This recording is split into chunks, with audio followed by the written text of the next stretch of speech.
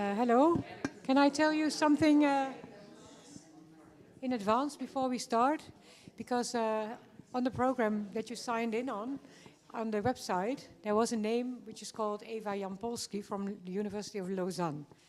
And she has phoned me recently that she had to replace the course of someone else in her university, and if she would refuse that, she would not have a job anymore next year. So she said, then the situation is clear, I have to stay in Lausanne. So that's the reason why I tried hard to find someone else who's interesting to talk to us about suicidality. And I found Lindsay Galpin. Someone just had made me attend on her book. And I thought, well, she might be a gorgeous speaker for us because we heard yesterday about 20th century suicide in Britain, and she is telling about 19th century suicide in Britain. And her book has got some fascinating titles, and she will tell about us later. So Lindsay Galpin deserves a big applause for suddenly replacing someone else.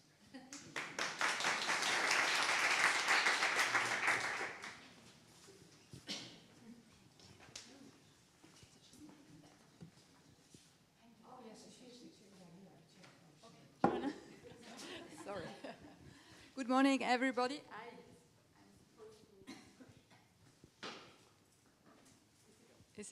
I'm supposed to chair this session.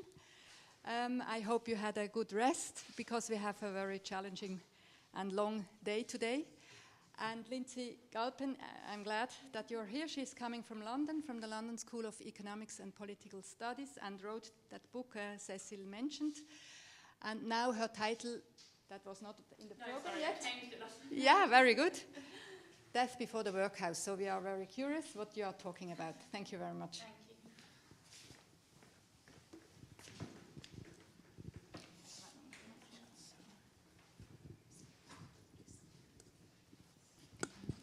you. Thank you. Can everyone hear okay? Yeah. Okay, so yeah, I'm going to be talking slightly to a different title than the kind of generic one I'd given Cecile already, but it's focused the paper a bit better. So over the last decade, the high rate of suicide amongst men has reopened a debate on the state of modern masculinity. So with headlines in the press such as, "Is our masculinity killing men?" Attempts have been made to break down what sociologist R.W. Connell described as the impossible gold standard of hegemonic masculinity. And this is that men must be strong, independent, stoic, and breadwinning. So although Connell coined this term in the 1980s, the current hegemonic ideal has a long history. And when we look back to the kind of 19th century, we can see this kind of new model emerging in contrast to the sentimentalism that had kind of characterized the 18th century. The same period saw a rise in the statistical statistical data collection of human behavior, which Morselli went on to describe as moral statistics. And what these statistics show back for the 19th century is that then as now, men died by suicide 3 to 4 times the number of women. So in terms of the ratio between men and women, things haven't really changed that much. And what's interesting about the 19th century is the 19th century newspapers reported suicide pretty much every day. And they reveal how the gendered expectations of hegemonic masculinity were often embedded in the retelling of these men's life stories. And here I'm going to focus on the narrative of male suicide that seemed to be the most prominent throughout my PhD research, and that's the suicide of the working class man. And whilst historians of the 19th century have done a lot to show that the hegemonic masculinity model is not applicable to everyone in the 19th century, particularly the working classes, it was nonetheless a very powerful ideal, and it is one that I would argue still persists today. So the suicides I discussed in this paper are the tales of overbearing pressures of hegemonic masculinity that have been exacerbated by unemployment, poverty, and the feelings of shame that they provoked. For the most part, they constitute a failure to live up to an idealized model of masculinity that is able-bodied, able-minded, and able to provide. And one of the kind of key thinkers I'll talk about here is Samuel Smiles, who wrote Self-Help in 1859, which sold 20,000 copies in just the first year of publication. And kind of this reinforced the idea of success that was dependent upon continuous efforts of self-improvement and very much focused on this individualized kind of idea that your kind of success in life is based purely on your own work and the effort you put into that. And in doing so, it kind of puts the onus on productivity, and like to be a successful man, you have to kind of constantly be productive. So first off, I want to just talk about the liberalism of the 19th century that kind of created an environment that measured men's moral worth in terms of their labor power, and then how this was also reflected in some discourses around suicide. Then I'll kind of move on to discuss how this socio-political, socio-cultural environment engendered feelings of shame for those who were experiencing poverty, because this focus on individualism kind of suggests that it's their own fault that they can't find work. So to start with, I'm going to look at Malthus, I'm going to touch on the New Poor Laws, and also discuss Samuel Smiles in a bit more detail. So the utilitarian principles of Thomas Malthus underpinned the 19th century poor laws in Britain, and in his essay on the principles of population, Malthus raised concerns that the population was growing at an unsustainable rate and criticised the poor laws for encouraging the working classes to have larger families than they were able to maintain financially. Following on from the thoughts of Adam Smith and William Godwin, Malthus implied that only those who were useful to society were deserving of financial aid, and that this was to be given only as benevolent charity rather than being a born right of man. In his essay, he outlined his belief that if a man was unable to get subsistence from his parents, on who he thought that people had a just kind of claim, and if society didn't need their labour, then he has no right to the smallest portion of food and has no business to be where he is. And this is kind of a summary of this quite extensive quote. In other words, Malthus felt that he had no right to subsistence if he's unable to purchase it through his own labour. And the discussion of man's right here is referring to Thomas Paine's Rights of Man. In Malthus's view, the right of subsistence reinforces the notion that an individual's value is intrinsically linked to their labour power. The laws of nature don't allow for the universal right to subsist because nature can't provide unlimited resources. Instead, he suggests that nature will exert positive checks on population through things such as famine and war. And similar attitudes underpinned the work of Samuel Smiles and other proponents of this kind of self-help model, who saw unemployment or lack of productivity as an individual moral failing. In his work Self-Help, Smiles described a strong work ethic and economic independence as the soundest indication of manly character, and believed that there was no reason that all members of the working classes couldn't be frugal and live honestly within their means. Those who couldn't, he thought, were living dishonestly on the hard work of others. So this kind of individualism underpinned attitudes towards the poor throughout the 19th century and kind of was enshrined in the new poor law system that came about in 1834, which kind of brought about the workhouse system in a very punitive kind of form. The aim of this new system was to reduce the number of those who were dependent on the state by removing most forms of outdoor relief, where you could go just to work during the day and kind of return for subsistence, and instead force people to enter the workhouses in order to get their kind of, not charity, but what we know today as benefits. And whilst Malthus never actually discussed suicide in this context, the reports of suicides of those who were unable to work, I think, should be read in the context of this Malthusian view that underpinned the laissez-faire attitude of the 19th century. In a utilitarian context, those committing suicide because they've been unable to find employment can be considered as part of Malthus's surplus population, those whose labour society doesn't need or want. So in this view, suicide kind of becomes another positive check on population. And those of you familiar with 19th century literature will kind of recognise that the most explicit Malthusian suicide was from Little Father Time in Thomas Hardy's Jude the Obscure. Father Time kills himself and his two siblings because he felt that they were a burden on his parents, who were trying to find employment and kind of places to live. And the note that was left in by Little Father Time was done because we are too many. And I think Jude Julian Beer has summed it up nicely as describing it as a late Malthusian tragedy. So, I mean, this was published in the late 19th century, so we can see these ideas stretching throughout the entire period. And by the time this was published, many other men had kind of felt that they too were a burden on those and their family and friends and society. So the 72-year-old farmer, William Lennie, committed suicide after coming into serious financial difficulties. And the Chelmsford Chronicle, the paper that I found the report of it in, framed it in this very kind of Malthusian way of he felt he was a burden on the rest of him and couldn't face that anymore.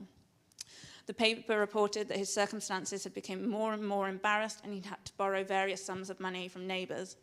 And after being reduced to great distress, he determined to commit suicide rather than become a burden to the parish. In this rhetoric of burden, people's worth, again, is being measured in terms of their productivity and ability to contribute.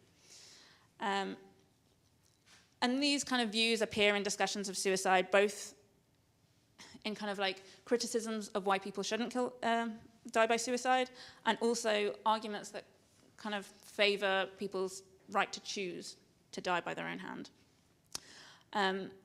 This is particularly seen in kind of religious arguments. So while suicide wasn't a common topic of sermons, some clergymen took it upon themselves to warn their charges that suicide was a breach of duty to God and one's neighbour, and that man owed it not only to the will of God, but to general utility to keep living. Another clergyman, George Gregory, spoke about suicide in explicitly Malthusian terms, preaching that suicide disobeyed the first social laws, the order which God appropriated his labours to the welfare of society. So again, it's this kind of, you should be contributing and have a duty to contribute in a very kind of productive way. So in the eyes of the church, I guess state religion at the time, suicide was considered immoral because it was unproductive and denied society and individuals potential utility. But there are, of course, those who, through old age, injury, or ill health, that felt unable to perform their duty and contribute in any useful way. And it was along these lines that some proponents of this choice, the right to choose, kind of made their arguments.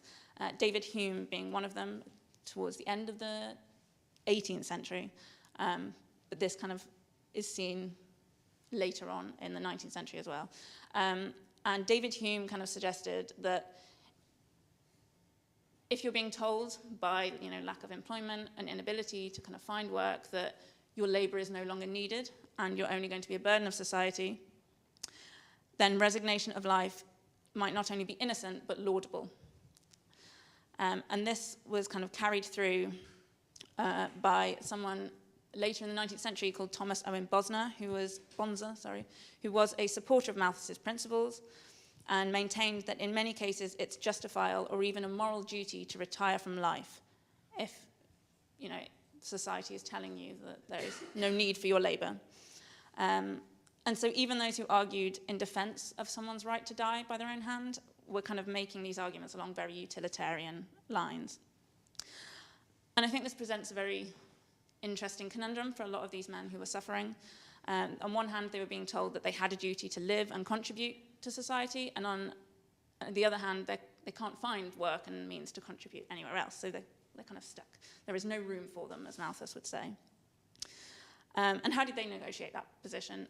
Many, like the ones here, did so by removing themselves from society and, getting rid of that burden that they felt they were being told that they were contributing to. And above all, this is a question of productivity and what it means to be an unproductive man in the 19th century. And what the suicides attest to is that productivity was an important component of respectable masculine identity. And Malthusian sentiments permeate the working class suicide narratives, and this is evident in the way that these suicides expressed or hinted at feelings of shame surrounding their poverty, which was reframed as a result of personal moral failing. Reports of working class suicides would often detail the length of time workers had been without employment, sometimes for as long as 8 years. And for many, even just a few weeks was enough to plunge a family into dire straits. So George Saville, who was 62 years old, had been unemployed for only a month before he decided to take his own life. him and his wife had been destitute and had been selling their furniture in order to kind of survive. The article that reported Savile's suicide signed off by saying that whilst it's generally suggested in the community that the deceased committed suicide because of being in want, he's only been out of work a month, and his condition could hardly have been that of absolute want. And implicitly, this is kind of framing George Savile's suicide in terms of Smalesian self-help ideas, in which a man should be preparing for cases like this, putting away savings, and it's kind of his own fault he couldn't find work. So the experience of poverty was surrounded by shame, and the biggest marker of shame in the 19th century for the working classes was the workhouse, and this is an example. They had to wear specific uniforms, which kind of became a badge of shame, essentially. Entrance into the workhouse not only made the state of poverty public through the workhouse uniform, which has been described as a slothful and degrading badge for some of the working class men that Henry Mayhew interviewed.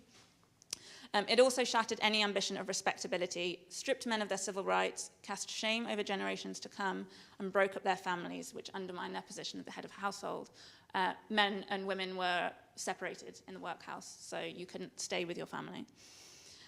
And even more to the point, in the context of Smalesian self-help and this Malthusian utility I've been talking about, the workhouse represented an individual moral failure because you are resigning yourself to the state and admitting that you can't support yourself.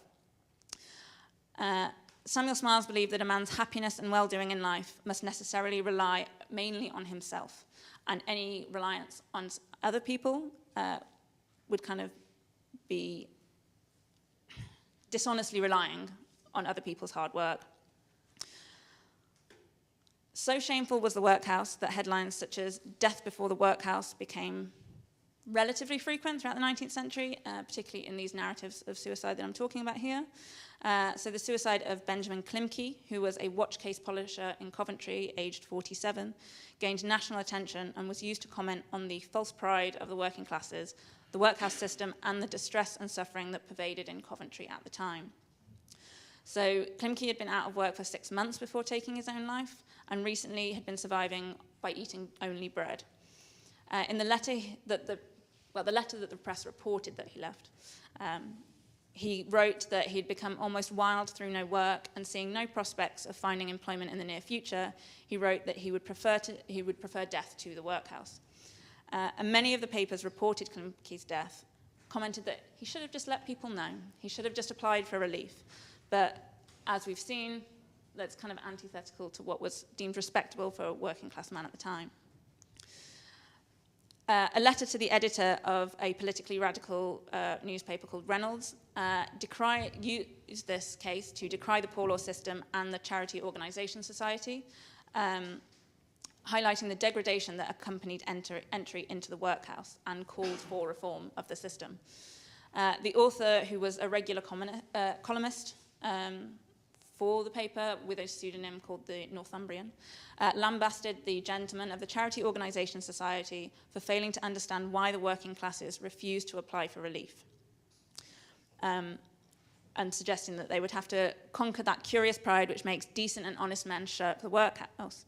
And this aversion to the workhouse was a result of the simple fact that the workhouse is a badge of complete disgrace and branded working class labourers as paupers, and that is quite an important distinction between a labourer and a pauper, because pauper had connotations of kind of thriftlessness, laziness, drunkenness. And this distinction, I argue, engaged with the individualistic and utilitarian conflation of labour and morality, where independence is moral, but dependence was a sign of immorality. It also, as I mentioned briefly earlier, entailed the loss of man's status as the head of household. Families would be broken up on admission, like I'd said, and aside from the emotional distress this would cause, the separation undermined a man's position as the protector of his family. This breaking up as families was a real concern, and in the suicide note of Alfred Allen, again, suicide notes are reported in the press, there is arguments to suggest that these are sometimes made up by the papers.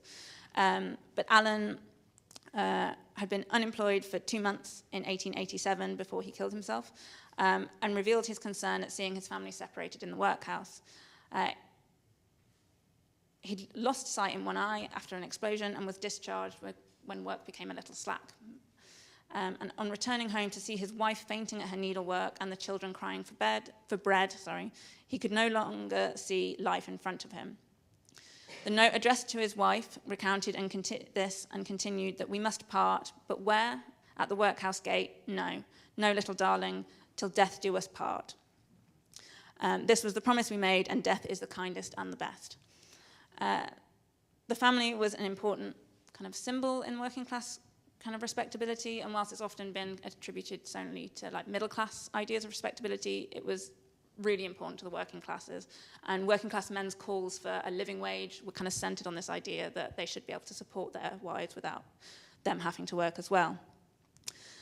So for these men, suicide offered a rational path out of hardship, avoiding the shame cast over them by poverty or the workhouse. Suicide notes sometimes pleaded the jury not to return verdicts of insanity and insisting that they were instead in full possession of their reason, and presented the suicide as a logical response to the situation they found themselves in. So one example of this was J. Challoner, who wrote a postscript to his suicide note, pleading with the gentlemen of the jury not to return a verdict that I destroyed myself whilst insane, for I am sensible to the time of dropping the pen to presenting the pistol to my mouth. The jury, in accord with his request, returned a verdict of sane. And so, with that context, I kind of just want to bring things more to the present and think about how looking at these suicides in the past help us think about suicide currently. The workhouses of the 19th century might have disappeared, but the culture of shame that surrounds poverty and the language of burden that is used to discuss benefit claimants is still alive and well. And I believe Ian mentioned China Mills's work yesterday, who has looked at how the neoliberal austerity measures that were introduced into the UK once again created this climate in which those reliant on state benefits are made to feel as though they're a burden on state and society. And I think there's another interesting difference that has helped me reflect on kind of how we conceptualize suicide today, and it's the way in which, in the 19th century, suicide was reported in the press so often, and yet today there's a very stark difference in that we don't hear about it, and there are very strict guidelines in how we talk about suicide. And I mean like individual suicides, not the issue of suicide more generally. And I think this, as well as the over-pathologization of suicide, hides the political, with a small p, nature of many suicides today and supports what Mark Fisher has described as a privatization of stress in a capitalist society. With this, suicide has been placed in something of a vacuum that seems to be understood outside of the social context in which it occurs. But suicides, such as the one that I've discussed today, did not stop when they were no longer reported in the press. A website called Callum's List, which China Mills's work talks about, has documented scores of deaths, including many suicides, that have been linked to recent austerity measures in the UK that frame benefit claimants as in neo-Malthusian terms as burdens engendering the same feelings of shame and distress as 150 years ago.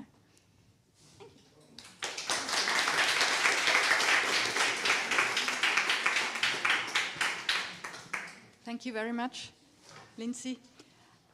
I suggest that we do it like in the program, that we ask the questions at the end of the three papers.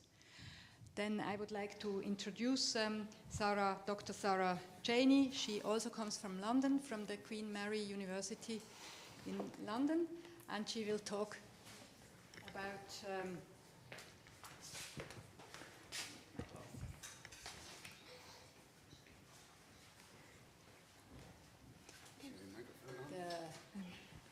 the role of the nurses as well, of the attendants in suicide. In the same time, 19th century, in the non-restraint area. I've got this microphone. Okay. Can everyone hear me okay? Great. Thank you very much. I'm going to talk about some of the material from my research in the 19th century that went into my book on the history of self-harm, Psyche on the Skin. which is mostly focusing on the Bethlem Royal Hospital, which you can see in the slide here. So I'm going to start with an example. So in May 1865, a 47-year-old clerk called Henry W.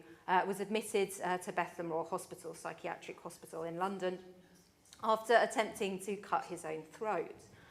A few days after his admission to the hospital, Henry tore open his wound. It was then sutured and a special watch was arranged for him. But 2 days later, Henry managed to injure himself again. So after that, it was reported, as you can see here, that in the case books, that an attendant on either side never leaves hold of his hands. By early June, it was still, quote, not safe to leave hold of his hands for an instant. He is looking ill and sedatives have very little effect on him. Now, this month of constant hand-holding for Henry seems quite unsettling, so it's hard to imagine just how unpleasant this must have been for Henry W. himself, and also for those attendants who were looking after him. Did they become frustrated by this distressing task? Now, 30 years earlier than this, Henry W. would probably have been restrained in a straitjacket or other garment. So I want to talk a little bit in this talk about what had changed by the 1860s that this didn't happen. While my book tends to look more about the impact on patients themselves in institutions, I want to think today about what impact this had on the asylum staff. So this is what I'm going to talk about this morning. I'm going to start off by explaining a bit of the context of the non-restraint era in the second half of the 19th century in asylums in the UK, what it was and the impact that it had. Then I want to look at the effects of nursing suicidal patients in this period. So what did non-restraint mean for these nurses and attendants? And then talk briefly about the return of restraint, so why it started to come back in the 1880s, and then draw a few conclusions. So first of all, looking at the non-restraint era and why its significance. So non-restraint was a policy of removing all kinds of mechanical restraints from psychiatric institutions. Initially in England and Wales, also adopted largely in Scotland as well. Also in the Netherlands. It was introduced in 1838 by a psychiatrist called Robert Gardner Hill at Lincoln Asylum, though it didn't come out of nowhere. There had been a lot of attention to so-called moral treatment before non-restraint came in. And then in 1840, John Connolly adopted it at the Hanwell Asylum, and as Connolly was well known, it became very widely publicised. So by 1850, all asylums in England and Wales claim to have abandoned all kinds of mechanical restraint completely. So all straps, chains, straitjackets, anything that would be used to restrain patients. This did not happen everywhere. Many psychiatrists in Europe and North America were sceptical that English asylums were really following this process to the letter. And they also, in some instances, raised concerns that this had led to an increase in seclusion of patients. The padded room was introduced in this era as an alternative. However, as we've seen in my introduction, the non-restraint movement raised particular concerns about the care and treatment of suicidal patients. One thing in particular that occurred as the non-restraint era went on, it required an increase in staffing in asylums. So according to Louise Hyde's work on gender and class in English asylums, before 1840, it was not unusual for public asylums to have just one staff member to 50 patients. And of course, this was impossible if there were a number of suicidal patients in an institution. This shows the staff to patient ratio at Bethlem, which was actually quite good for many institutions. Most public asylums range between 12 to 20 patients per staff member. Bethlem across the later 19th century remained fairly constant, about 6 patients to one attendant for men and 6 to 7 to one attendant for women. The reason largely that it goes up and down is because it was very difficult for institutions to attract and keep hold of their staff. It was a very difficult job. It wasn't well paid. So generally by the time, they managed to recruit and be at full capacity, and then someone would leave. So they would almost never have the full capacity of staffing. So just to say a few words about the attendants or nurses themselves.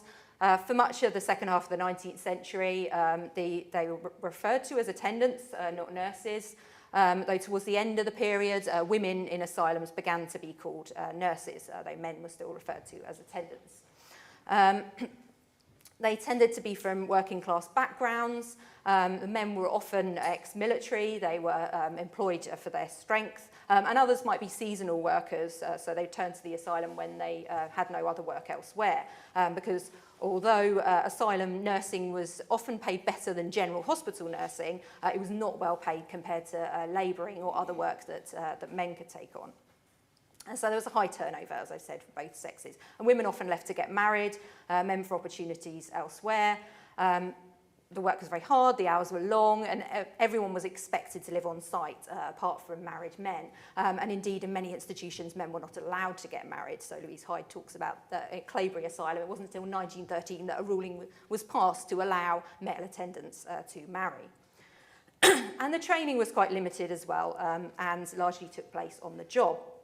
In 1885, the Medico-Psychological Association, which became the Royal College of Psychiatrists, brought in a textbook for mental nurses. And in 1890, they brought in a certificate of proficiency in mental nursing. The take-up varied depending on the institution. And some institutions were not very keen on bringing this in because they thought it might make nurses a bit too uppity and they might challenge decisions that were being made. Others did encourage it, Bethlehem certainly did, but they noted that it's been a matter of some difficulty to persuade senior attendants to face an examination, that they attend classes willingly. So what impact did the non-restraint era have on these attendants? Some of these are attendants at the Wakefield Asylum in Yorkshire, that you can see on the slide here. So one of the issues that arose frequently was how do you actually spot a suicidal patient? How do you know whether someone is likely to commit suicide? At Bethlehem, around a quarter to a third of people admitted to the institution were claimed to be suicidal on their admission papers. But of course, many did not make any attempt at suicide even. And psychiatrists like to claim that their professional knowledge enabled them to spot those who were truly suicidal, as George Savage, who was the superintendent of Bethlehem, put it. And indeed, he claimed that very many of those patients were not truly suicidal, but from their expressions, from their mannerisms, psychiatrists felt that they could spot those who were at most danger. And they would write watch cards for these suicidal patients to ensure that the nurses caring for them kept constant watch on them, as they noted. And as you can see in the Bethlehem report, so this is just one of many examples of these claims that the constant watching of the staff was incredibly important. Some of these cases are most determined in their efforts to attempt self-destruction and are only prevented from affecting their objects by constant watchfulness on the part of the attendants. And as we've already seen in the case of Henry W., that also included manual handling of patients. And this photograph here that you can see, this is of a woman named Emma R., who was admitted in 1857 to Bethlehem. And at first it looks like she's got her hands folded over her lap, but actually you can see there's another hand underneath the hand on the top, which is Emma's right hand. And the hand over the top is actually that of a nurse or attendant holding onto her while the photograph's being taken. So the constant watching and the holding of patients also led to even greater short staffing in the rest of the ward.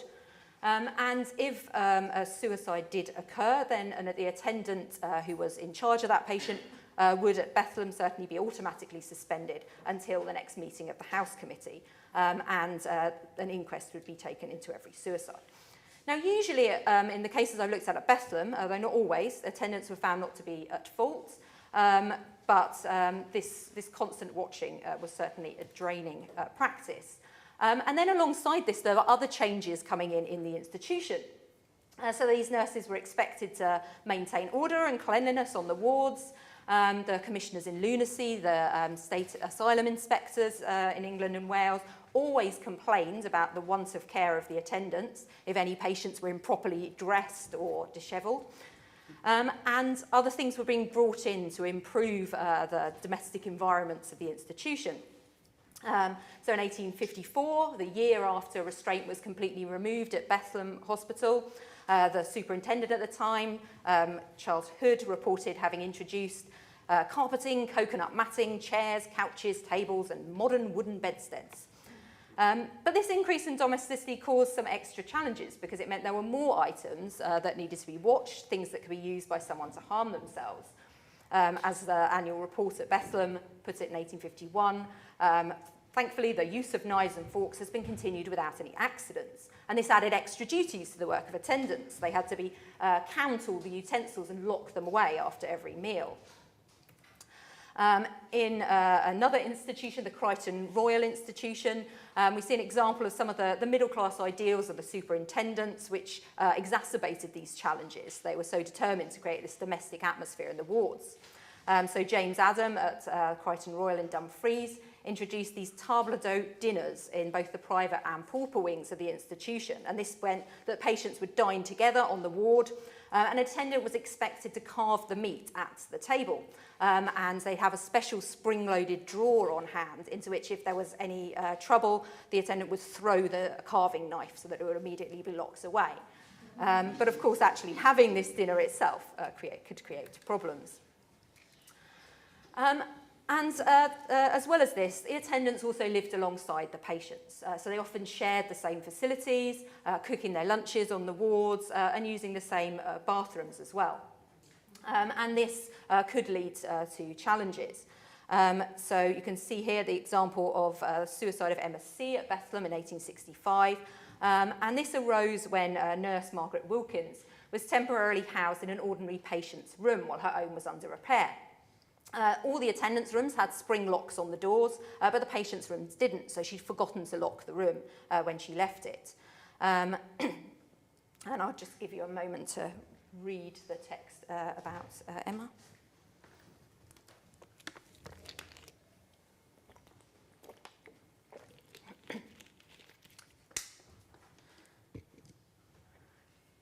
So as you can see, it's noted in the text that an attendant's dinner knife belonging to Margaret Wilkins was lying by her side. But the committee concluded that the patient who was not under her charge, Margaret Wilkins, appears to have watched her go out and then gone into the bedroom, got possession of the knife, proceeded to another part of the gallery, and in a few minutes afterwards was found dead. So the inquest did not hold Wilkins responsible. Although this was not always the case, as we can see in a second example in 1890, where a male attendant was severely censured when his own razor was used by a patient to commit suicide after he'd been shaving in the bathrooms on the ward.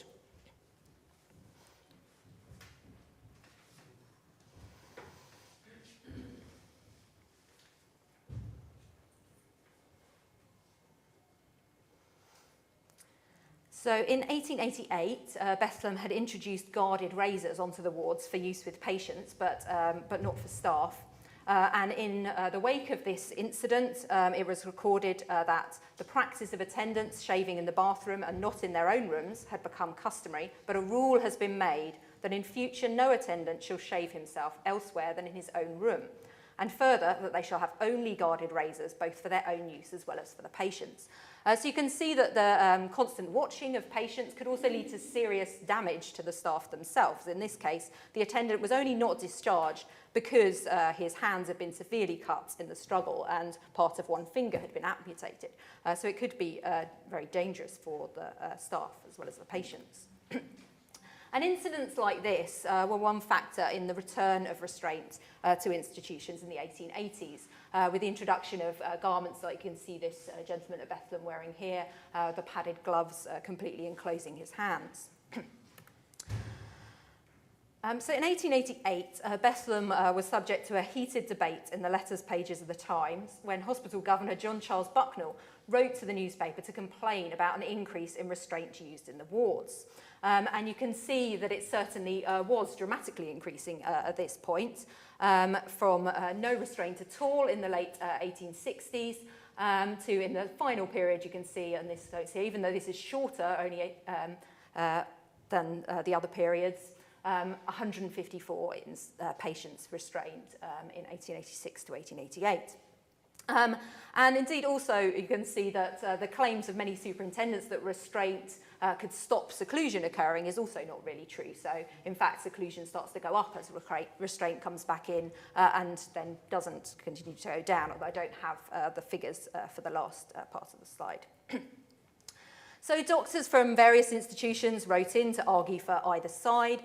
Some held that restraint was cruel and barbaric, and others contended that it was needed for a range of reasons, to prevent excessive use of sedatives, to protect patients, and to reduce the risk of violence to patients by staff.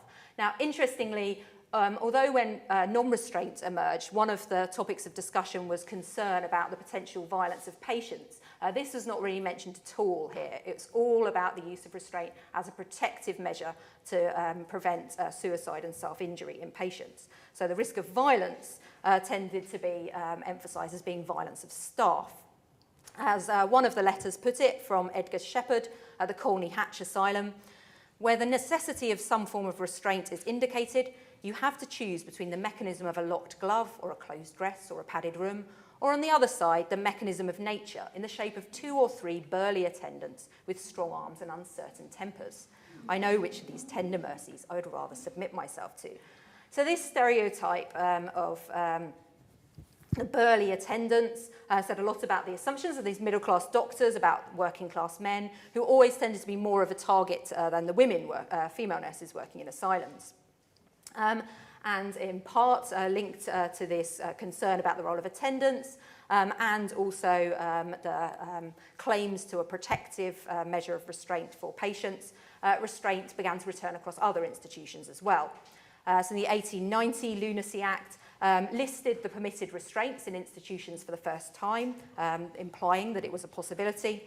And an 1894 survey of all asylums in England and Wales suggested that the level of restraint had increased, and only 50 of 150 asylums surveyed adhered to non-restraint by this time. There were some concerns that restraint would also lead to a worrying trend of increasing understaffing in asylums. Bethlem claims against this, noting that we expressed our disapproval of a resort to any form of mechanical restraint with a view to economy of attendance, although this certainly did happen in some institutions. And the wider implications of the association of mental health staff with this negative attitudes towards the need for restraint because staff might be violent was part of this wider perception that mental health nursing was a lesser form of nursing that continued well into the 20th century. As Ethel Bedford Fenwick put it in 1896, claiming that male nurses should not be allowed to join the Royal British Nursing Association that she'd set up, and certainly shouldn't be allowed to register as nurses if registration that she hoped for came in, which it did in the 20th century. Considering the present class of persons known as male attendants, one can hardly believe that their admission will tend to raise the status of the association. So all these concerns are bound up in the concerns about violence of staff and protection of suicidal patients. So just to finish off, the non-restraint movement in England and Wales was an ideological intervention by asylum doctors who were eager to cast their work as being enlightened and humane. But what impact did it have on nursing staff? So as I've explained, the constant watching of suicidal patients, the need to guard their charges from harm, even as asylums increasingly became domestic settings, laid increasing pressure on these nurses, although this was little acknowledged in training and support that was given to them. Now, interestingly, a few years ago, I did a project on the history of restraint with a group of artists at Bethlem, and that included a number of staff. And one psychiatrist admitted that he'd never really considered the topic before, because he personally didn't have to restrain or manually handle any patients in his job, so he'd never considered that somebody might be doing this. So just as in the 19th century, the correct handling of protection of patients was an afterthought for some of these asylum doctors. And there's a legacy to the negative attitudes to staff as well, and the challenges of managing institutions that saw the return of restraint to English asylums in the 1880s as a so-called protective measure. Joy Duxbury, in her nursing research into mental health nursing recently, found that there were 3 restraint myths that still circulate quite widely. The idea that restraint is protective, that restraint is necessary, and that restraint is therapeutic. She found no evidence at all to support any of these myths, however, only evidence against them. So these myths have proved very hard to shake off. So there's some of the references from my talk, and thank you very much for your time.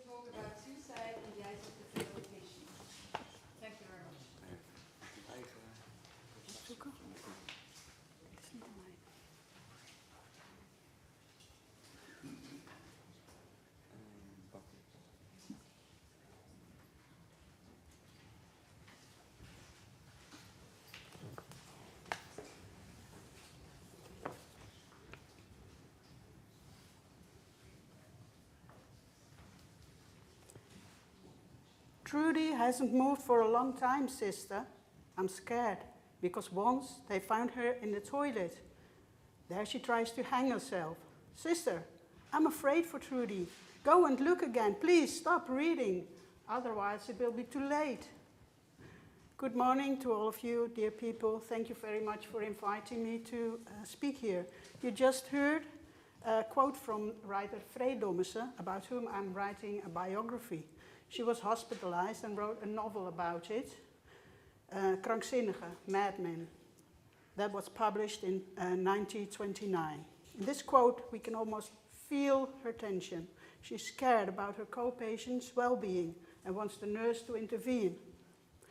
While reading this novel, it struck me that there were similarities with a contemporary autobiographical psychiatric novel, Up by Meerte van der Meer. Both novels have a lot in common, including the fact that both pay some attention to suicide. I wondered if this was also the case in other psychiatric autobiographies. That's what this contribution is about, how a suicide by fellow patients described in the past against the background of changes in care. This is the first attempt to explore this issue. First, I'll tell something about the literature on the subject. Next, I'll explain why we should pay attention to it. Then I'll enlighten the research method and the results itself, followed by some suggestions on further research.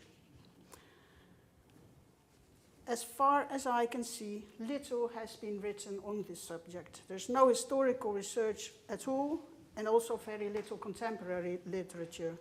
Research has been done into the experiences of care providers, doctors, nurses, etc., and next of kin, families and friends, and into suicidal patients themselves, of course,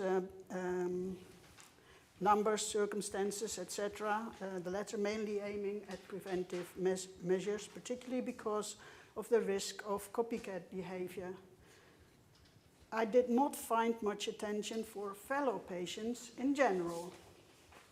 Yet, this research is necessary, not only because of the possible copycat behavior.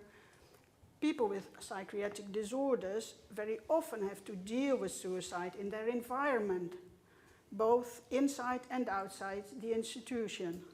Moreover, the impact is enormous for various reasons, but mostly because people with a mental illness often have very few friends. The friendships they do have can be very close. They're often fellow patients. This makes people with mental illnesses extra vulnerable if suicide occurs. This was written down in 2015 by the Canadian researcher Mary Zeman. She has been one of the few researchers I have found to describe patients' experiences of suicide with fellow patients. Suicide has a great impact on co-patients. She wrote, it increases the vulnerability of patients.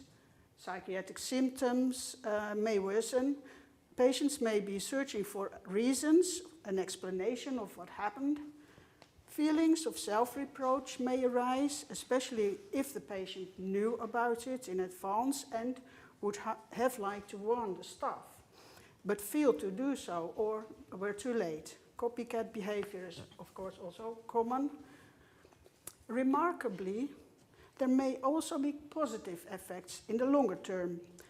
By talking about it, patients can experience solidarity and a feeling of greater self-esteem because they have been able to get through this together. Now, I would like to know if we will find these aspects also in earlier suicide accounts. Like historical knowledge in general, this knowledge too can be very useful for future healthcare policy. As you might know, patients' experiences are very often neglected or poorly incorporated into healthcare policy, as is historical knowledge, I'm afraid. To find out how patients thought in earlier times and what they considered important, one can use patients' experience stories. This is because a patient's narrative is always broader than the specific experience itself. It's written in a certain context of expectations and developments. Thus, these stories are very useful for medical historical research. In the Netherlands, a website has been set up to keep track of these documents in a database. From this database, I have selected 6 stories spread over 3 periods. It's done a bit jumbled, but this division in periods is in line with developments in Dutch psychiatry as depicted in regular literature. It's from about 20s to 60s, from the 60s to mid-80s, and mid-80s to about now. I have studied the texts on the basis of common questions in narrative historiography: who, what, where, why, and how, and the list of aspects that I took from Zeman's study. I will tell you now briefly what I got out of it. It's a kind of summary of an article I'm trying to write about this. Until about 1960, patients were hospitalized in large wards. We already have seen a few of those images. Men and women were separated. They had no privacy at all. There were relatively few staff members, and therapy was rare. Patients rarely saw a doctor. Suicide threat played a major role. Suicidal thoughts were omnipresent. In 1920, in the Netherlands, around 7 out of 100,000 people committed suicide, and half of these suicides were committed in or around the institution. For the nursing staff, we all know this right now, suicide meant a double burden. They feared the act itself, also because of copycat behavior, but also that they might have made a serious mistake because this could lead to dismissal. The writers, the first one, Frey Dommerse, published her autobiographical novel in 1929 with the intention to bridge the gap between psychiatrically ill people and normal people. The word suicide is only named twice, but the fear of suicide is omnipresent. She feels sympathy for her fellow patients and experiences constant pressure related to suicide threat. She also makes an attempt herself. The other one is Ger Verrips. He writes about his experiences in military hospital. He pretended to have a psychiatric disorder in order to escape from military service. Verrips described 2 failed suicide attempts, the second obviously being a copycat case. He uses suicide as a kind of plot twist. I'll explain that later. The second period is the most turbulent in the history of psychiatry. Psychiatric institutions came under attack, so did society itself. Many critical psychiatric autobiographies were published. The number of suicides in the Netherlands increased, but as we saw yesterday, how this happened is not clear. Suicide continues to put a burden on the nursing profession. Jan van Lemmer, the next one, was hospitalized in 1968 after almost causing a car accident by driving drunk and under the influence of drugs. He wrote a book about it with the aim of gaining understanding. He describes 2 suicide cases, of which the first one was foiled by fellow patients, and the second one was successful and impressed him deeply. August Geldof wrote a socially critical novel about his stay in a mental hospital in the 70s. He wanted to show that mentally ill people are not really different from healthy people. 2 suicide cases occur here as well. The first concerns only suicidal thoughts by a befriended patient. Indeed, the writer found this very distressing. And the second one was successful, and this was shocking too. The third period. The last period is the period of scaling up, commodification, and deinstitutionalization. Large mass institutions fell into disuse. Voluntary admissions continued to exist. Psychiatry was far less under attack. This can also be seen in autobiographical novels published in this period. Writers dared to write their psychiatric coming out. Their texts became more individualistic and focused on personal experiences. Suicide was and still is a major factor in psychiatry. Since 2013, the rate fluctuates around 10 per 100,000 inhabitants. The writers, Amber Gardeniers, was admitted to a psychiatric hospital in 1992, where she was treated for pain-related depression. Her story was intended as a therapeutic tool to encourage herself and others. Suicide played a major role in several chapters. She introduces a fellow patient with whom she gets along very well, but who eventually commits suicide. The writer considers suicide herself, but in the end she leaves the idea. And the last one, Meerte van der Meer, wrote 2 novels about her psychiatric experiences. Up is the second one. This book is based on experiences in various psychiatric institutions. Suicide is omnipresent in her book, mainly because the narrator herself often thinks about it.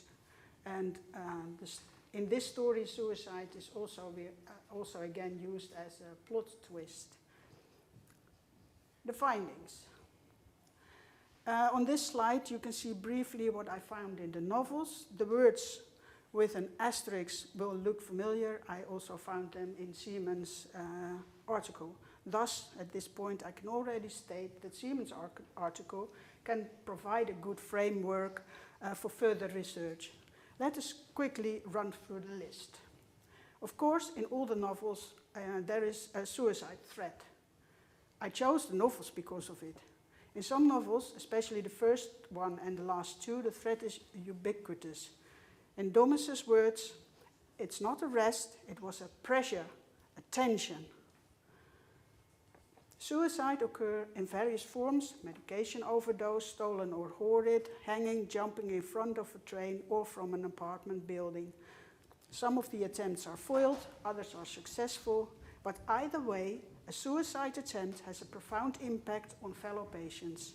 In Verrips' words, a lot of boys got crazy. The hospital staff panicked. In many cases, this leads to an increase of psychiatric symptoms. The event hangs like a dark cloud in the institution. Or to quote von Lemmer, we're all suffering.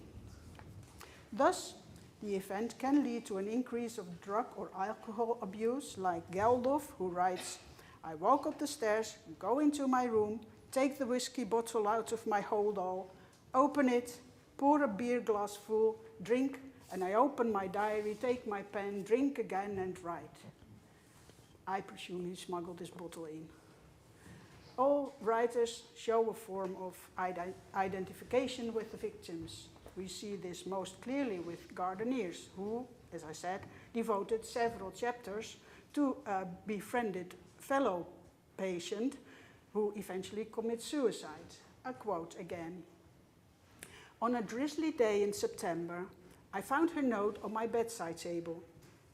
Dear Amber, I want to thank you for the warmth you have given me. All my life, I have been put in the cold and abused, treated like a worthless rag. You're the only one who has not let me down, who sometimes gave me the feeling, no, the certainty that I was not dirty. But still, there's no future for me here. Last night I tried to talk to this God of yours. I hope he heard me and that I may wake up in a new life where everything is clean and good. And who knows, see you there beyond the horizon, your friend Bella. When I rushed into the nursing station, I knew immediately that it was already too late. This urge to warn the staff is visible in all novels. The staff, however, playing a modest role. Although there are certainly some stories of nursing showing no compassion for the patients in the novels I have studied for this contribution, there are only nurses who have the patient's best interest at heart. They operate in the background, but they are attentive. And they are taking precautionary measures like locking away medicine, prohibiting unescorted leave, and ransacking patients' cupboards and bags to catch patients with hoarded pills. Right, from this list, one can get the impression that fellow patients' experiences with in-hospital suicide did not change in the past century. So has everything really remained the same? No, of course not, I would say. What does seem to have changed is the amount of text devoted to suicide. The more recent the novel, the more openly the authors write about suicide and suicidal thoughts. This needs to be further investigated. But there are more changes to be found. What is most striking for the first period, and that is a little bit the same as in the last lecture we heard, is the fact that suicide attempt could occur at all. During this period, patients had hardly any privacy, and whether out of compassion or not, patients were looking out for each other. They warned the staff when someone showed deviant behavior. Precautionary measures were taken. However, in spite of all this, it was still possible for patients to take their own lives, and that amazes me. How is that possible? Perhaps it has to do with the relatively low staffing levels on the wards, but I'm not sure about that. In any case, this could be a subject of further investigation. In the second period, it's particularly noteworthy that the writers are empathetically looking for a deeper meaning behind the suicide attempt. This search for a reason is not mentioned in the first two novels. Perhaps it has to do with the fact that we are dealing here with successful suicides rather than foiled attempts, but there may be other explanations too. Like I said before, it's a turbulent time. One of the major differences with the preceding period is that patients began to talk at length about their feelings in therapeutic sessions. Perhaps these talks made the narrators more aware of the possible motives of their fellow patients. But again, I'm not certain about this. Further research is also needed. In the last two novels, suicide is ubiquitous. The authors deal with it in a very personal way compared to the older texts, with the possible exception of the first one. In the previous novels, suicide is described rather distantly, as something that that concerns only the others. But in the last two texts, however, the narrators seriously consider suicide themselves, whether or not infected by the suicide attempts they had faced. This fits in well with the trend in autobiographical psychiatric writing in general, the more individualistic approach of the writer's experiences. Here too, more research is needed. And this brings me to the last point I would like to make. Suicide as a plot twist. In two novels, this occurs more or less clearly. In Verrip's novel from the 50s, the narrator gets the idea of using suicidality to give his psychiatric complaints a realistic tone. As a result, he is discharged from military service. In the last novel, the narrator manages to foil a suicide attempt by talking the fellow patient, Beatrice, out of it. Partly because of this, she understands that suicide is not the solution to her own problems. In the end, she is discharged. Thus, in both novels, suicide is used as a game changer. One could call this a positive effect of suicide, but in a completely different way than Seaman intended. The idea has crossed my mind that this knowledge that suicide can be used as a plot twist or a game changer could somehow be used as a kind of therapy, but since I am not a therapist nor a nurse, I have no idea how this could be done. Perhaps someone of you could find a way. Apart from the already mentioned suggestions for further research, I would now like to propose 4 more. Because this is a completely new research topic, I would like to find out if these provisional conclusions are correct. So further research is needed. It's also interesting to know if these findings could also apply to other areas of mental health care. And to get a deeper insight, knowledge of differences between patient groups over time is needed, including men and women, different ages, and so on. And of course, we would also like to know what role care providers, especially nurses, play in all of this. I think that will be enough research substance for the next few years. I would now like to end with a quote from Geldof's novel.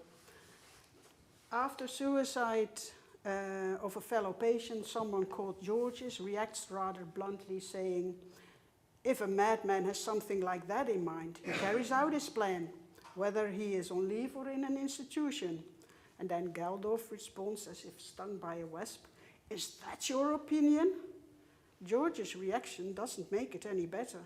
Do you have another opinion? What do we have? What do the doctors have? What does the staff have to do with this desperate act? Then Geldof says some words that I would like you to take home with you after this conference. We all have to do with it, George. When someone hangs himself in an institution, everyone, the family, the doctor, the nurse, the caretaker, the whole society has something to do with it. Thank you very much.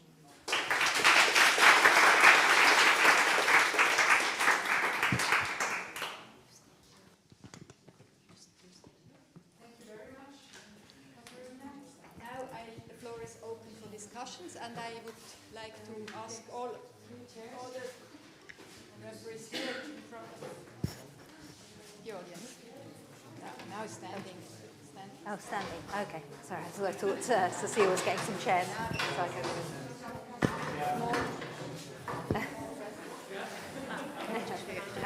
Take the themes. Very nice.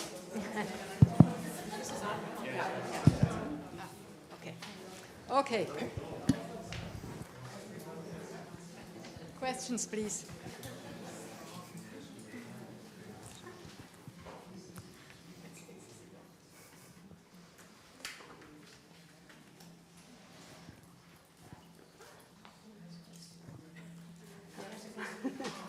Yes, please.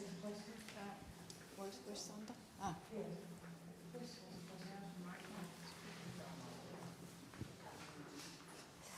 fighting over the microphone. Sorry, I'll hand it over in that direction. I have a question for Lindsay. Really fascinating panel from all of you, actually. Thank you so much. I'm curious, when you talk about the burden of working class men who decide it's best to avoid the shame by leaving, the shame of dependency, what did they think would happen to their wives and children then?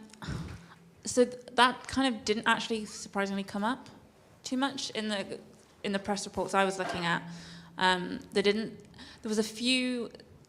I used suicide notes very loosely because there has been research to suggest that suicide notes in press reports were sometimes made up, that we have no way of knowing. But there were the occasional printed suicide note that kind of suggested that they would be better off without them. And you can find someone who kind of can provide. But that kind of didn't actually crop up as much as I was expecting. Sometimes the narratives did mention that they've left a wife and a family kind of on their own, and would maybe list how many children they had. But yeah, I think for them it was just they didn't want to be a burden to their family anymore, and that's the way around they saw it. Thank you. No problem.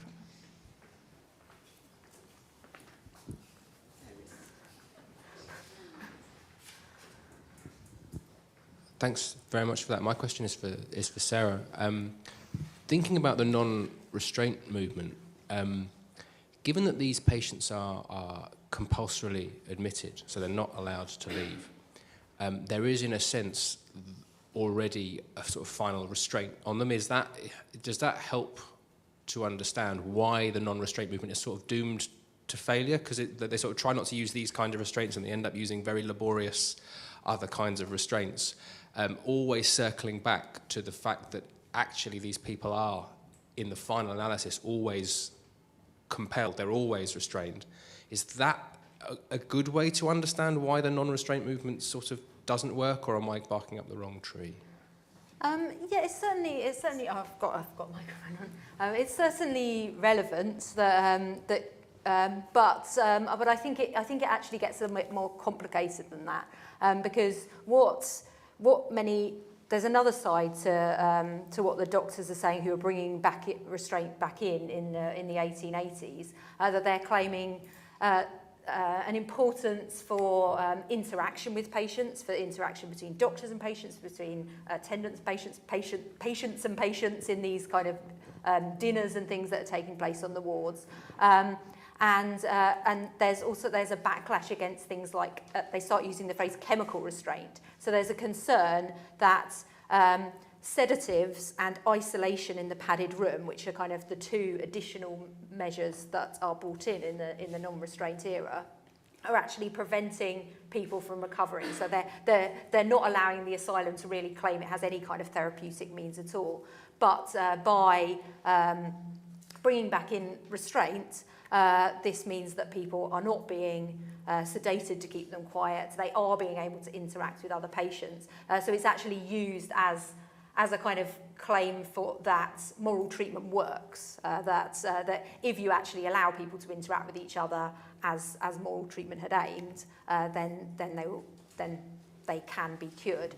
And to be honest, it's interesting that psychiatrists certainly don't really seem that concerned about the restrictions of the institution itself. That they barely acknowledge it, that people are forced to be there at all. When James Adam brings in these dinners, I found an interesting comparison there that made me wonder if this is how they're viewing it, that he's kind of comparing it to experiences at public school. And then you think, well, actually, institutions meant something a bit different to some of these doctors. They had quite repressive experiences in their school days, so it was just normal to them, I suppose.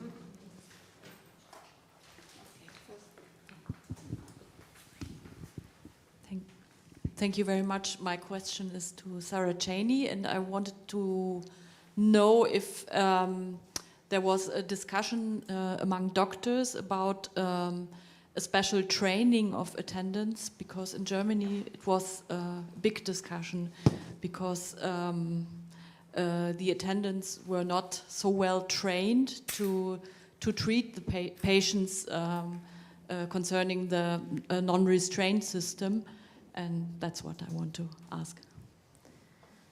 Yeah, and there was very little training about the kind of day-to-day management of patients or anything like that. When the Medico-Psychological Association brought in their textbook and their certificate, it's all about understanding the categories of insanity that they're using at the time, understanding melancholia and mania, and the physical health care of patients as well. So are there illnesses and infections and things that might arise in the institutions? There's almost nothing in there about... so it's quite bizarre, really, because on the one hand, these people are claiming that the kind of specialism of asylum psychiatry is this moral treatment of patients. They're claiming this is a medical therapeutic regime, but they don't really teach that to the staff. So. Thank you. That was kind of the first part of my question, is the institutionalization and the formalization of the role of the attendant. Of course, you didn't say nurse, it's attendant. So clearly something happens at some point where psychiatric nursing becomes a proper kind of, field of the profession. But actually my question was kind of related to that, is the informality of nursing and care that suicide or suicidal patients are accorded, not necessarily only in the institution, but at home through their families. And it kind of brings all three papers together. How do we account for caring that is happening outside of the institutional framework? How is that credited? How you were talking about the family members and the effect on the family. Of course, it's family members who will often commit, or I don't know, maybe I haven't used the right word there, but they're family members. But before that, they will have had to care for them at home.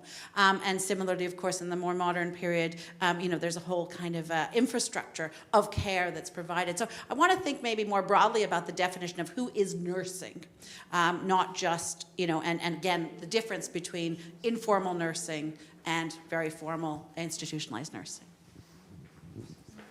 To whom goes to start? So I can start. Who wants to say something? I mean, I can start if you like. I guess from because mostly I've looked at the medical records, you get quite a one-sided view of the families and carers outside the institution. There would usually be an interview done with a family member on admission at Bethlem, and some of their words be recorded, but filtered through whatever psychiatrist was recording them. So certainly family members would often bring up concerns about suicide and self-injury, and the trouble with managing this. Actually, something that came up more often perhaps with family members was people refusing to eat because it was very difficult for them to respond to that. And force feeding was quite widespread in the institution. In fact, all through the non-restraint period, the use of mechanical restraint for force feeding just wasn't considered restraint because, so that's an interesting conundrum there. So people not eating and harming themselves was often brought up by family members, and sometimes psychiatrists were quite dismissive of this, that, actually this person isn't really suicidal, it's just their family not knowing how to deal with them. Some at Bethlem, because it was a charitable institution, they tended to admit the middle classes and the upper working class. Some people would have paid attendant before admission as well, and that was most often employed in cases where somebody was actively trying to harm themselves. So there were, and again, the hospital was very disapproving of this and tended to see that as bringing in someone who didn't know what they were doing and would harm or perhaps use mechanical restraints on the patient that would then be removed once they reached this wonderful therapeutic venue of the asylum, that they never quite explained how that worked.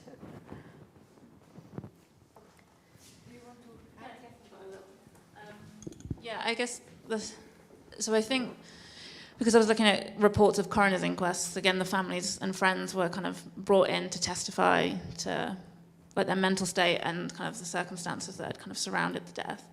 And actually, a lot of these people weren't in institutions. A lot of the people in the newspaper reports that I kind of came across were people that had never kind of been in contact with these institutions. So they were being managed at home, and kind of similar to what Sarah said, they would mention things like if they been self-harming or like had maybe attempted previously, or not eating and stuff like that. So I think that's actually quite an interesting point to think about. A lot of the people I've come across are being cared for. I don't even know if they were being cared for, if the families had kind of spotted these signs. The families would talk about they'd been desponding, they'd been, behaving oddly, but they didn't, a lot of them still seemed to be surprised that it had kind of ended in this way.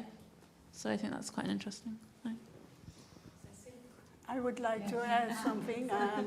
Of course, we should also look at co-patients in hospital situations, because they have a close contact with the other patients, and they do attend their fellow patients very closely, and they try to warn the staff and so on. And especially for records from after the Second World War, there are enough records to find out this in historical context, I guess.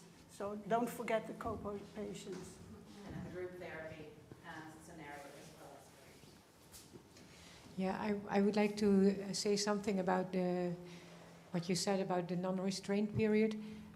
In the Netherlands, this was tried as well, and they have tried to put an extra doctor to teach the nurses what they had to do to be more understanding and more friendly, compassionate, and to be able to also hold the patient, because this did not merely require strength, but also distraction from thoughts, all kinds of things. But these doctors didn't last long. They didn't stay. There was a doctor who was put in, and he had the task to do that, but he disappeared after 2 years. So I think that the doctors maybe didn't know how much work it was to just like you said yourself. And to mention your point, Karen, Katarina, I must say, I think the most experienced nurses that I spoke with, they don't believe that you can prevent every suicide, also not in a hospital. Yeah. They don't believe it. Yeah. One of them has known a lady who walked barefoot from Sertogenbos to the North Sea to drown herself. So that's a long trip by foot. Yeah. And no one stopped her, and I guess she wouldn't be stopped also. So there are so many stories about that. People are just willful to do it, and they do it. And I find that in the novels too, this option. The story of Verrips. There is also a co-patient who tells, when someone wants to do this, he does it. It doesn't matter where or how. Yeah. I find it fascinating what you told as well, Lindsay. Yeah. It's very nice to hear how important poverty is, and I think your story matches in with what of Ian Marsh yesterday, and also what you asked the public. The whole society should be more worried about it. Yeah. I agree. Is it okay? Yeah. Do you want to add? No? Then no? Then I had a question for Lindsay.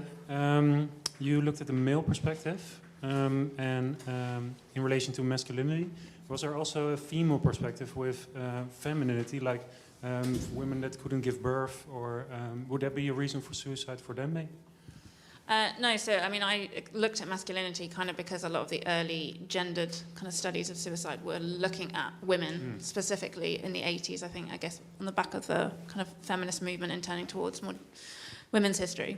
And kind of I took issue with kind of what they were saying about how it was gendered as a feminine kind of act when there was so many men. I haven't really seen narratives of specifically. Well, no, actually, no, that's incorrect. I guess the most common narrative that was around was kind of the fallen woman, so women who have been kind of seduced by men, they've got pregnant out of wedlock, and then the man kind of just leaves them to kind of fend for themselves. And I think that was kind of a popular narrative in the Victorian imagination, at least. But when I've looked at kind of statistics collected at the time, I can't remember which medical book it was in. I think it might have been like Forbes Winslow who had a tally of like reasons for suicide, and poverty was still the highest for women as well. I think it's just with men, there's kind of certain other things about masculinity that feed in and make it kind of exacerbate those issues rather than it being like necessarily gendered motives in general. So. Yeah, like shame and Yeah. other factors. Yeah. Thank you. Is there a last question? Yes, I would like to ask Sarah, what are these, you said there are myths about restraint. Did you mean that restraint doesn't help actually? Yeah, so when I'm talking about restraint, it's mechanical restraint by devices. So this was some nursing research that Joy Duxbury carried out in the UK, looking into the idea that when garments and devices are used, that they're thought to be protective for patients, that they're thought to be therapeutic, and I've now just forgotten the third one. But particularly for the therapeutic, she found actually there was a huge amount of evidence that it was distressing for people having these garments put on, that it might lead to additional complications, to PTSD from the experience of the garments, and that having better manual handling techniques could be much more beneficial to patients. Interestingly, in the UK, there was a study that the Royal College of Nursing carried out some years ago on discussing restraint, and they were talking about the physical handling because mechanical devices are rarely used in the UK. But in fact, because of the kind of knee-jerk response to the history of restraint and the non-restraint movement, many people refused to fill in their survey at all and said, this is abuse, we don't do this in our institution. And they said, actually, every institution does have examples of this, and if you ignore it and refuse to acknowledge it, actually that leads to people being harmed through responses that aren't thought through in a particular just happening when situations arise. So there's still this very controversial legacy to non-restraint. The last question. Thank you all for the very excellent presentations. And I have a question for Mrs. Bakker, excuse me. You told us about the impact of suicide attempts on the co-patients. And I was wondering how it was for nurses, how nurses cope with what happened on the ward. Because I did once, we did this research ourselves related to the impact of what happens on crisis wards on co-patients, and it was very interesting to see how much it disturbs patients and how much they resonate with what happens on the ward. And we saw very much behavior in the sense of avoiding. So they want to avoid all this. For example, somebody was screaming on the ward, they hear it, they pick it up, and they are frustrated in relation to that. So the nurse has a very important role, I suppose, because she has to be aware of the impact of that. But I don't know if you can tell something more about it. In the novels I read about this, the role of the nurses was very. They were not described that much, so I cannot tell about that. But perhaps more research should be done on this subject. And I think in the first period, precautionary measures were always taken, but not directly to the patients themselves. But what I read were the more, the organization of care. So locking away medicine, and I named some other things too. Yeah.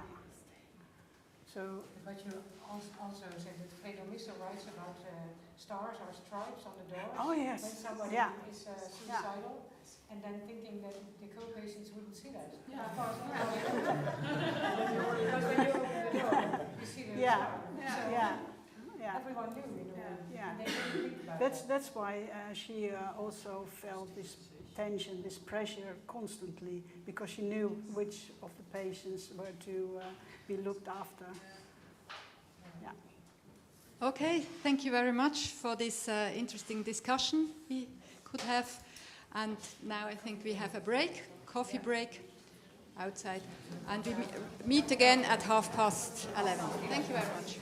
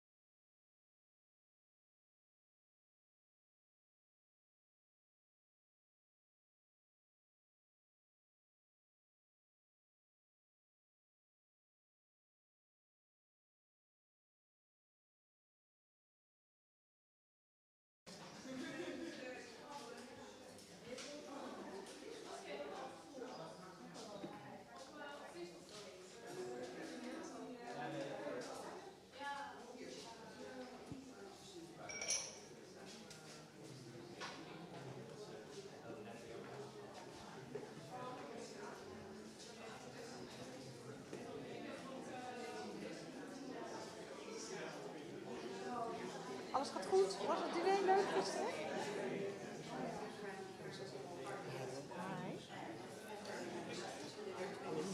Hey, hoi. Ja, hallo. Long time no see. Hier nou? Ja, ik ook al zeker. Ja, joh, ik ben zo van alle markten thuis, jongen. Echt, hoor. Ik vertel het zo.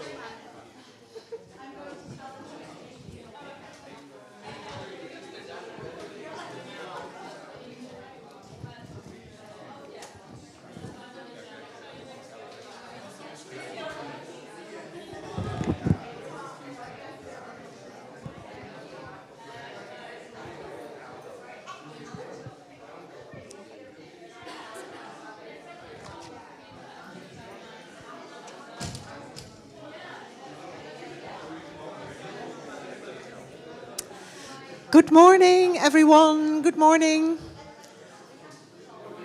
Could you please take your seats so we can start? Very welcome to this session. In this session, we're going to talk about contemporary perspectives, contemporary experiences of nurses in their care for suicidal patients.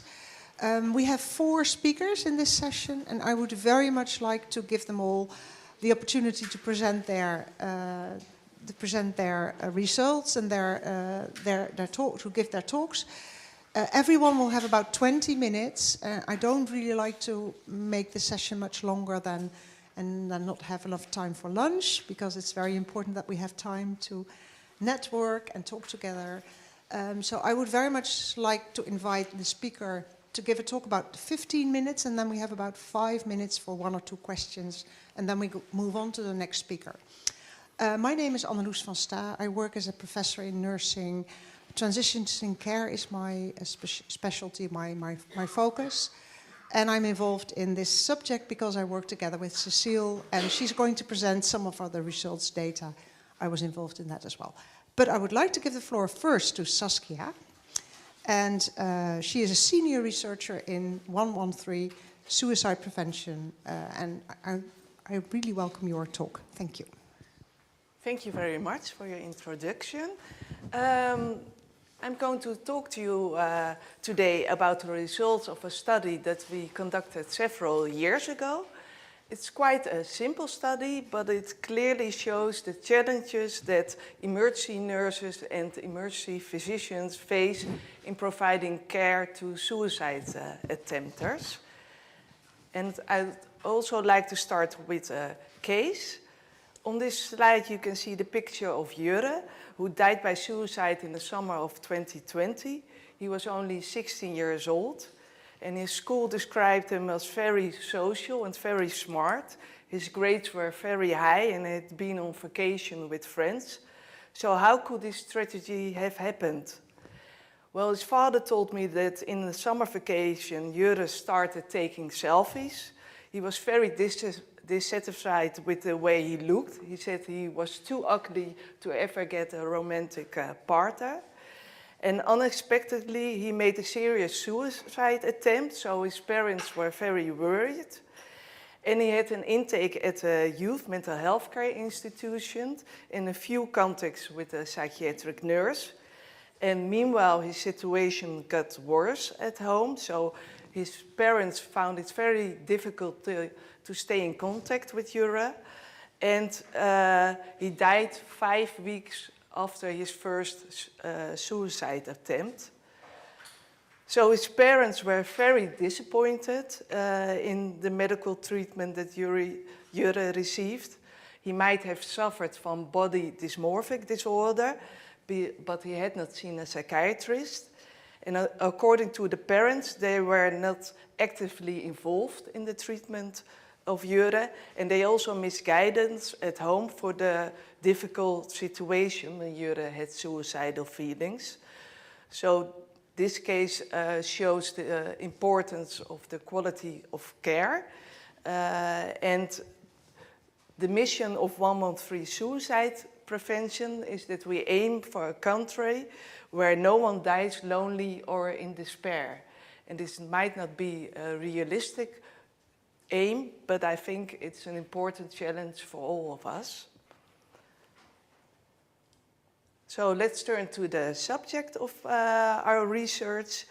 The emergency department in the Netherlands treated almost 60,000 suicide attempts in 2020. And this graph shows that the highest number of visitors is the age group 50 to 25. And the most frequent visitors are females. And this is also known as the gender paradox, that girls are more likely to attempt suicide, but boys are more likely to die by suicide. And also patients with depressive disorder and borderline personality disorders are frequent visitors. Well, the societal cost of self-harm are estimated at 50 million euros a year. And it's also important to note that 40% of the suicide attempters make another attempt. So the risk of reattempting suicide is very high. So I'd like to turn to the quality of care for suicide attempters in the Netherlands, because this has been a subject of debate for many years in the Netherlands. 30 years ago, guidelines were already developed by Professor Hengeveld and Professor Kerkhoff. Yet in practice, the compliance with these guidelines is often not good enough. And here you can see 5 priorities of suicide prevention guidelines. And even in mental health care institutions, the adherence to these guidelines can be quite low. For example, too few family members or significant others are involved in treatment, or too few patients have a safety plan. Well, the low adherence to the guidelines in the Netherlands brings me to the reason for our study. The assumption of the guidelines are that a better understanding of suicidal behavior among healthcare professionals may lead to a more effective treatment in hospitals. And therefore, the aim of the studies this study was to identify issues in the care for suicide attempters who are treated in the emergency department. And I'll present to you the main findings of our study and the lessons that we learned for improving suicide prevention strategies in the hospitals in the Netherlands. Our study design was cross-sectional, since we used a questionnaire to measure the knowledge, skills and attitude of nurses and physicians. And we used the snowball method to recruit hospitals across the country. And we used the professional associations to recruit hospitals. And we took into account the different types of emergency departments. So we had emergency departments in the cities, but also regional hospitals were equally divided. And we also had hospitals with or without a psychiatric department. And finally, 7 hospitals agreed to participate.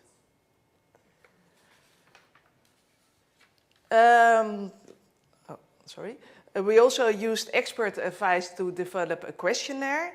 And experts mentioned as most important issue the lack of competence that the emergency staff experienced in the treatment of suicidal patients. And we used a questionnaire that had 25 items divided into 3 topics: the current treatment and contact with suicidal patients, the present knowledge and available skills among the emergency staff, and the aftercare for suicide attempters. And if you have a look at this graph, then you can see the action that emergency nurses take when a patient comes in after a suicide attempt. And you can see that nurses often consult with an emergency physician or with a fellow nurse, or ask for additional diagnostic tests. But they do not often refer patients to mental health care institutions. And only 40% takes extra time to talk about patients, about their reasons for their suicidality. And here you can see the action that emergency physicians take. They often consult with a psychiatrist or someone from the acute psychiatric care. And they do not often consult a GP or refer a patient to mental health care institution. And it's also remarkable that only half of the emergency staff, both nurses and physicians, talk to relatives of the suicidal patient. So this leads me to the next subject, the quality of care.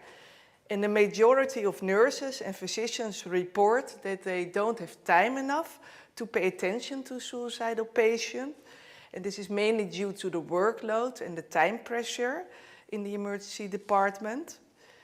And only 1/3 of the respondents indicated that their emergency department had an up-to-date suicide prevention protocol.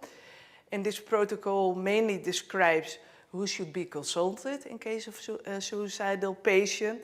However, this protocol does not describe the procedure of a risk assessment and also not the criteria for referral to mental health care institution or where relatives can find contact persons in the hospital. And we also found that 1 out of 5 respondents reported that they would treat suicide attempters differently than a patient with accidental injuries. And they said that they generally gave less time or paid less attention to patients who repeatedly visited the emergency department after suicide attempt. And also some respondents said that they felt annoyed, especially when they had to deal with patients with personality disorders. And they also mentioned that they found it difficult to involve family members in the treatment of suicidal patients because they were often not present in the emergency department. And they also reported that it also depended on the informed consent of patients, whether they would speak to relatives of a suicidal patient. And only 6% reported that they always involved family members in the treatment of suicidal patients. And it's important to note that patients' consent to involve family members also depend on whether a patient is mentally competent to give permission, and also it also depends on the severity of their injuries. So I would like to turn over to the knowledge and skills. And half of the emergency department staff reported that they did not have enough knowledge and skill to talk with patients about their suicidal thoughts, because they said that they missed adequate communication skills or they had a poor understanding of psychiatric problems and diseases, and they didn't have enough time to study the background of these diseases. And almost all physicians and more than half of the nurses indicated that they had not followed or received any form of an in-service training recently.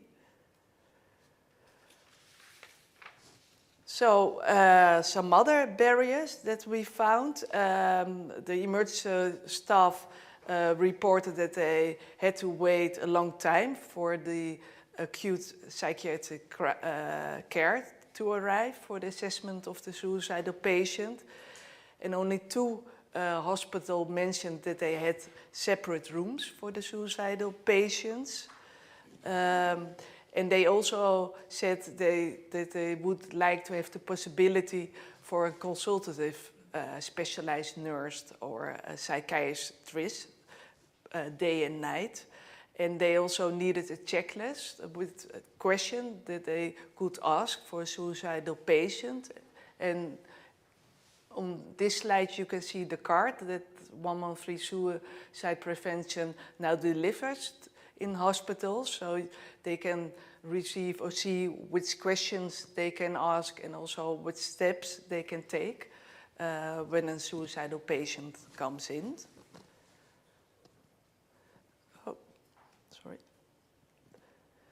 So the last important issue that we examined was the aftercare that suicidal patients received when treated in a hospital. And the majority of the emergency staff reported that they were worried about the patient's condition after their discharge from the hospital. And they were worried because they didn't agree with the assessment of the psychiatrist that it was safe for the patient to return to home, because they were also worried, for example, about the violence that could be at home, or that the patient didn't have a social network. Or they said that they were worried because there was no follow-up care arranged for the patient. So to conclude, our most important findings is that insufficient knowledge and skill of the emergency staff and a sometimes negative attitude towards suicidal patients and the heavy workload seem to hinder the care for suicidal patients. And also the long waiting times and the suicide risk, which can be high after discharge. And what we found is that, or what we recommend is that training can be important to improve the quality of care, and also to realize quiet and safe rooms for suicidal patients, and the use of specialized care. So I would like to end somewhat more optimistic than the problems that I mentioned, because here you can see 3 brilliant colleagues of mine, Marja Vroegs, Martine Peppelebos and Kinke Lommerse. And they lead the National Suicide Prevention Project in the hospitals right now.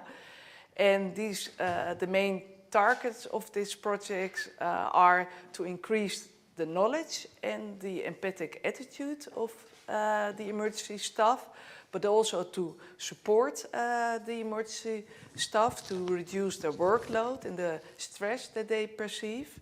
Also to create a more safe environment for a suicidal patient, and also to stimulate the collaboration between the different departments and between the mental health care and the GPs, and to stimulate the policy, to improve the policy for aftercare for suicidal patients. And hopefully this will lead to more patient satisfaction and a better of a reduced risk of reattempts. So I would like to end with a question. What do you think are good solutions to improve the care for suicidal patients in hospitals? Thank you very much. Is there anyone who would like to comment or give? Lots of people. I will start with you because you were the quickest. Thank you. I was just wondering, so in the UK and Ireland now, all the large general hospitals have to have a psychiatric liaison team, generally working 24 hours, and it sounds as that's not the case Not here. the case always in the Netherlands, no. So did any of the emergency departments you questioned have the 24 hours psychiatric liaison? It was, I think, the minority. There was one hospital, Haaglanden, in Den Haag, who had what you mean, a liaison psychiatric department, but not the other ones. Okay, thank you. So that could perhaps be one of the solutions that is just asked for. One more questions, and then we have to move on to the next speaker. Good morning, everyone. I was wondering if there is any question on the checklist that you showed about the medication history, a very current medication history. So, what was the patient taking before the suicide attempt? Lowering the dose or higher the dose, or just started? Because the range of the age is 15 to 24. That's a very vulnerable bracket to start with antidepressants, for example. Yeah, that's a very important point, the medication use. And here you can read the question. I don't think there's a question about medication use. So maybe that could be one of the solutions as well, to, in the education, make sure that nurses and doctors assess medication use before the suicidal attempt. Yes. One more question, and then I'm really going to be very strict because I want to give the others room as well. Well, I just want to add to this, it's not only the medication use, but especially if there have been changes in the use of the medication in the past couple of weeks or in the past month, because, for instance, tapering medication can lead to suicidal thoughts because of withdrawal effects. And that's a very important thing to consider, because then you also perhaps have a solution. And it's very practical. Yeah. Okay, thank you very, very much. I would like to introduce our second speaker. I don't think she needs any introduction, because if you don't know Cecile aan de Stegge, I don't know what you're doing here, but so I would like to introduce her second talk. It's going to be thank you, Saskia. Ja. Ja, ik heb hem nu aan. Okay. Oh, yeah. Good morning, all of you. Yesterday I already mentioned in my introductory speech that I had asked Anneloes van Sta. She also is a big sponsor of this conference. She immediately helped us to get the money to get this going. And thank you, Anneloes. I did that yesterday, but you weren't here. But she also contacted me with Janet Been-Damen, who is, just like me, a former mental health nurse.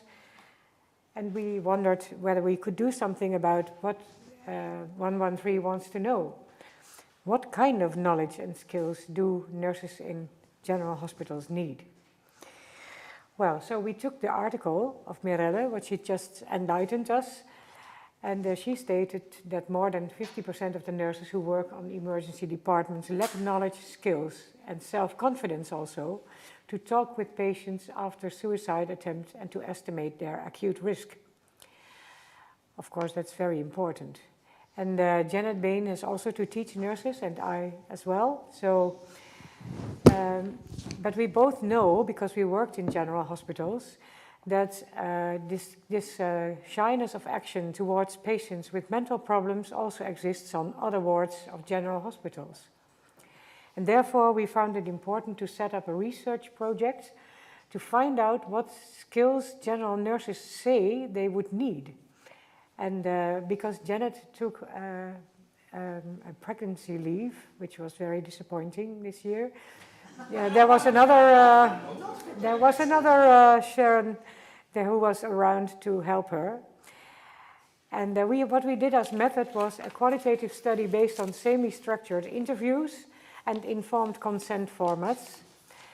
And we have done this year 39 types and anonymized interview texts made by 5 students and or 3 researchers of 2 different Dutch universities of applied sciences.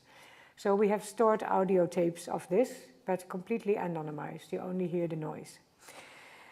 And then, of course, we only asked registered nurses working in general hospitals in the Netherlands.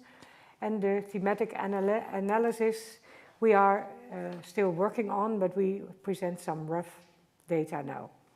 The topics in our interview guide were whether the ward is confronted with suicidal patients frequently, the presence and use of hospital protocols or advices on how to relate, former experience with suicidality within their own family or friends, or colleagues, we added, because also nurses commit suicide. We'll hear more about that tomorrow. Their own definition of suicidal ideation and suicidal behavior. We wanted to know whether they use the same definitions as 113 or literature. The actual support they used to offer to suicidal patients on their ward. Their feelings about caring for suicidal patients in the setting of this hospital and their ward. Their reaction upon colleagues who condemn suicidality. Sometimes there are rough words about this in they say only in the office, but I think it's also elsewhere, their own emotional reaction upon the despair of suicidal patients. So do they take home what they experience? Whether they feel competent to talk about this despair and how they would start such a conversation. A case in which they mean to have excelled, a case in which they mean to have failed. Important factors to ensure a nurse can succeed in engaging with a suicidal patient. Important factors that may predict failure of a nurse in engaging with a suicidal patient. The support any ward should be able to give to a suicidal patient. The willingness to take education for up-to-date professional knowledge. The qualities a nurse needs to be able to support suicidal patients, and elements they would present in case they would have to school their colleagues. Our aim was that at the end of the interview, the nurse involved has offered us in-depth qualitative information about the way he or she actually uses to give support to patients with suicidal ideations or behavior, and that he or she also elaborated on his or her existing or absent conversation skills and the nature of the knowledge he or she possesses or lacks to support this group of patients. In so doing, we hope to provide 113 with in-depth information about the kind of education and skills that, according to general nurses, might help them to support in a more empathic, adequate and therapeutic way. So we know that 113 has excellent trainings, but do the nurses want to take it? And the other purpose is, of course, because we make use of student nurses, to make our student nurses aware of the ubiquity, the frequent appearance of suicidality, and to prepare them for their future task of supporting patients with suicidal ideations or behavior. In the Netherlands, it's now 50 years that nursing is an integrated education course. We don't have psychiatric nurses anymore. We don't have general nurses anymore. Everyone is a nurse. A nurse is a nurse is a nurse. But it's not true. So in effect, the nurses in general hospital often refuse to know something about psychiatric patients. I think this is a big problem, and it also tells us something about our way of educating them. I think that it is sometimes the case that not all nurses know enough about psychiatry. It is far more easy to talk and teach about physical nursing than about psychiatric nursing. So 3, we want to contribute to the solving of 2 questions.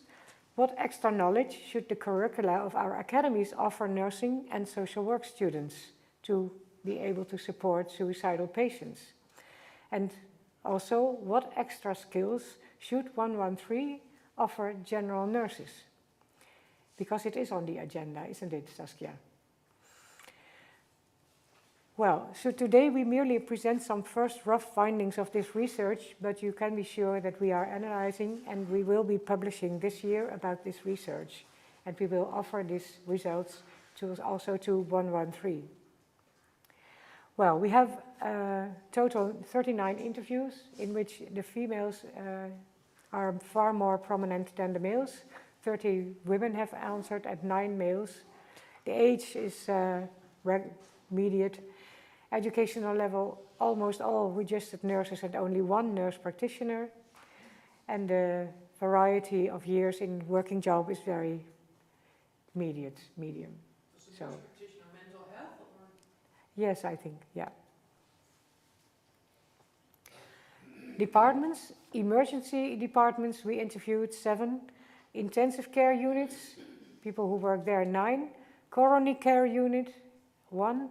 General nursing wards, 17.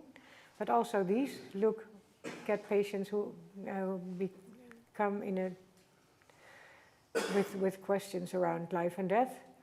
Psychiatric ward, 3. Psychiatric consultation and outpatient clinic. So there's a range of wards, and this makes it also complicated to analyze the data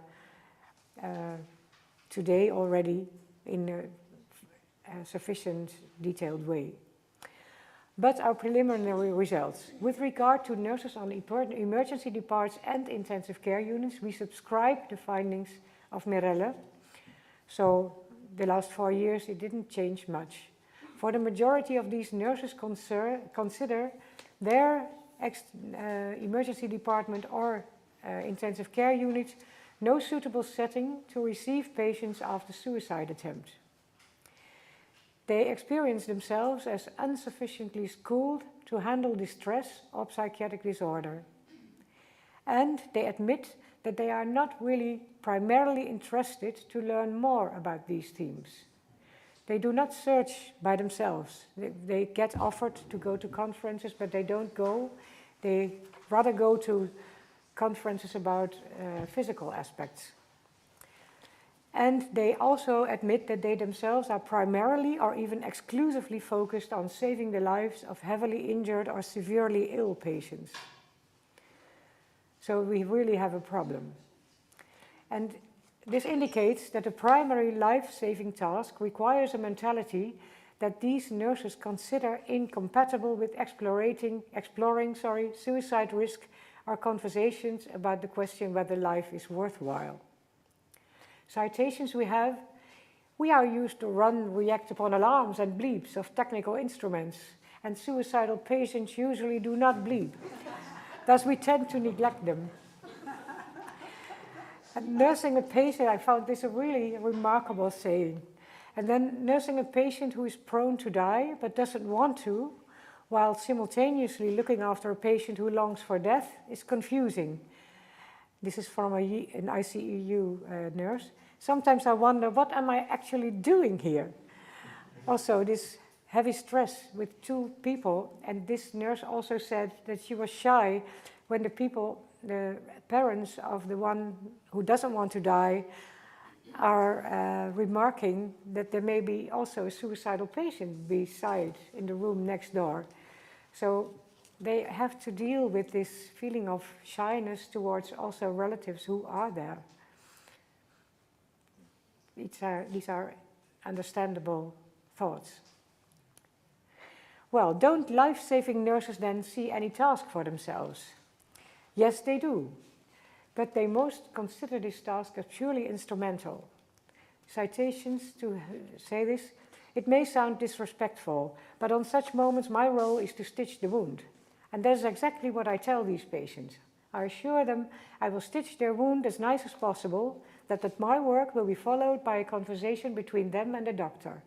Yet I do ask them whether they feel any urge to entrust me with anything on their mind they would like to get rid of. So you see, there is some understanding that there is a psychological aspect they should report, but it is not their primarily focus. They don't see a further psychological task for themselves, especially not when a patient returns frequently. Citation: if we see a patient return after his or her umpteenth suicide attempt, sometimes they even know the birth dates by head, then on a certain moment we all have the reaction, good gracious, it's him or her again. So they find it nasty, but this is really troublesome because we learned from Saskia that people after more suicide attempts really run larger risk. So they should be schooled at this point, I think. We would advise. Then we have the other wars towards suicidal patients. Not all nurses in general hospitals are capable of considering patients with suicidal thoughts without prejudice or stigma. Offering nursing care to suicidal patients or patients after attempted suicide is for most of them not a familiar job. They tend to refer these patients to other professionals, like psychologists, pastoral workers, humanistic counselors, or the psychiatric consultative service. This, I think, is a problem for the education schools, because we have 50 years behind us of integrated educating, and we did not succeed in it. They hesitate to talk about suicidality themselves, especially to have a real conversation about the wish to die. And nurses on wards for branches of medicine with a less acute character, for instance, internal medicine or oncology, seem most open-minded, which is of course, very understandable because there are more people who are dying there. And I think it's also very old. I know sayings in the literature in Holland in 1932 in the nursing magazine that they say we need psychiatric nurses on the ward for oncology patients because these have another mental attitude towards people with a chronic disease. So this is also already very familiar. Examples of nurses on other wards of general hospitals in case they are confronted with suicidality. A citation of a nurse on a surgery ward. If any patient would utter a longing for death, I would first ask this person whether I could be of any help. And this means not help with dying, but help for... I would also ask for his or her situation at home. And the citation of a nurse on a geriatric ward. I usually say, yes, I read this wish in your referral, the file, but I ask whether this wish is still actually relevant. And also I ask the person how he or she can be helped. So here's more little understanding. But we think the near future is that before the verbal communication skills of nurses can be enlarged, we, our academies of applied sciences, should see to it that our nurses who work in general hospitals consider dealing with suicidality as a part of their regular task. They must want to engage with suicidal patients. But how do we reach that point? So this is a question for the public.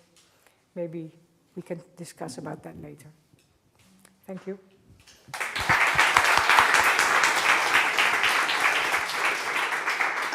Don't walk away, Cecile, because I'm sure there will be some questions for you. One question myself I have, one of the questions you asked the nurses was whether they had any experience in their personal lives with suicidality, and did that impact the way they reacted upon a patient with suicide attempts. Can you enlighten us about that? Certainly there were nurses who had experienced the personal, and when they used to be more open. They are more attentive to get schooled and to think about it and talk about it. Yes. Okay. Are there any burning questions at the moment for Cecile? Maybe I can add something in a comment. Thank you, Cecile. We know each other from because I've helped to contain these nurses for the interviews.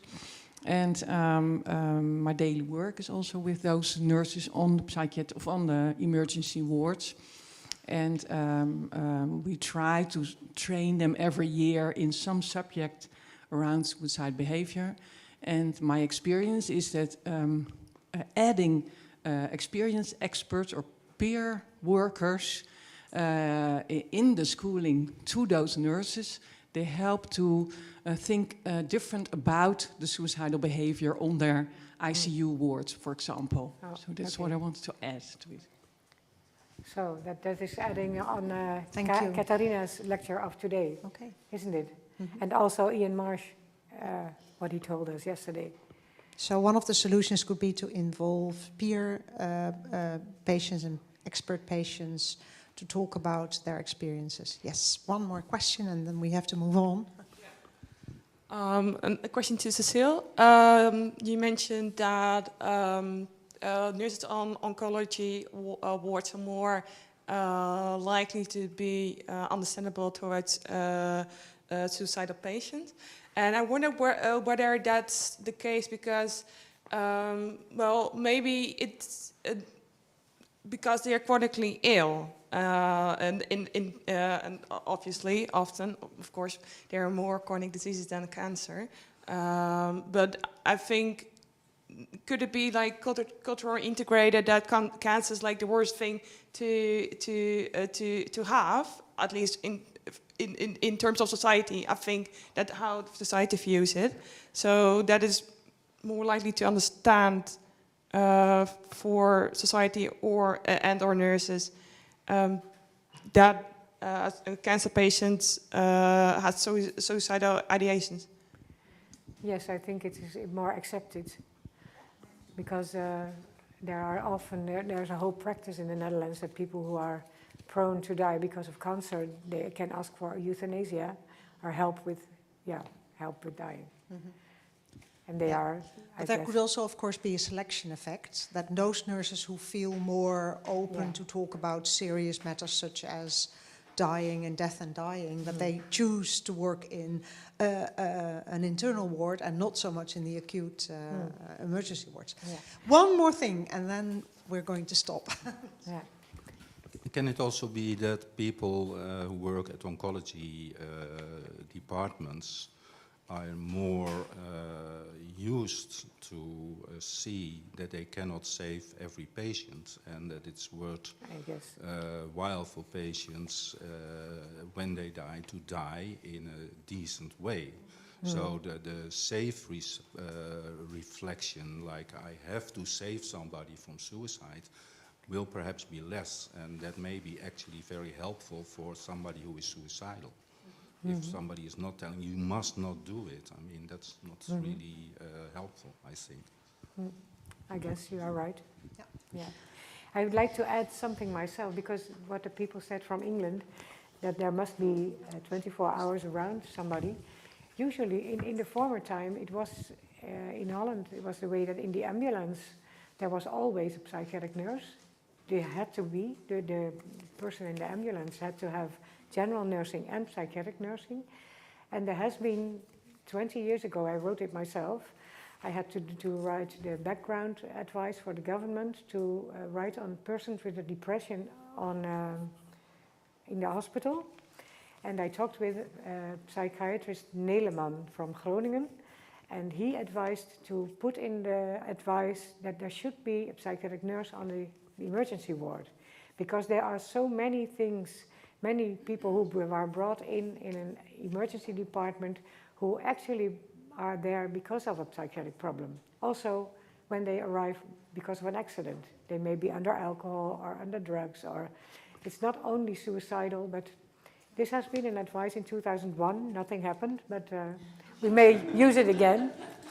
Okay. Thank you. I would like to give the floor to Lotte Luijendijk. She is a nurse practitioner at the first episode psychosis team of Mentrum Arkin. And as we have just seen, a very high risk group you have in your sample. So we're very interested to hear your talk. Thank you.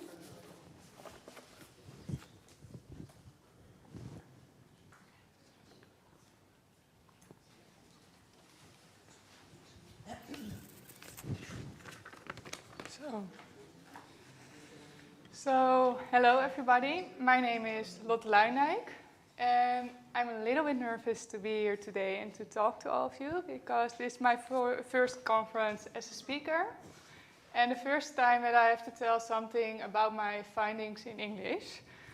I still plan to go to the famous language school of the nuns in Vught, but this conference came just too early, so I will try my best. I graduated in September 2021 as a nurse practitioner in mental health, and I started working at a psychiatry at the age of 18.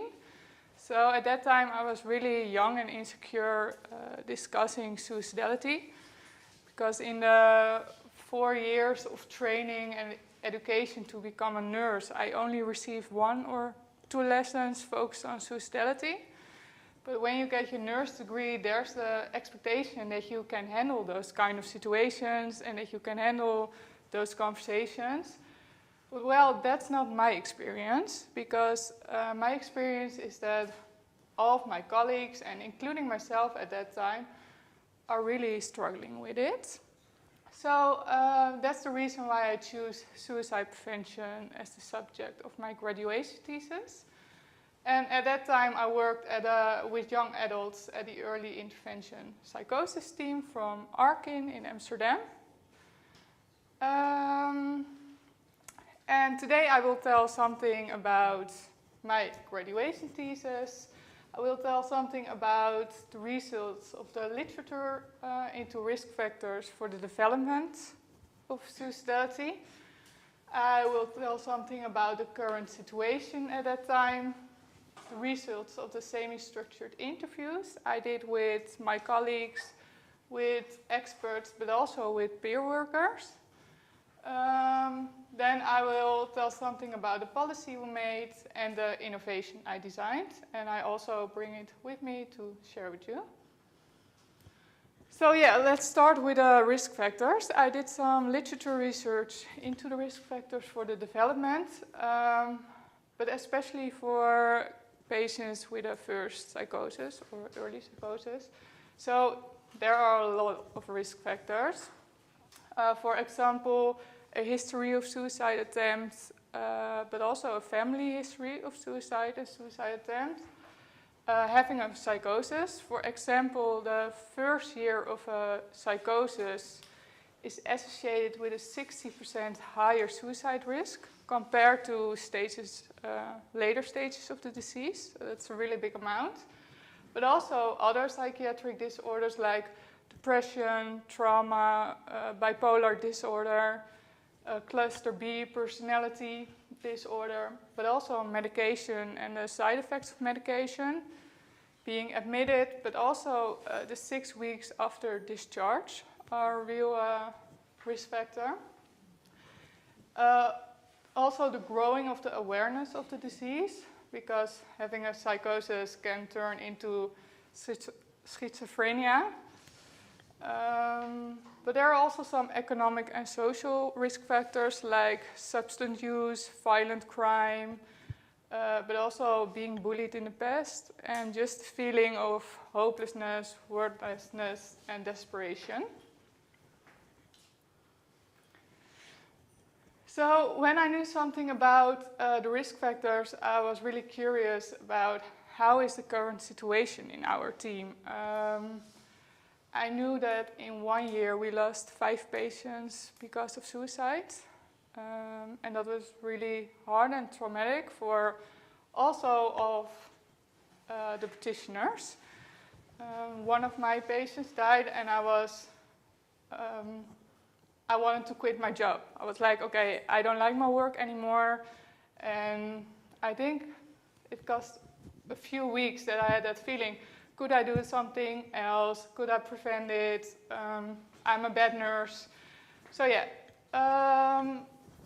I wanted to know how competent my colleagues felt, and I wanted to know how the suicide prevention was set up.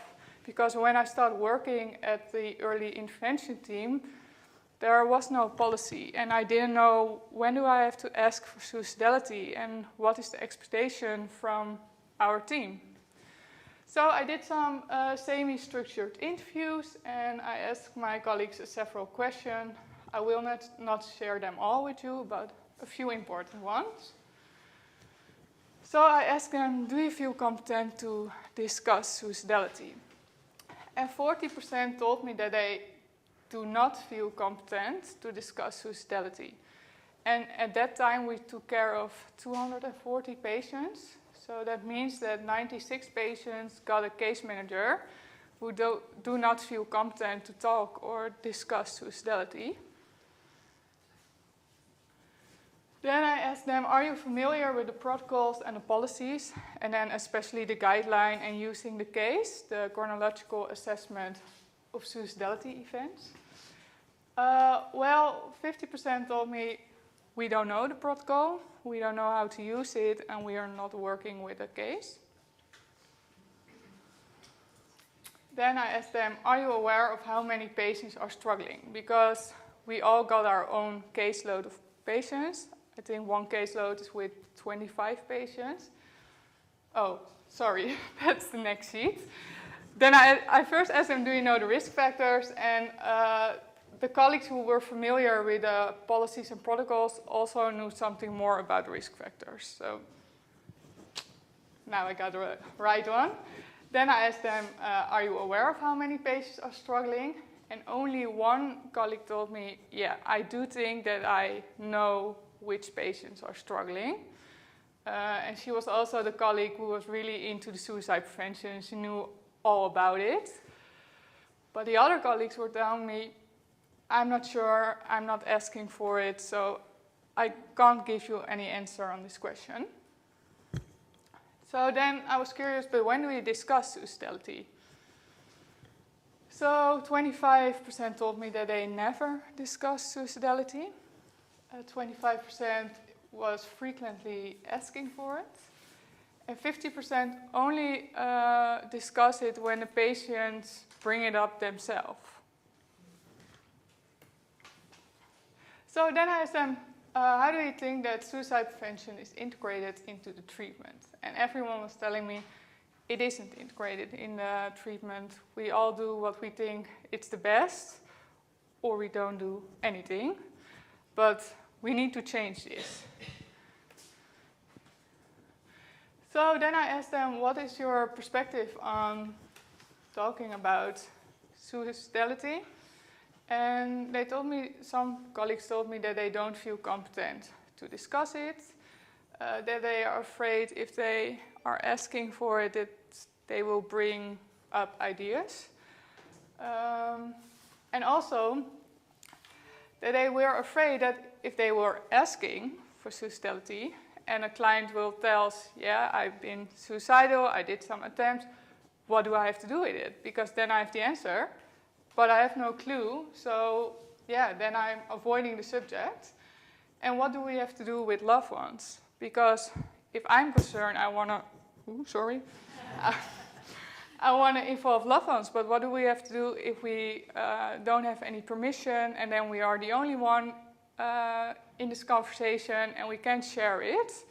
So that were all reasons to avoid the subject, but they also told me we have to do this better because yeah, we lost 5 patients, so there's a real urge to change this. So then I interviewed some experts, some suicide prevention experts, and they told me that there's a little research available on validated tools and validated methods to use for suicide prevention. Well, the guideline is recommending using the case, but there is the experience that if you're using the case as a practitioner with little experience, you might drown in all of the information you will get and not knowing what to do with it. So Remco de Winter, he's also an expert, and he told me to also use the CAMS. That's a collaborative assessment of managing suicidality, and it will help you to prioritize and to really get into the information what is related on the suicidality.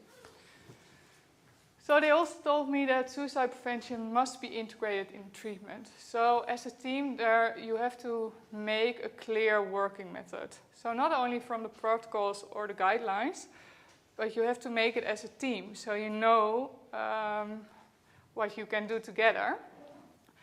But first of all, professionals must feel confident to do it, because you can have a good protocol policy, but if you don't feel confident, then it won't help. So there must be a frequent training and intervention, but also the knowledge that it's a really complex and also partly unpredictable team. You have to try your best, but you cannot always prevent it. So yeah, that's hard. Then I did some interviews with peer workers, and I asked them, what do you need and what do we have to avoid as practitioners? And they told me, just start a conversation. Just ask open questions and don't be stressed out or don't be panicked if we are open about our feelings.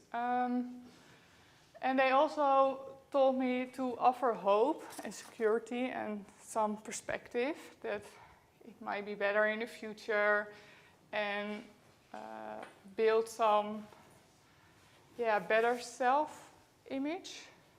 I don't know if it's a good word, but and they also say that you must have an open eye for loss experience and change in behavior and life events. And always involving loved ones. And at the moment, they might say that you don't have any permission, but that's because they are feeling worthless and they don't want to bring any more trouble. So they really need their loved ones.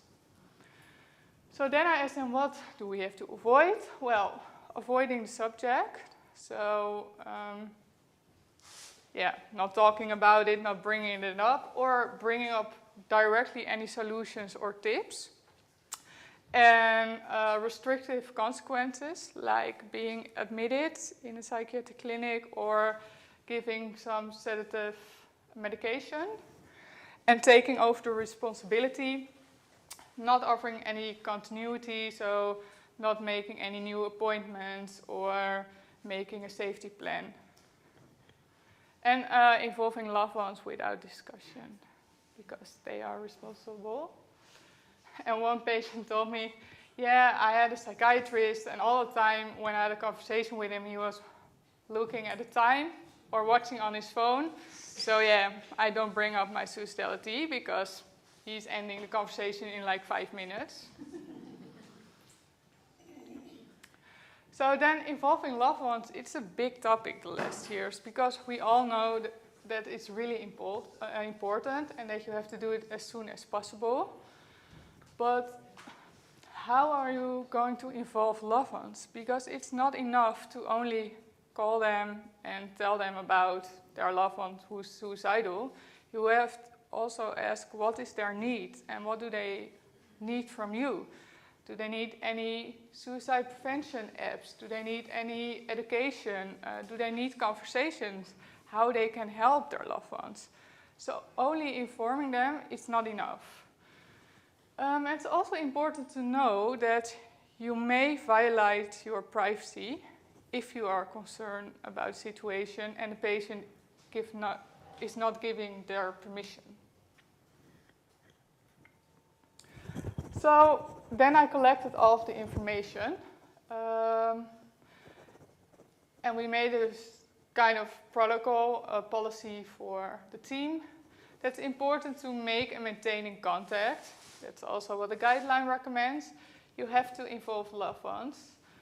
You must systematically and routinely investigate suicidality by using the case or the camps. And the camps is really new in the Netherlands. I know that in other countries they are working with it, but here not that much. But maybe we will come there in the future. So you have to make a safety plan, but not only with the patient. You have to also involve the loved ones because you really need them. And you have to integrate it into the treatment. But how are you going to integrate it into the treatment?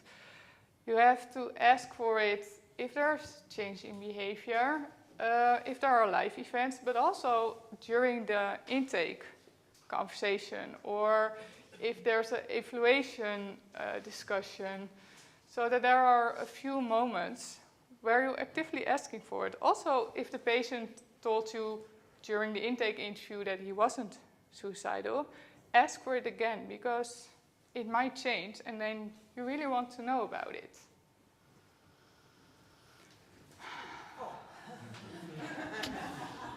So, yeah. This is what I made, and I've got some in Dutch and I've got some in English, so maybe you can share it. But this is how you can integrate it into the treatment. On the left side, you will see something, when are you asking for suicidality in the treatment?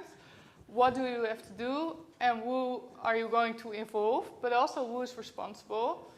On the downside, you see some risky moments, some tips to make contact and have the conversations, and something you have to avoid. And on the back side, there are some tips to involve loved ones, but also things what you can offer them. Something about the CAMS and the case, and some client offerings. So the backup app from 113, but also conversations with peer workers and spiritual counselors, and some employee offers.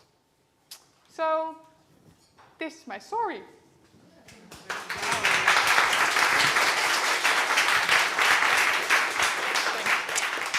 Thank you very much. This was a very interesting talk, I thought. I'm sure there are lots of questions, but there's only room for one at this moment. Of course, I'm very interested in to know how are you going to implement this in your teams, or how are we going to spread the news about this very important issue? So what are your plans about that? well, to be here today is the first step, I think.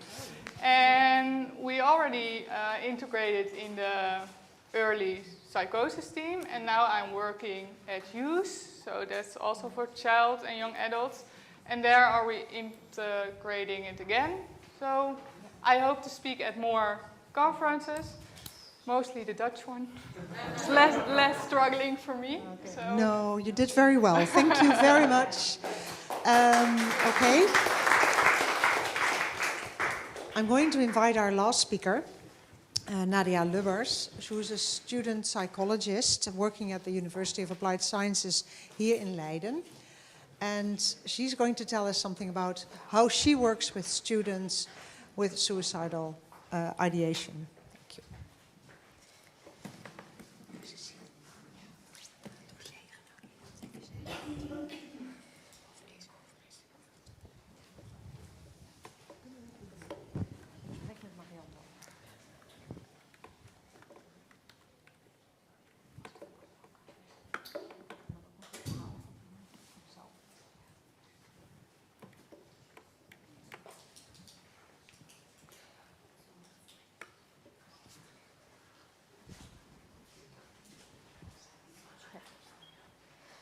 Hello everyone. Welcome to Leiden. My name is Nadia Lubbers. I'm a student psychologist at the Hogeschool Leiden, also known as the University of Applied Sciences in Leiden in English. Recently in Dutch media there has been a lot of talk about mental health problems in young adults and students. And there has been some research also lately amongst young adults in which the research says 1 in 3 young adults in the Netherlands has psychological problems. And this is mainly focused on Generation Z, children and young adults born between 1996 and 2015. And this is in contrast with maybe 10 years ago, in which for a long time Dutch children and the Dutch youth were seen as the most happiest in the world, actually.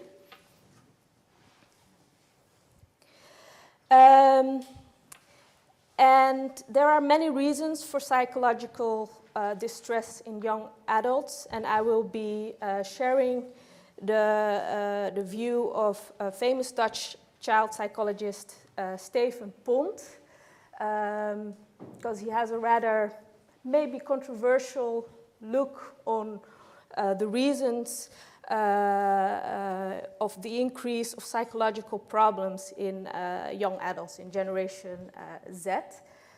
Because what we mostly see in Dutch media, the focus is on young adults are struggling because of social media, because of housing problems.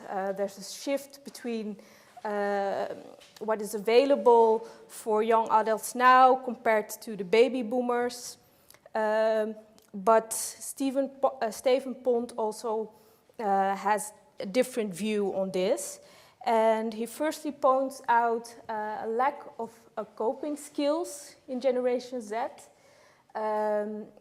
Children, and after the World War II, the Netherlands has been relatively safe and stable, had no war, no big economical problems that affected people, no poverty.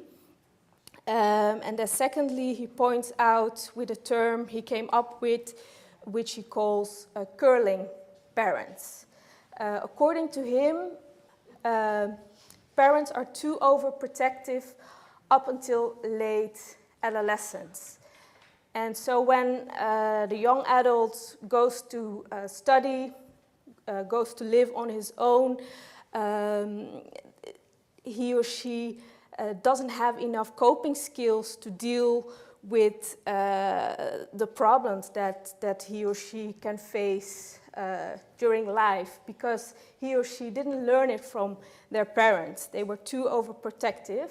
And according to him, he says when the child enters puberty, it's time to let he or she go. He or she has to learn how to deal with the challenges of life. And he says, actually, here in the Netherlands, he's speaking for the Netherlands, already at a very young age, when they go to daycare, they're treated like young princesses and princesses. Everything is communicated with the parents. A lot of focus on the child instead of the group as a whole. So that's how I also come to the last point he provides, and that is severe individualism since the 1960s in the Netherlands. Up until the 1950s, the Netherlands was quite a very collectivistic society. Religion, Christianity played a huge role in Dutch society, but that changed after the 1960s, the hippie time. And also Maria Montessori, with her educational system, also played a big role in the Netherlands, in which the focus was very much on the individual child, the development of the child, his individual development is very important, and which maybe also was needed back then. The collectivism maybe was a little bit too much back then, but as Stephen Pont points out, it has gone way too far the other way around now in the Netherlands. The focus is very much on individuality, loss of community, and also religion and spirituality, especially in the Netherlands compared to other Western countries. Most of Dutch people are atheistic, and according to him, it's not that everybody should become religious, but maybe a little sense of spirituality, especially in young adults, can help with psychological problems because they are developing their identity themselves. They have questions about life, but they do not have these answers because life in the Netherlands is very practical and focused on the here and now. I will now quickly talk about a few facts surrounding suicide in young adults. According to the Commission of Current Dutch Suicide Registrations, the total suicide deaths did not increase during the COVID-19 pandemic in the Netherlands, but it did increase 15%. 15% increase of suicide deaths in young adults in 2021. And we, as student psychologists, we are also a lot in contact with suicide prevention helpline 113, and they also told us directly, yes, we also noticed an increase of young adults with suicidal ideations when calling us or during the chat. The average age of the first suicide attempt is 26 years old, and the number one cause of death between 10 and 25 years old is suicide. Also, talking about suicide is still very much taboo. Not only suicide, but also death. Talking about death. So what do we do at the University of Applied Sciences in Leiden for student welfare? So we have 1 or 2 student counselors per faculty. And they assist the students with a lot of practical things and needs, but also with mental health problems. In recent years, and this is already before the COVID-19 pandemic, a lot of the student counselors noticed an increase of psychological distress and suicidal ideations. And before 2020, there were no student psychologists at the school. So the school started a pilot with a student psychologist, which started right before the COVID-19 pandemic, early on 2020. And now we are with 3 student psychologists. We offer short individual treatments and training for students between 1 and 5 and sometimes 8 sessions. So it's very short and it's for light problems. But in the beginning, when we just started out, of course, the student counselors, they are the ones who refer the students to us, didn't know exactly what are light or what are severe problems. But now we try to screen, and when the problems are a little bit bigger, we refer the student to the GP. And the student psychologists also provide master classes and consultations for student career coaches and lecturers. And this is actually how Cecile asked me to join this conference. We were giving a suicide prevention masterclass for the student career coaches and lecturers at our school. So what is the role of the student psychologist in suicide prevention? We provide intervision for the student counselors. We work together with them. And a lot of them are not trained in suicide prevention, so we try to also provide training and intervention, but also debriefing. When a student is suicidal, the first person they mostly see is the student counselor, and it can be very intense, especially if you're not trained in suicide prevention. So we find it really important that we do this. Recently, we also started telephone consultations for lecturers and colleagues, because they also have to deal with suicidal students. Usually before they refer them to the student counselors, students sometimes go to the lecturer or the student connect coach, and we notice they kind of feel safe in the school. They go to us first instead of the GP. That's something we noticed. And what they tell us is, what the students tell us, but the GP doesn't really listen to me. He only has 5 or 10 minutes. So that is also something we noticed. Also, we try to increase the socio-emotional skills in students. What Stephen pointed out is actually something we kind of agree with. In our eyes, has sometimes very small problems. The students can make a really big deal of it, we noticed in this generation. And as I said before, we also provide master classes on suicide prevention. And recently we also did a collaboration with Suicide Prevention Helpline 113. And also during this pilot, we also talked about with the school board, how can we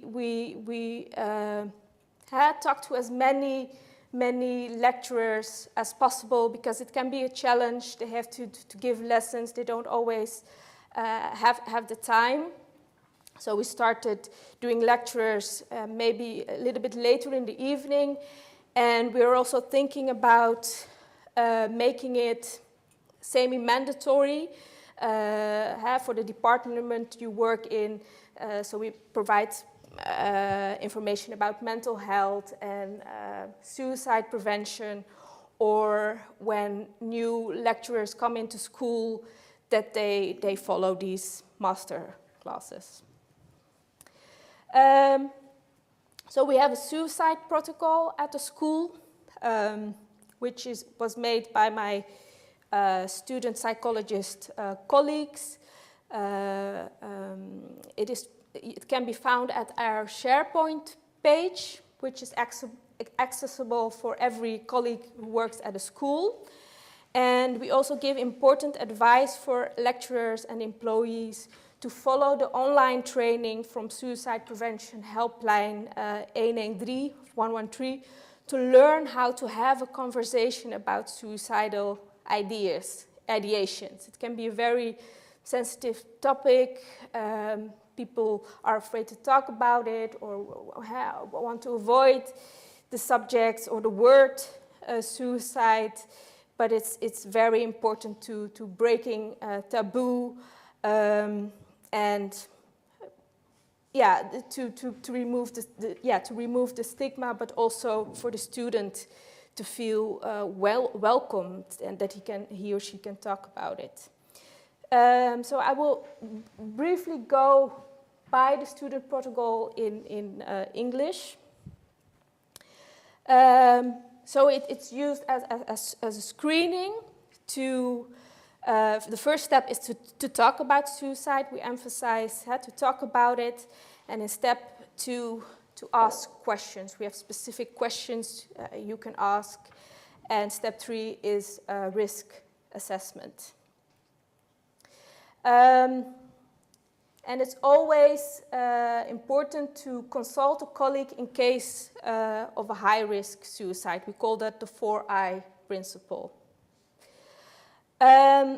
So when you have a moderate risk, when you have assessed a moderate risk, the student usually has suicidal ideations, but no concrete plans, is able to think of other things other than suicide, and realizes the consequences for friends and family. Then in the protocol, we tell to let the student vent without too many interruptions, and then refer the student to the student counselor or the psychologist, and also call the GP.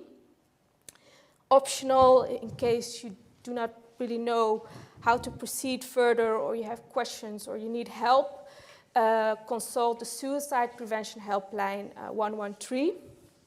And in the questions, you always ask for previous suicide attempts. So in a case of history of suicide attempts, you have to fill in the safety plan together with the student. And this is the safety plan we have, and we also have it printed out at our department of the student counselors and psychologists. So step 1 are warning signs. What are the things, when do I notice it's not going well with me? Step 2, what can I do myself? What can I do to feel less bad? If I don't want to be alone, I go for company and look for distraction with ...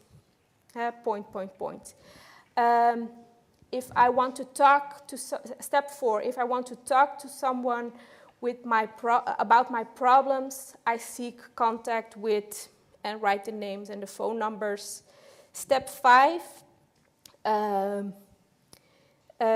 caregivers and organizations, I can ask for help, name and phone numbers and emergency numbers, phone number of the GP, phone number of the crisis center, and also the website and the phone number of 113 is mentioned, and they can also use the app. And step 6, things I can do to make my environment safe.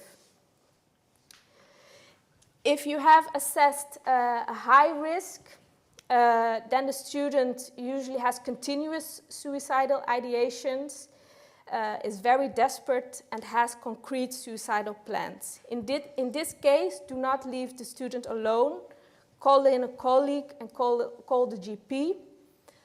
Involve the support system. Ask the student if you can involve the support system. And if the student has a therapist or another caregiver who is responsible for him or her, call the therapist. We also noticed that we struggle a bit with where do we draw the line, who is responsible, us as a school, or if the student has a therapist. My colleagues and I, we struggle a bit with that. Who takes the responsibility? Who is going to fill in the safety plan? Does the student already has a safety plan at the mental health institution or their therapist? Also make arrangements about aftercare. Plan in an appointment with the student psychologist or the student counselor. Refer student to the suicide prevention helpline 113. Tell them to save their number. Okay. And consult suicide prevention helpline 113 for further advice. This is in case of severe risk. In this case, it's almost the same as a high risk, but in this case, it's important to also call the emergency number or the psychiatric crisis center. And we have a direct number of a psychiatrist, which we work together with close to the school. And this is in case a student has attempted or is about to commit suicide. It's also very important for self-care, for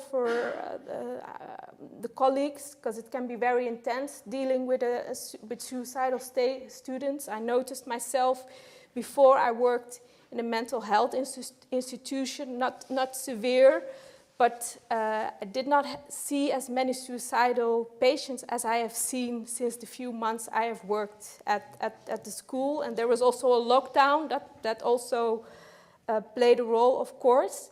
But it's important that we have debriefing, talk to your colleagues, call the student psychologist, and we have intervention. Then I quickly want to talk about some risks and protective factors in suicidal young adults.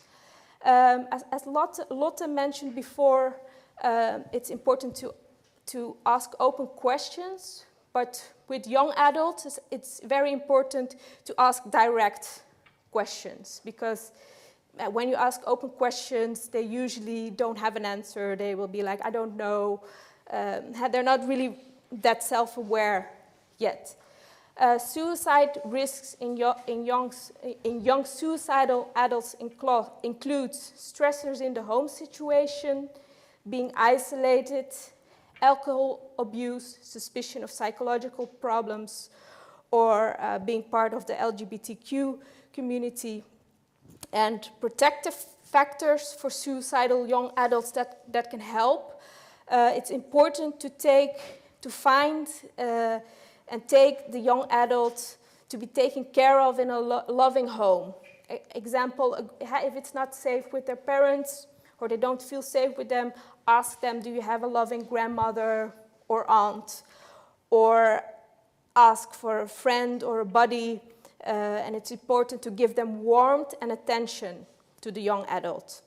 It's also important to have continuity of care, which that is very important, because it's a known risk that if the care is not going well, it's a risk factor. We still have a lot to do. We just started out in 2020. We still have a lot to do on suicide prevention and a lot to learn. First of all, breaking the taboo, the stigmas. Also, more development and research is needed as a whole. And what will be the aftermath of COVID-19 in young adults? That's a big question. And what can we do as a society also as a whole? So, thank you. Thank you.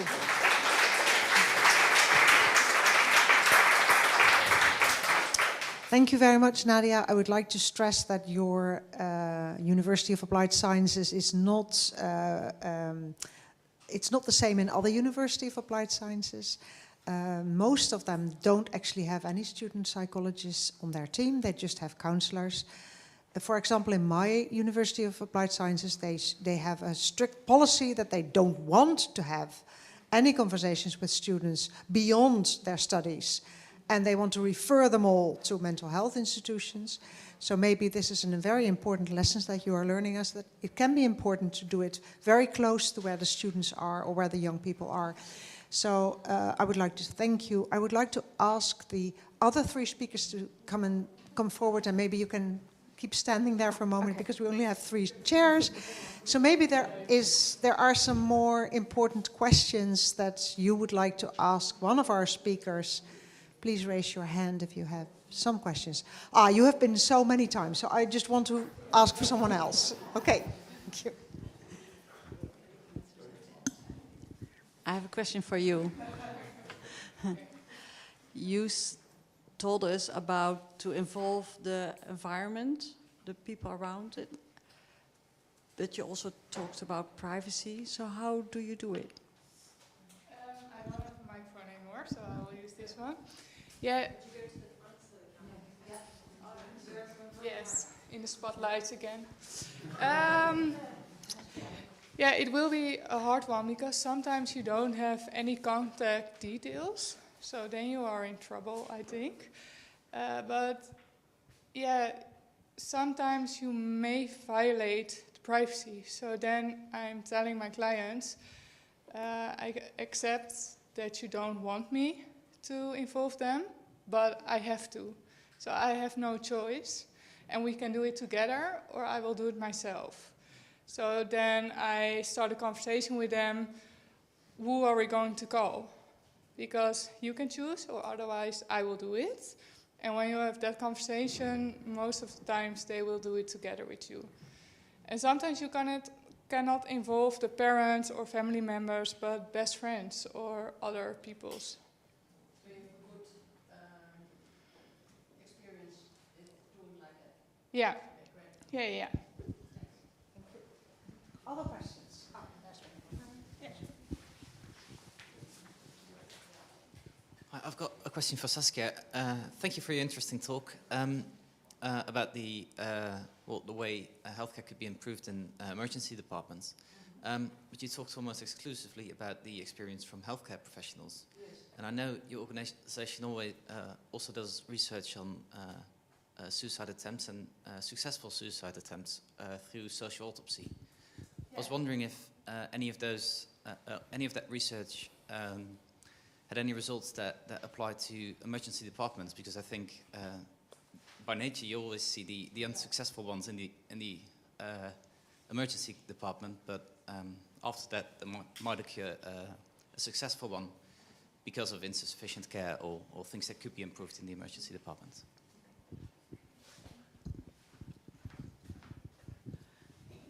Thank you very much for your suggestion. How do you know our research about the psychosocial autopsy? Sorry? Oh, yeah. Because it's quite a compliment for me, because I'm also the researcher of the psychological autopsy study. And we used our study results for our national agenda. So now we're planning to implement screening and subsequent treatment at secondary schools in the Netherlands. And also on social media, we're planning to implement an intervention which is called ChatSafe, so that young adults can use social media in a responsible way to, that's another project, but what I'm saying is that we didn't translate our results to the hospital yet, so I think that's a very good suggestion to But also... can you explain what it means, psychosocial autopsy? Yeah. What it means is that we examine, we take interviews with the bereaved ones. So, for example, the parents who lost their child to suicide. And then we asked them many questions and also a questionnaire, so to study the factors related to suicide to inform suicide prevention strategy. And we started with the the teenage suicide, and now we study the pro-rail, so the train suicides. And so we not only study the young people who died by train suicide, but also the older men, for example. Thank you. So it's very useful to get information on how to improve suicidal prevention strategies. Yeah, and we also start, and that's important to tell you, and in hospitals with the patients who attempted suicide. Now we start a new project. Okay, to do the same. Yeah, the same autopsy study, but among the suicide attempt. So hopefully that also will improve the policy in hospitals. Are there any more burning questions? Oh, lots of them, but there's lunch also. We can use lunch also. So I'm going to give you the last possibility. Thank you. I have a question for Cecile that just links back to what was talked about this morning in the presentation on condemning suicides historically on religious grounds. I'm just wondering if your healthcare professionals who condemn suicide, what their rationale for that is. You talked, one example you gave us was kind of that philosophical issue of keeping patients who don't want to die alive versus keeping alive patients who do want to die. But are there other reasons? Like, is there a moral objection, or is it a kind of economic argument about a waste of resources? Do you have anything about that? In the interviews I have read thus far, I only see very practical reasons. There's no talking about religion as far as I've seen, but more the practicality or the difficulty of having to spend so much time. For example, there was one person who said we have to get the room completely empty of every dangerous things, so infusion and everything they have to remove, and then someone is there and then they forgot the earring and the person cut herself with the earring. So they were so completely fed up because they were tired of removing all the stuff, and then there was an accident and she was heavily bleeding, and they didn't know anymore what to do. So they are sometimes just fed up. Mm-hmm. And because they have to save lives, there are many people with COVID on their department, and they have to turn them around with more than one person.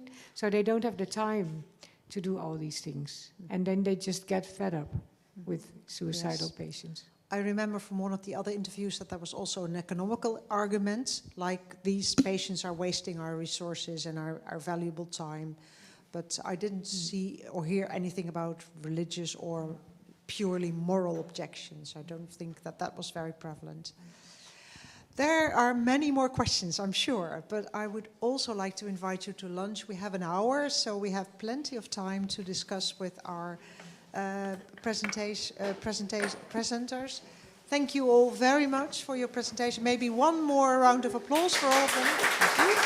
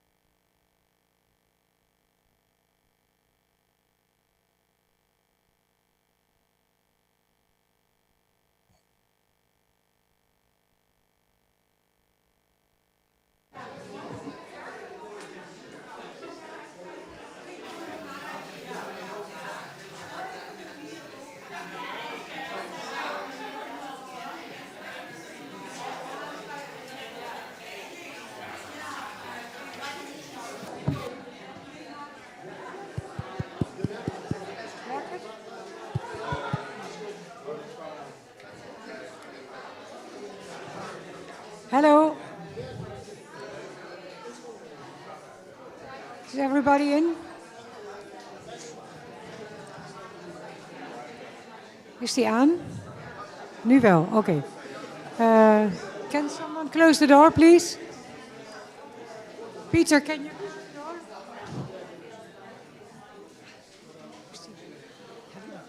I'm so glad you're here.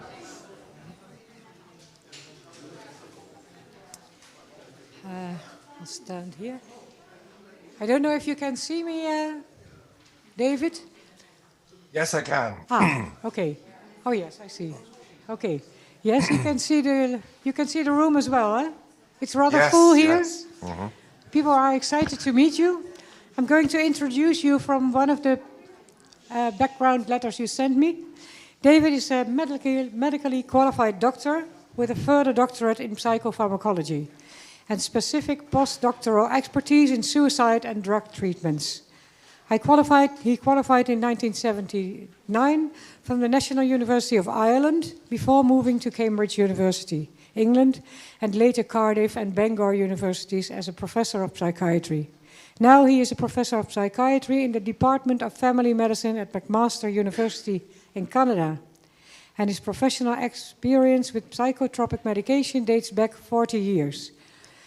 His postdoctoral thesis, conducted from 1980 to 1985, was on psychotropic drugs and their effects on the serotonin reuptake mechanisms that fluoxetine and citalopram, otherwise Prozac and Celexa, work on.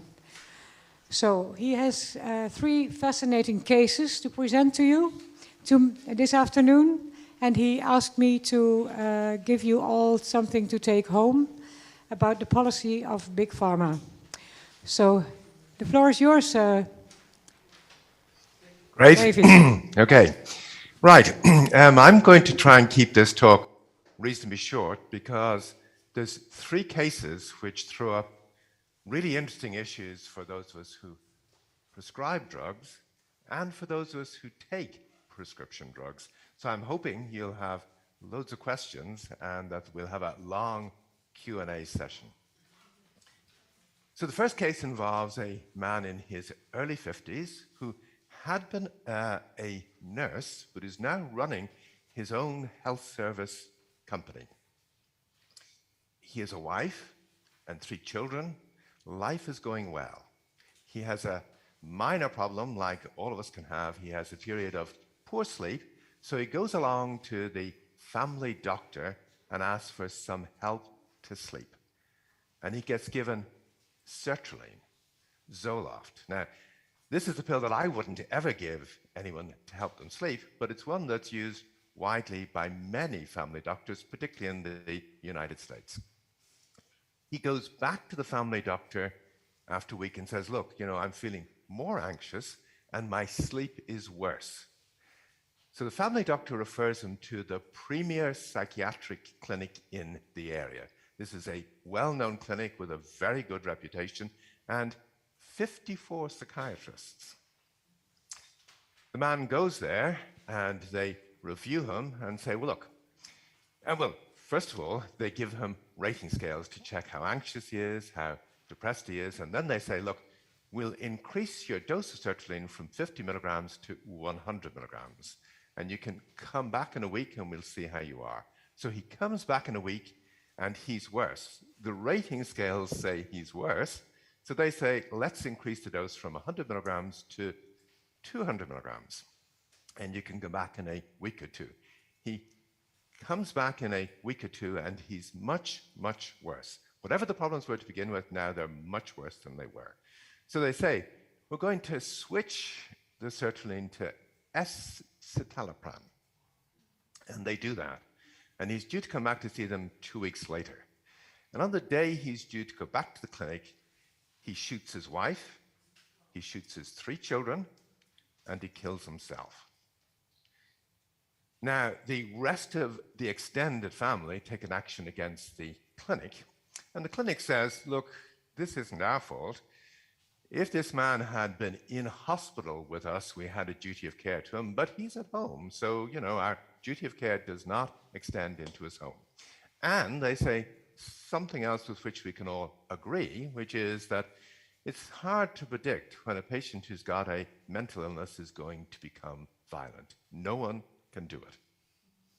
That's fine, except this man had a condition that probably wasn't a mental illness, and whatever it was, he was awfully mild to begin with. And even if he had a severe mood disorder, the drugs he was on are 100 times more likely to cause the problem that we've just had than a severe mood disorder is. And if he had a mild mood disorder or none at all, then the drugs are at least 1,000-fold more likely. So there's a duty of care here, I think, which is when we give a prescription drug, we're poisoning someone. We poison them hoping to bring good out of the use of a poison. We can't do it safely if we don't recognize that we're actually poisoning people and they may be poisoned, and that we need to keep an eye out for any hints or signs that they're being poisoned. And if they are being poisoned, then we need to take steps to try and make sure that things don't go wrong. And ideally, we need to put a note in the medical record saying, look, we've recognized the problem and here's what we're doing about it. In the case of this man, he had a classic textbook case of SSRI-induced agitation, or akathisia is a word that's often used, but probably the best word is the word delirium. He goes downhill as the drug dose increases, and it's over just the right time course for a thing to be caused by the drugs. The clinic have appealed this, well, took this to an appeal court, and it's now gone to the state Supreme Court, and we're still waiting to hear what they think. But if the clinic lose in the state Supreme Court, the nurse who is prescribing this drug is going to have a problem. I don't know where the 54 psychiatrists were. Maybe they've all gone into management. Maybe they're out on the golf course. Or maybe there's no policy which says the nurse, if things are going wrong, should refer to someone else, the doctor. Now, I don't think the policy should be referred to the doctor because the doctor knows more, but you'd expect a clinic to have some kind of policy which recognizes that things may go wrong on treatment, and it may be good to have more than one person looking at what's going on. Let me take you to case number 2. This is a lady who has worked as a care assistant in healthcare. She's in her late 50s.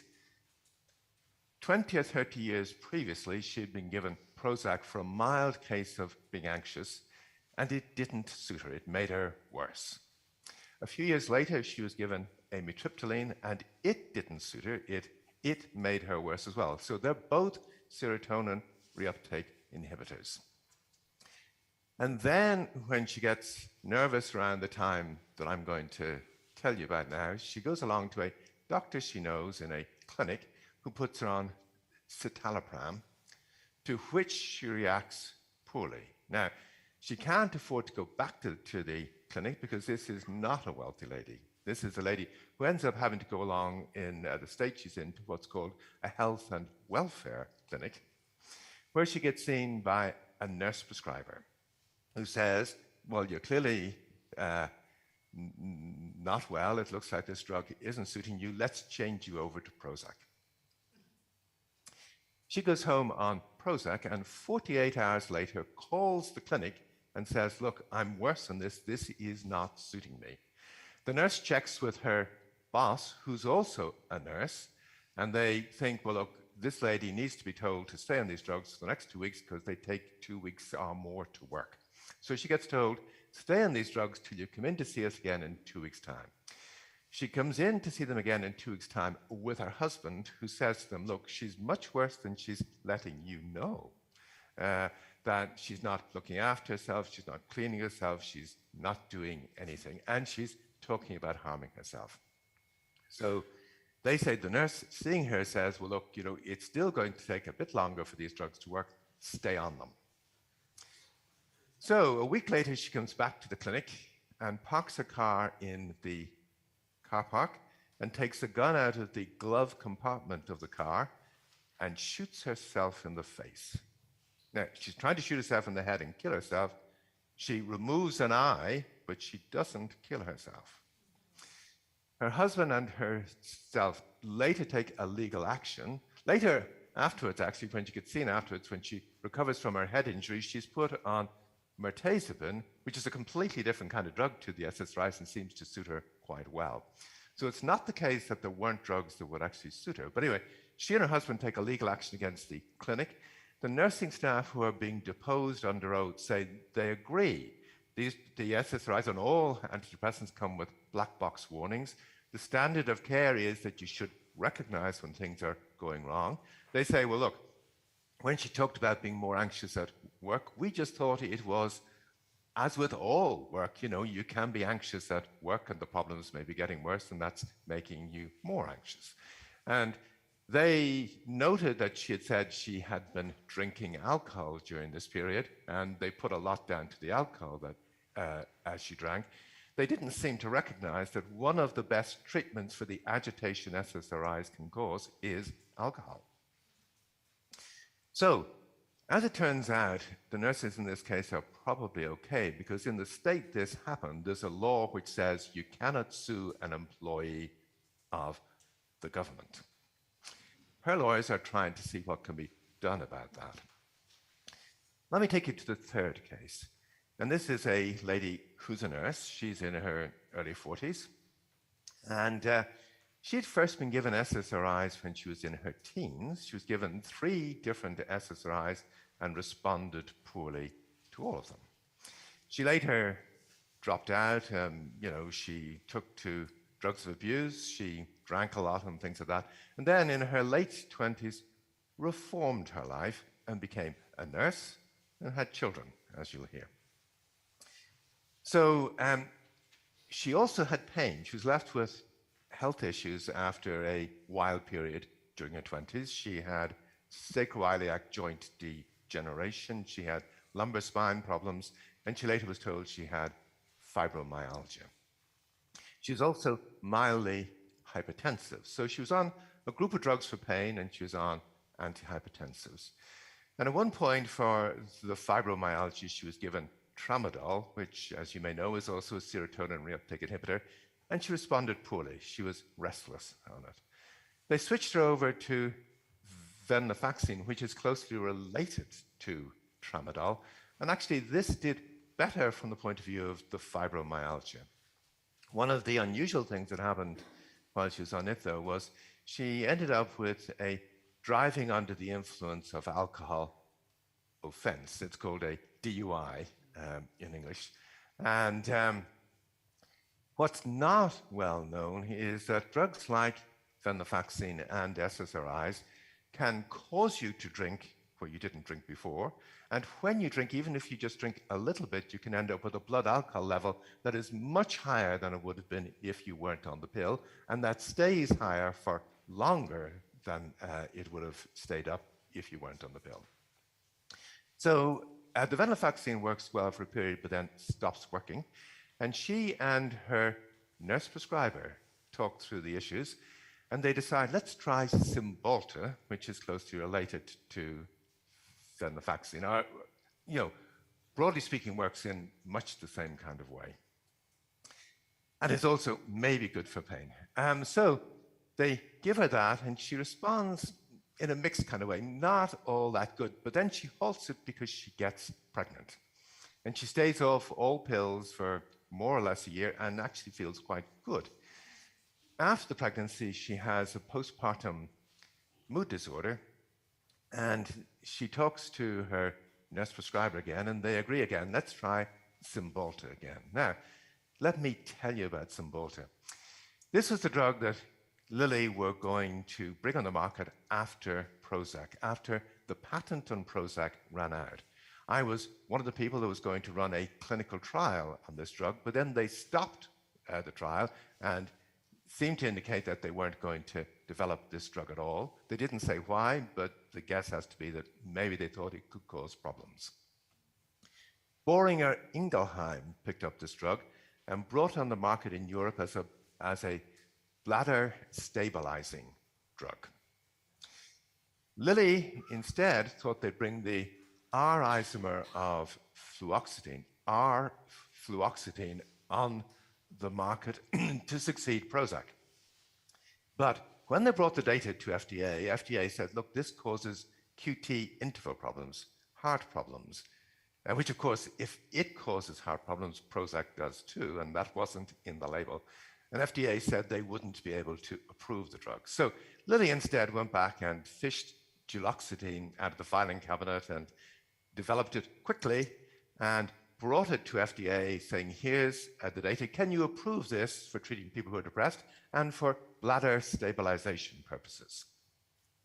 FDA said, we cannot approve it for bladder stabilization purposes. In the trials you've shown us, too many healthy, normal women have gone on to suicide attempts or completed suicide.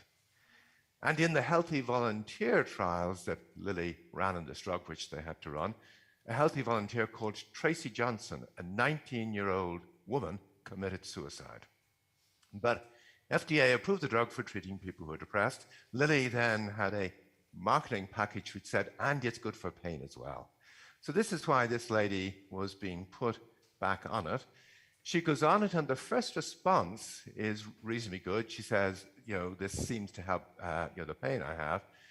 And after a few weeks, about 10 weeks or so, she's more restless and agitated, and ends up saying to the nurse who's prescribed it for her that it's making me manic. Let's stop it. So they halt it. And over the next year, a few other pills get tried. At this stage, you have to realize that she's on quite a mix of pills between one thing and the other. And some of these may be blocking the adverse effects of Cymbalta when she goes on it. But anyway, she goes back to the nurse prescriber and they decide they've tried a few other things. Let's go back to the Cymbalta because perhaps she only had a poor response the last time because of her mood disorder, which she doesn't now have. So they put her back on Cymbalta, and for the first few weeks, things seem to be reasonably okay. And then she begins to get more agitated and restless. And around the same time period that she had problems and asked to be taken off Cymbalta the previous time, at work she's doing poorly. People notice things. At home she's doing poorly. People notice things. She's very agitated, and she heads off one day to the mountains to pick mushrooms or whatever. And on the way home, veers across the road head on into an oncoming car. She isn't injured all that badly, but the other person driving the car, who's driving legally, is injured. When the police come along, they see that she's on the wrong side of the road. They check her alcohol level, and it's way, way up. Now, because of the previous driving under an influence charge, this lady, and because she's a nurse, part of the conditions about being able to work is she gets checked every 2 weeks or so for drugs of abuse and alcohol, and over a 2-year period, she is absolutely clean. There's no evidence of anything. So it's a little inexplicable why she's had drink on her. This may be an effect of the Cymbalta she's been put on, which is a thing that not many people know about. It's inexplicable. She can't tell anyone where she's been drinking. She can't recall it. She doesn't recall drinking, but her blood alcohol level is very, very high, and what no one knows is how many drinks it took to get it that high. It may be just one beer that has put her way over the limit. But what's actually going on? Well, what's going on is unclear. She's got a very hazy memory of what happened. One of the options, which is incompatible with her view of herself, is that she's tried to commit suicide. Okay, when this case gets framed like that, for the state in which she's in, and when it gets said, look, she's not akathisic or whatever, she's become delirious on this drug, the state freaks. They say, look, FDA and EMA in Europe would never approve a drug that could make you delirious. If you're delirious, this is an absolute defense against murder or any serious crime, so that the person should be able to walk free from the court if they're delirious, and that's not something that the legal system can handle all that easily. Okay, so I think there are profound issues here for any of us who prescribe drugs or who take prescription drugs. This is not something that just applies to antidepressants, it applies to all drugs. Trying to get doctors to take this seriously is very difficult. The only thing that wakes them up that I've found is to say to them, well, if these drugs work wonderfully well and are free of problems, you know, the people who run health services these days are going to see you guys as very expensive prescribers, and they're going to replace you with nurses and pharmacists. The same thing, of course, applies to nurses also, because if the drugs work wonderfully well and are free of problems, well, we're all going to be replaced by robots pretty soon. But the drugs don't work wonderfully well and aren't free of problems. What the legal system that's awfully worried about drugs causing you to become delirious doesn't recognize, and what very few people recognize, is the entire literature on patent medicines is ghost-written. There is no access to the raw data from the clinical trials on these drugs. FDA don't see it. EMA don't see the raw data. The authors of articles in the New England Journal of Medicine don't see the raw data. Just to make the point clear for you, recently we've had vaccines brought on the market, and all of the clinical trials are reported in the New England Journal of Medicine, and all of them say at the end that they're ghost-written, and the author of the Pfizer trials has made it clear he has not seen the data on the trial that brought this vaccine on the market. The other thing you need to know is that FDA and EMA approve drugs where there are only negative trials, where there's no positive trial at all. In the case of paroxetine being brought on the market for children who are depressed, GlaxoSmithKline wrote to FDA and said, look, we've got 3 negative trials in children who are depressed. And FDA said, we recognize these trials are all negative, but we're still going to approve the drug. And we agree with you that it wouldn't be a good idea to let anyone know about this. We shouldn't mention it in the label of the drug. Now, you guys say, well, Prozac has been brought on the market for kids who are depressed, so we can use that. But in fact, the trials of Prozac were negative also, and FDA and EMA approved it. So this happens regularly. What also happens regularly, in the case of paroxetine, the main trial in kids who are depressed was previously published, which said the drug works wonderfully well and is free of problems. This was not unique to this trial. This happens routinely in the case of antidepressants in adult trials as well, and it happens in other trials across medicine, that negative trials get published in the literature as being positive, and the regulators who know that, you know, we're being misled don't say or do anything. I'm almost finished. Let me quickly mention that what also happens is, in the case of trials that are positive, positive means there's a change on a rating scale. In the same trials, there may be more people who have died on active treatment than died on placebo. So in a sense, we're all being misled, and you can't see the raw data to know that more people have actually died. Working for the pharmaceutical companies does not mean that this drug saves lives or gets us back to work. It just means there's a change in some surrogate marker. So the implications for all of us are, these are the trials that are built into the guidelines that we use, into the standards of care, and these things increasingly trump your judgment about what's happening in the patient that you see in front of you, and also trump the judgment of the patient who may be convinced this drug is causing me problems. We're increasingly in a world where you and I risk losing our job if we say, no, in the case of this person, what's happening then is not what the guidelines say could be happening to them. And if we're going to lose our job for that kind of reason, then the issue for all of us is it going to be possible even to recognize that these things are happening to the patient? In the bigger picture, the result of all these drugs which work wonderfully well and are harmless is that we're on more and more drugs. People like me, my age, on average are on 5 different drugs, and lots of people are on more. We know that if you're on more than 3 drugs, your life expectancy falls and is falling in the Western world. We know that you're more likely to end up in hospital. We know that your quality of life is going to be worse. We also know that our reproductive replacement rates have fallen below the rate needed to keep the same number of people in Holland or Belgium or wherever. How are we going to sort this? Well, I've written to the chair of Supreme Courts, ministers of health, the people who write the guidelines, medical associations, journal editors. Nobody says anything that I'm saying to you is wrong. They say, what can we do about it? Well, I don't know what we can do about it. One of the things might be to get in touch with people who think white people are being replaced and say to them, well, you know, yes, we are being replaced by the pharmaceutical companies, and why don't they ask the pharmaceutical companies about their replacement of white people?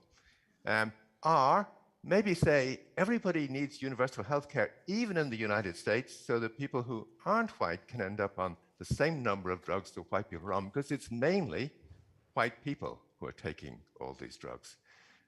The real answer, I think, ultimately has to be political, and we need to build communities. It's communities, in a sense, that are going to keep people off being on too many drugs and recognize that there has to be options other than just multiplying up the number of drugs we take. Thank you. Okay.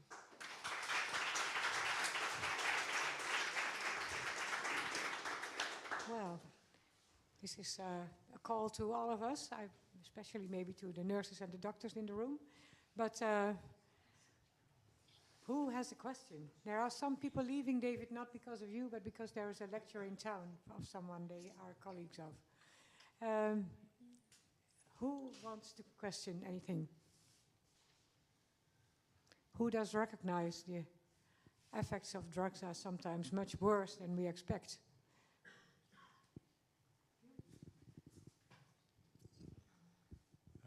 Yes, my name is Nick. Hi.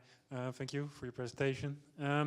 I have experience with taking prescription drugs, and what I liked about my my general practitioner is that she was very hesitant with giving me opiates and other medication. But I think that's a very Dutch thing to do, because it sounds like in America the law is very different there. How do you think that happened, or do you think that needs to change? Okay, I think the law is actually the same in Holland and the rest of Europe and the United States. I think Dutch culture, you're right, there is a thing where you guys are a little slower to hand out some of the psychotropic drugs and maybe other drugs too. And that's the thing that I'm interested in. I mean, this is more kind of question for me to ask you. What is it about Dutch culture that means you're possibly prescribing a little less than the French or the Belgians? The Belgians take vast amount of drugs, just as much as they take over in the United States.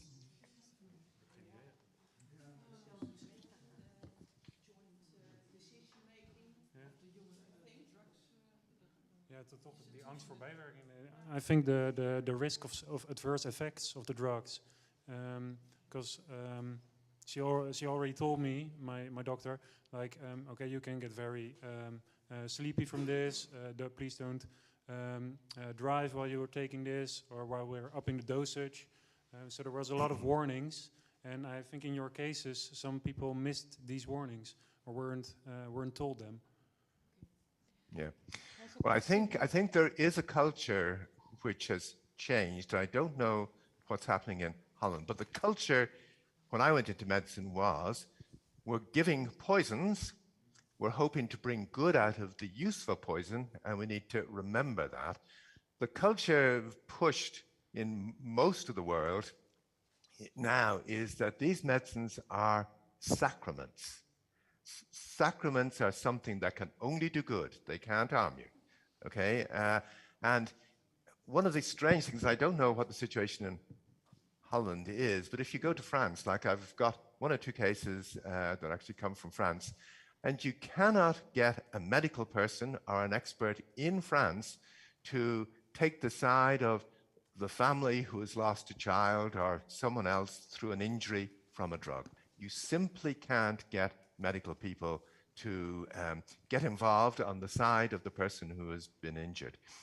Part of the problem is the literature, as I say, is ghost-written. Medical people will think that, well, for me to try and make the case for a person who's injured, I've got to look at the academic literature and I've got to see evidence there of the harms. Well, there is no evidence there of the harms, okay? It's not a scientific literature. What I often say in this area to people is that the greatest concentration of fake literature on earth centers on the drugs your doctor gives you. I should change that to centers on the drugs your doctor or your nurse gives you. I have to stop because we are running out of time greatly. Because there's a question. Can I? Here's a question. Really, I give you the word later. I take two persons. Manon, you were first. Thanks. Yes, just coincidentally, this week on my Facebook feed, somebody mentioned a report from the WHO last year that apparently is marking a sea change in the kind of criticism of the use of psychiatric drugs. And apparently there's been an article in the New York Times about it.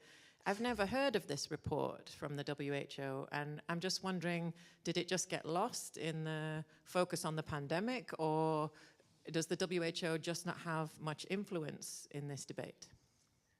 The WHO has almost no influence. And if you just talk about antidepressants and say they can cause problems and things like that, what you do is you increase the sales of antidepressants. WHO is going to have to come out and say, the problem is not just drugs can cause problems, because we have known that for 50 years. They've got to say what's changed is there's no access to the clinical trial data. The literature is ghost-written. The regulators approving drugs on the basis of negative trials. WHO will not say that because, of course, if it applies to the drugs that we're using, it applies to the vaccines as well. And you have to ask yourself, are WHO going to tackle that? And the answer is no. Okay. One question, you don't do it? You don't want... Well, my question was already answered. Okay. One last word and then I stop this session. I'm sorry, David, but we have to stop because there are two other lectures and the program goes on. But your lecture, your advice is taken by everyone? It's on everybody? I'm awfully happy if people want to get in touch with me afterwards. You can get my email address from Cecile. Can I ask my question? Or? Yes, one question. Okay. Well, I want to add to your first or second case where there was switching of antidepressants, because this is switching of antidepressant is quite common practice. But actually, if you look at the switch schemes that are available, many of them are simply wrong because they don't consider the half-lives of medication. So you have to do this very carefully. And if you don't, people get problems because of the switching. And we think that this happens much more often than doctors realize. And in fact, it's one of the reasons that there are so many treatment-resistant patients also. And we have developed switch strips to do this in 28 days, which people can follow the switch. And if that awareness is growing, we think that this will also help. Just let people know that this is also a risk factor. Okay. Yes, can I just actually add to that? Yeah. The first case that I told you about, the man who was switched from sertraline to escitalopram, he was having problems from the sertraline.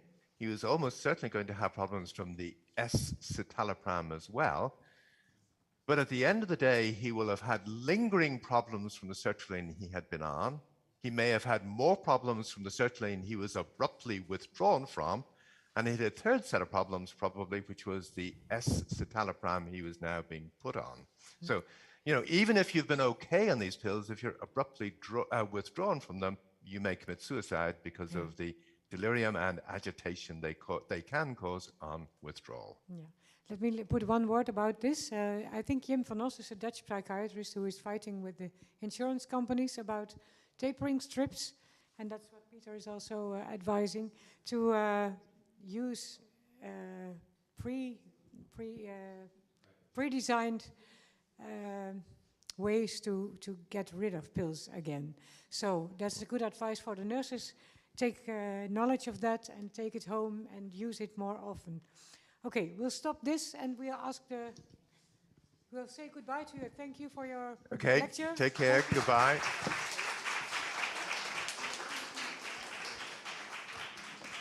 Recording. The next speaker is Igor van Laren. And Igor, you're here alive and kicking, so can you introduce yourself? Please tell. Ja. Hij heeft je lecture, ja.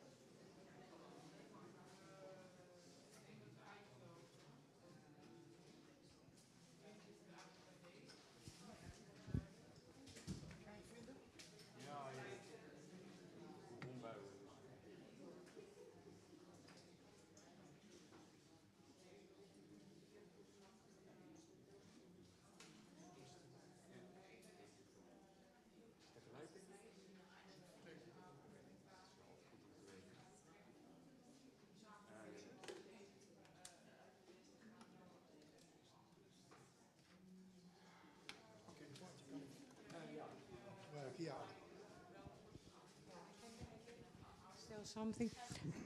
Well, I'll give a short notice about Igor. I invited him because he has been a street doctor, I think, in India. Barefoot doctor, you were once? Yeah. And he is a general practitioner, I thought, and also psychiatrist? No, you are the street doctor founder, yeah. You do the Yeah, okay, thank you so much. Thank you very much for your introduction. It's wonderful to be here, thank you so much. That was a nice presentation of Professor Healy. Thing that come to my mind is what kind of doctors, what kind of nurses are behind this prescription behavior. And it has a lot to do with education. What schools are you in? Medical schools are extremely dangerous. Extremely dangerous. What people, they call the education, they call it medicine. They don't call it healthcare. Medicine is medication. So doctors are dealers and dangerous. I've been a doctor for 30 years, and I just got a new job in addiction healthcare. And over the last, since 1st of January, I've seen about 163 patients, and I prescribed twice. And they're all on heavy drugs. I don't believe in medication. I believe in power of people. I believe if you educate them, if you explain them and acknowledge them, and if you reach out to them and look at their talents and their possibilities and say, hey, you matter, it's much stronger than any of those stupid pills that has been mentioned by the mafia pharmaceutical world. Okay, that's that. So it's if you don't listen, and patients just, when they don't feel good with taking the pills, why don't you stop them? Just stop it. You're ignorant. Yeah? Just don't take them. Okay. Anyway, homelessness, ill health, and death on the streets. Like Cecile said, I've been on the street for 15 years on my bike. I was a biking doctor in Amsterdam, going to the people who are under the bridges in the parks and the poor houses.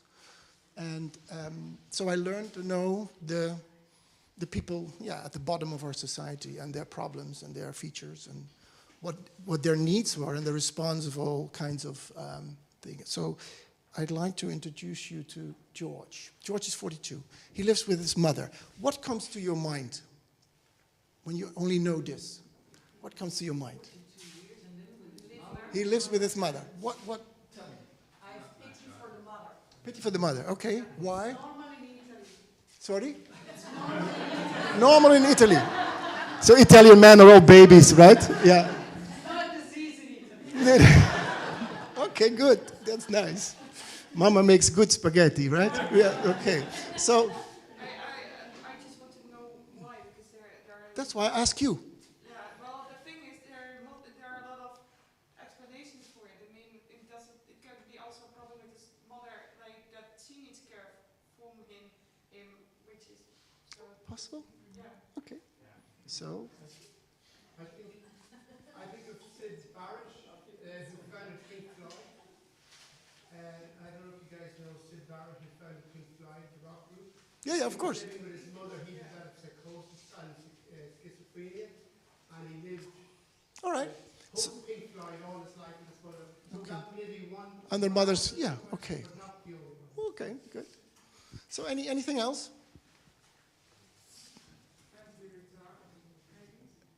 Maybe George Stanley. Right? Okay. Okay, but yeah. So there is, you see, by only a few words of information, your mind can create a whole world, right? So you need to dive in, and because of time, I can lecture for hours, but we have a little time. So I give you a few more. What does this say? There's an intellectual disability. Yes, that's correct. So he lives still with his mom, and mom is still looking after him. He goes to the shouting workshop, and collects stamps and computers. So he's like a withdrawn social life, and his sister comes by once in a while. What can happen? What's the worst thing that can happen? Mother dies. Mother dies. Okay. She does. What happens? He buys stamps and alcohol. Sister still comes along. What can happen? Hoarding. Okay. A mess in the house. Okay, what else? Addiction, right. Isolated. Right. No money. So you see a social, medical decay, right? Indeed, of course, he doesn't get the food that he used to, but he starts to drink. Why is he yelling at night? Afraid. We're all afraid, but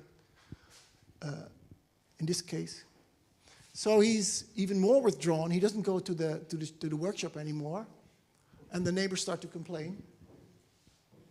So, and he receives letters, official letters. What do you think happened to the letters?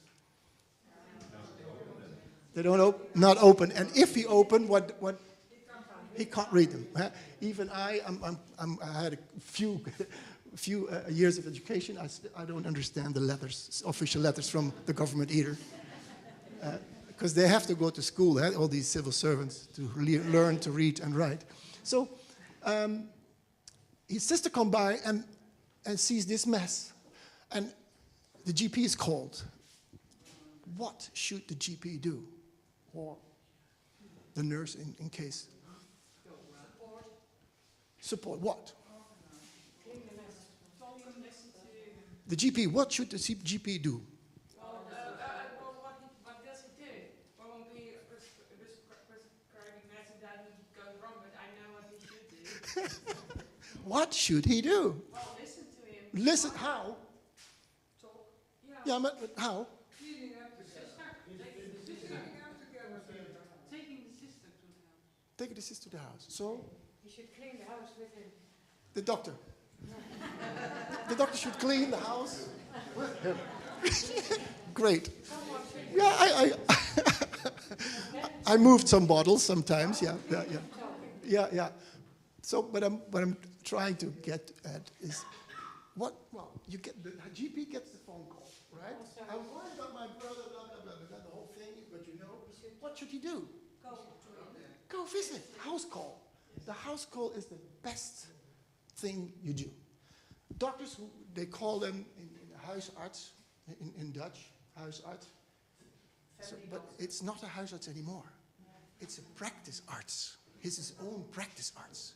He doesn't come out anymore. So he's hidden behind a computer. Huh? So what can happen?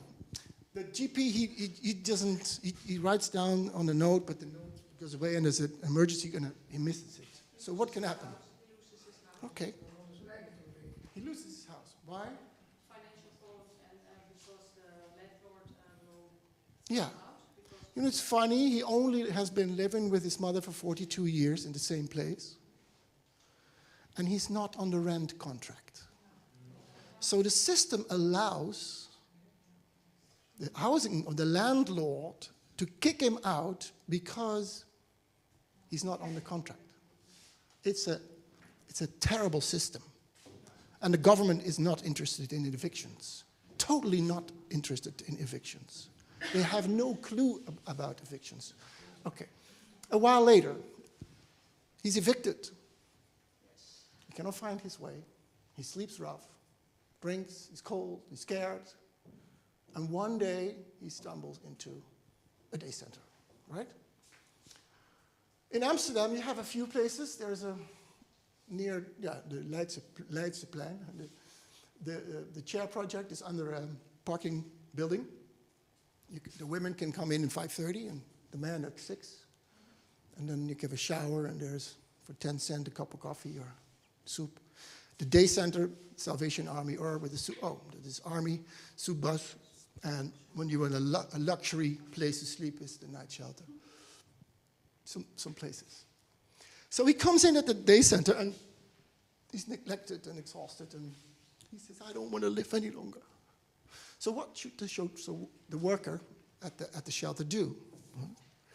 So there's only a matter of care, there's only 4 questions. Of course, you're being hospitable, you sit down and you get a cup of coffee, you say, okay, just take it at ease. Sometimes, but instead of 300 questions that are fired at homeless people entering the shelters, there's only 4 needed. These 4. In terms of care, in the first place, it's like an emergency situation. There's a person, neglected, exhausted, on alcohol, hasn't been sleeping, lost his mom, intellectual disability, poor diet. So there's a lot going on. But you don't know. But you see, your senses don't betray you, just your judgment betrays you. So these 4 questions: where do you sleep? Because we need to organize a place to sleep. Do you have an ID? Without the ID, you can't do anything. Do you have a health insurance? Because if you need access to care, it's always nice to have a health insurance. And do you have health problems at the moment? Yes. What should happen at this moment? There's 4 times no. 3 times no and yes at the bottom. Yeah, of course he has health problems. Give him a place to sleep. Is that enough? Oh, okay. It's like Friday afternoon, 4 o'clock. So what's going on? What's going on? We'll wait till Monday. Okay, so a bed. You're bed, okay. Food, bed. Physical research. Physical examination. Okay. Okay. So who should do that? The social worker? No. Street dog. Hey, yes, great. So what should happen at the day center? What should happen? So a street nurse of a street doctor. In Holland, we have 44 cities that are appointed by the government to provide shelter and care for the homeless. And it says somewhere in a document that they should organize the healthcare. But only 12 cities have doctors, street doctors and nurses available to provide healthcare for the homeless. So there are 30 cities have, I don't know what. So I don't know friends in all those cities. Only in 12 or 14 cities we know doctors and nurses. We have the group of street doctors, but anyway. So by asking a few questions, you find out that he's, confused, he cries over his mom, and 2 liters of beer is much cheaper than water. 4 cans from the supermarket, so 18 or 20 cents or something for a half a liter. It's a German beer.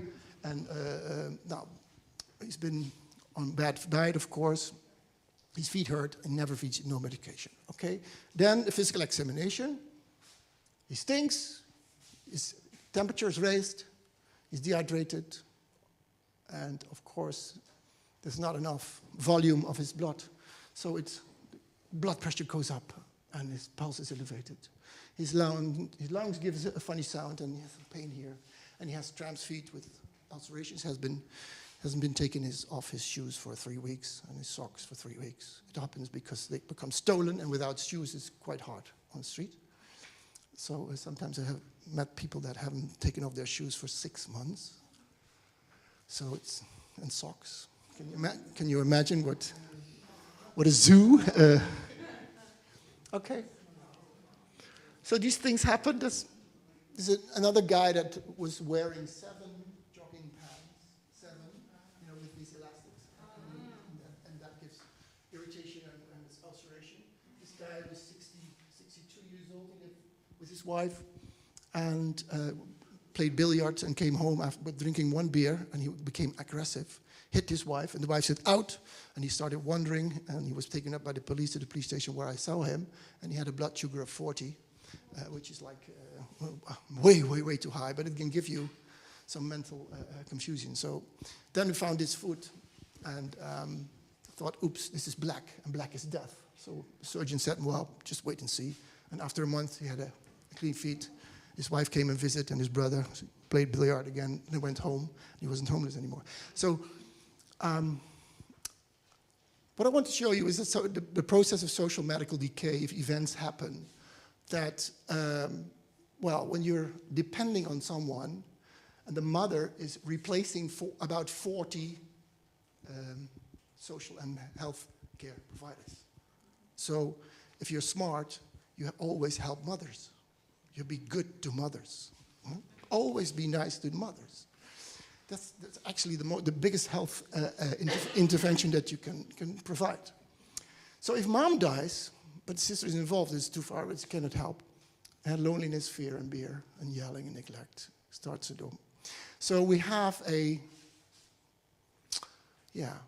result of community and system failure because the GP didn't come, because he's too busy. The workshop didn't reach out. I had to see, hey, what's going on? The landlord failed because he wasn't, and the system failed, and let people just, because they have to prove that they're unable all the time. Homeless people and vulnerable people always have to prove that they're unable, and they're deadly tired of being unable, and that's why they die. They die young because they're tired of fighting the system and provide. So, a bed was extremely dangerous to give to this man if you don't know what's going on. Are there any health risks for this guy, for George? Now, because of time, I'll show you. Oh, he can die the same night. Okay, so there's lots of possibilities that can happen if you don't know. But the poor people working in the shelters are all the time confronted with extremely ill people. It's the biggest mental health institution in the shelters in the world, or everywhere in the Western world. The shelters are mental health care, and they're provided services from volunteers and very low educated people with the heart at the right place, but not the skills. Okay, so homelessness and suicide start at home. So I like to focus a little bit on high risk and the causes of homelessness. Of course, it's nice, like the law is always on the colonial side, and on the structures, on the right-wing governments. We have a very dangerous government over the last 40 years. Everything is put on the market, and only the strong people survive on the market. So those who cannot follow are just left behind, and if they can't do it, they say, oh, it's your own responsibility. So poverty is your own responsibility. mental health problem substitutes. It's a whole thing altogether. And for youth, we see an extreme increase in youth homelessness over the last 10, 15 years. Triple or fourfold influx. And it has many to do with system failure. If you're 18, you're supposed to be on your own, and you have to make your own money. So if you get your benefits, and your mom is getting benefits, you're being shorted. Huh? So it's a problem. So the whole income and debt control support for poor people, for vulnerable people, sucks. Huh? It's just really, really bad, badly organized. First, and then there is no definition of homelessness, clear definition of homelessness in Holland. There is no national plan. There is a plan, but it doesn't work because it's not made by people who know what they talk about. They're called politicians. So there's a lack of cost of housing. Yeah? The housing market is extremely criminalized. Our government allows people to have more than 3 homes, to buy more than 3 homes. It's allowed. Allow people to buy, to pay 2,000 euros of rent per month. What kind of crook you are. It makes me extremely mad. There's no targeted screening and community support programs for high-risk population and high-risk periods. So when a guy leaves prison who's taken heroin before, if you don't know what you're doing, the guy might die 2 days later of an overdose of heroin because the guy doesn't know that he has no tolerance to opiates anymore. So you need to know about people. Okay. On my way, on my bike, I see some people being homeless in Amsterdam. So I was looking at data. We have a lot of data in our country, but we don't have smart data. But the people who play with the data, they have PhDs, they are professors, but they're still not smart enough because they don't know about life at the bottom and life in reality. So there's no reality-based policy making. Because if we see these numbers, I had to look very hard to find these numbers. Where's the overlap? Who's who? Who's where? Is there a sex worker who is a shelter user who is confused by the police and the child is abused and is an alcoholic and has financial debts? Who is who? As long as we don't know this, no social medical statistics, we cannot make proper policy. We cannot provide sufficient housing. We cannot provide adjusted housing. It's impossible. Well, there are a few things that we know, intellectual disability, that are 2 million people have problems with going by, but we are in an extremely difficult place. So, among all those people in these groups, there are 4 groups that we should minimize in any society. So just focus that you don't want to have these groups. Those 4 groups, if you talk about prevention, you talk about prevention of suicide, but it's useless if you don't focus on the people who are at highest risk of suicide. So you need to be smart. But then we come back to women again. You have to be nice to women. If there's a woman knocking on your door, always help. Always help. If there's a homeless woman, take her off the street today. We are full, no problem. Put an extra mattress, I don't care, put her in. Women are extremely vulnerable on the streets. They're used, they're misused, they're violent, they're victimized, and they already are victimized from very young. Otherwise you don't come in the street as a woman. The women in the streets are extremely damaged. There's a lot of abuse, sexual abuse, and a lot of borderline, a lot of issues like that. So there's a need for social medical care, integrated. You see by the cases of David, they only focus on the bloody medication. Come on. The guy who couldn't sleep. So what? Whose problem is that? Mind your own problems. Come on. I don't give you pills for sleeping. Come on. Relax, man. Have sex. It's much better. But that is the case. The doctors don't talk about sex. They're ashamed to address the issue. But the guy feels rejected for so long, and he's been working so hard, and his life is always talk about that. So talk about life instead of stupid pills. Okay, so we need a lot of doctors and nurses that know about life, about street life. Because street life, you learn all the policies at the top. They'll hit the hardest at the bottom. So what we did is I visited the cities and who are the doctors and nurses in these cities and said, okay, let's come together and make this network. We share our experiences. We do a yearly symposium. We do some research and we publish and we ask the media to give some attention to some issues that we need and raise awareness. And a few years ago, we had the honor to organize the 14th International Street Medicine Symposium in Rotterdam with 300 street doctors from all over the world. It was great. And this is Jim Withers, who's the founder of street medicine in the US.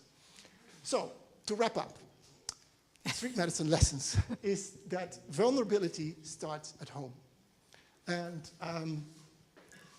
yeah, all these issues like poverty, you know about. But the thing is, focus on inclusiveness, trauma, motivation, and talent, and make friends. So as a health worker, you need to make friends. A good doctor has many friends. Otherwise, you don't know what you're doing. Because you know, hey, you're interested in making furniture? I have a guy who makes furniture. Go and visit him. Hey, Georgie, I have a guy here who is interested in... One phone call, you can help him. It's much healthier than any health intervention that you can think of. Okay, so we all have to organize round table conferences about the patient. Oh my goodness, waste of time. Because everyone has an opinion. In an opinion, you have nothing in healthcare. Okay, some literature and a thank you.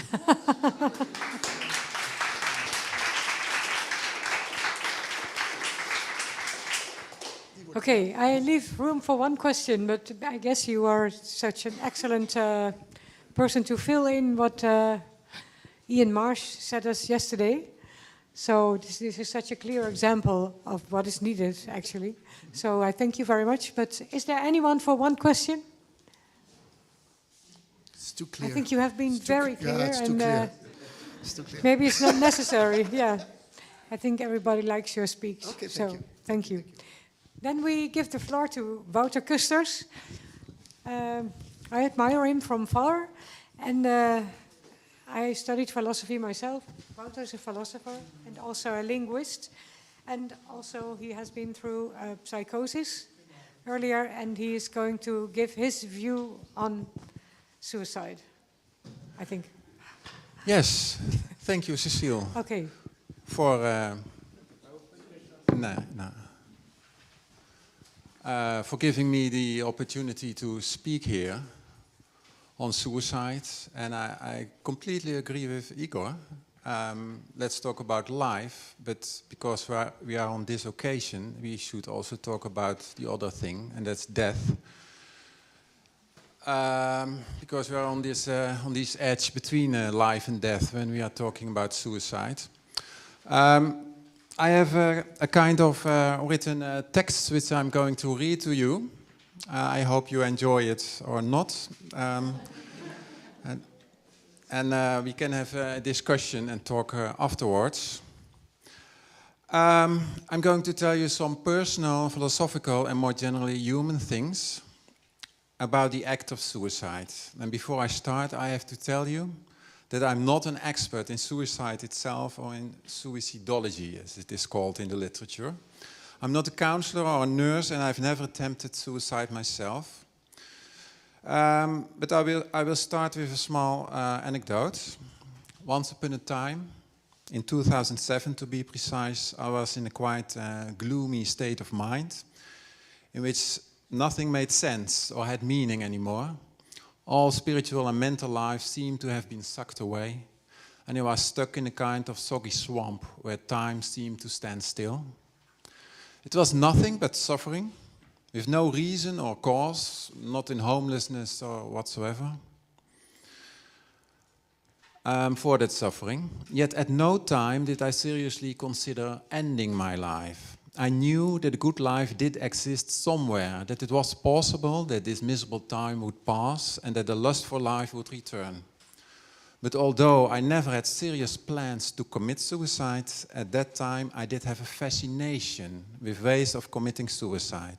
And I searched the internet for all kinds of information about how you can commit suicide, who had done it, why and how.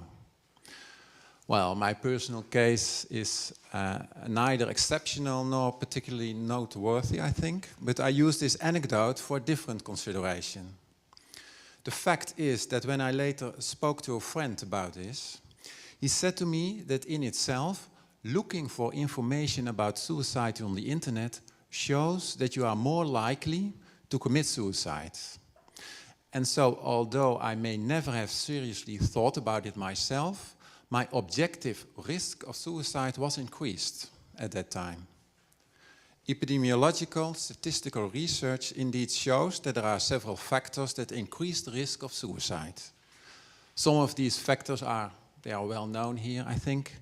Whether suicide occurred in your immediate family, whether you live in a large city or in a smaller town, pursuing a profession as an artist or poet, migrating to another culture, lacking a stable, trustworthy relationship with others, homelessness, and so on and so on. No doubt, the epidemiologists and statisticians among us know a lot more about such probabilities and correlations. And this is also certainly valuable information for general psychosocial support in the prevention of suicide, as Igor showed with this particular high-risk groups, of course. For example, if it turns out that there is a certain combination of factors that greatly increases the risk of suicide, you should pay more attention to these people at the group level. However, such generalized findings do not bring us any closer to the people concerned. For everyday nursing practice, general explanations in terms of causal relationships are insufficient. Instead of explanations, something else is needed, namely understanding. In psychology and philosophy, understanding and explaining are two completely different things, which are nevertheless often mixed up. If you understand a suicidal person, then you understand how this particular individual experiences and thinks. You can put yourself in their shoes, sympathize with them, and look with them into the abyss of death. But if you want to explain a suicide scientifically, you leave out the black box of the person's inner self and subordinate it to the average, external and observable behavior of a group. You then reason about a group of cases as if they were rats in a maze, some of which do not find the exit, or do find the exit. Take the example of the suicide of the well-known Dutch writer, Joost Zwageman. If we explain his suicide scientifically, we can note that his father had attempted suicide. Joost Zwageman had also been living apart from his wife and children for several years. Moreover, he was a writer. In addition, just like me, he had been almost obsessively preoccupied with suicide for a long time prior to his suicide. When we add up these risk factors, we can scientifically establish how much greater the chance was that Zwageman committed suicide than an average Dutch man or Dutch woman for whom these risk factors do not apply. But what use are all these chances and risk factors when you talk to someone for whom this applies? And even more, what use is it to the person him or herself? What use was this knowledge to Joost Zwageman? Or to me at the time when we were pondering on suicide? When we know all about probability patterns of suicide, do we also know why Zwageman did it? Talking in terms of risk and chances conceals the fact that with suicide we are not dealing with gradual chances, with risk increases and risk decreases, but with absolute decisions. People decide for themselves whether they will commit suicide or not. A chance suggests that there's an objective possibility, that there is a chance somewhere on a scale between 0 and 100%. But it is not about an objective chance on a sliding scale, but about a subjective decision about something you do or do not do. Talking about suicide in terms of chances and probabilities suggest exactitude and scientificity. But in fact, they are unreal abstractions. The chance of getting lung cancer is higher if you smoke. And this is a real objective chance. A certain percentage of smokers will get indeed lung cancer, whether they want it or not.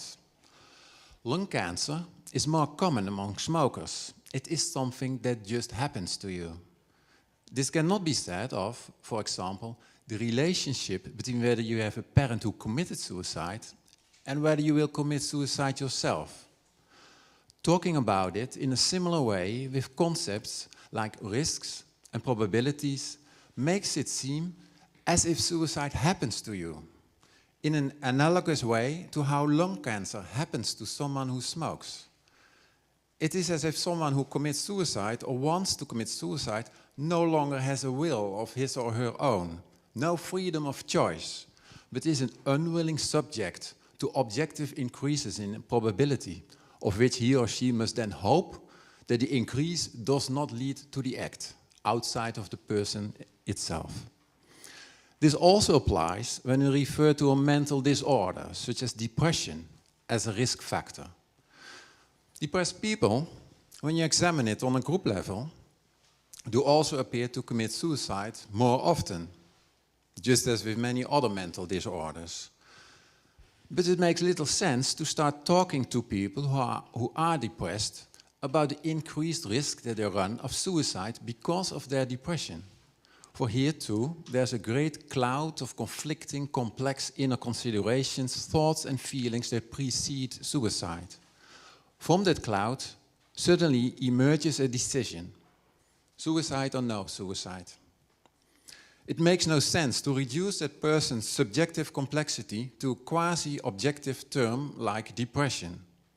And to add one more metaphor to this argument, when a depression is like a clouding of the sky, a suicide is like an unexpected strike of lightning, facilitated by the clouding, but not caused by it. In addition, citing terms such as depression in cases of suicide makes even less sense than citing smoking in cases of lung cancer, for this reason, because in the definition of depression, the supposed consequence is already included as a possible symptom. Having suicidal thoughts is in itself an indication of depression. Thus, you sometimes hear this strange, twisted reasoning that in cases of suicides that we do not understand, the suicidal persons must have been depressed. Otherwise, they would not commit suicide. The supposedly prior depression derived from the suicide then suddenly becomes an explanation or causing factor of that same suicide. And also because depression is often considered just as an illness like any other, we become deceived by our own thoughts and language. As if the person did not really want to commit suicide, but was forced to do so by the illness. As if suicide were the logical outcome of a history written by doctors in terms of illness, and as if it were not the most free act possible, namely the self-determination over life and death. In the absence of religion and autonomous thinking, we prefer to listen to the doctor's soothing words, and we get disconnected from complex questions without answers surrounding life and death. In the scientific and medical language, the absurdity and paradox of the act of suicide and the horror and fascination of the suicidal person disappear. The problem of suicide disappears from the realm of freedom and ends up in the realm of disease patterns and symptoms, in the realm of the unfree and the impersonal.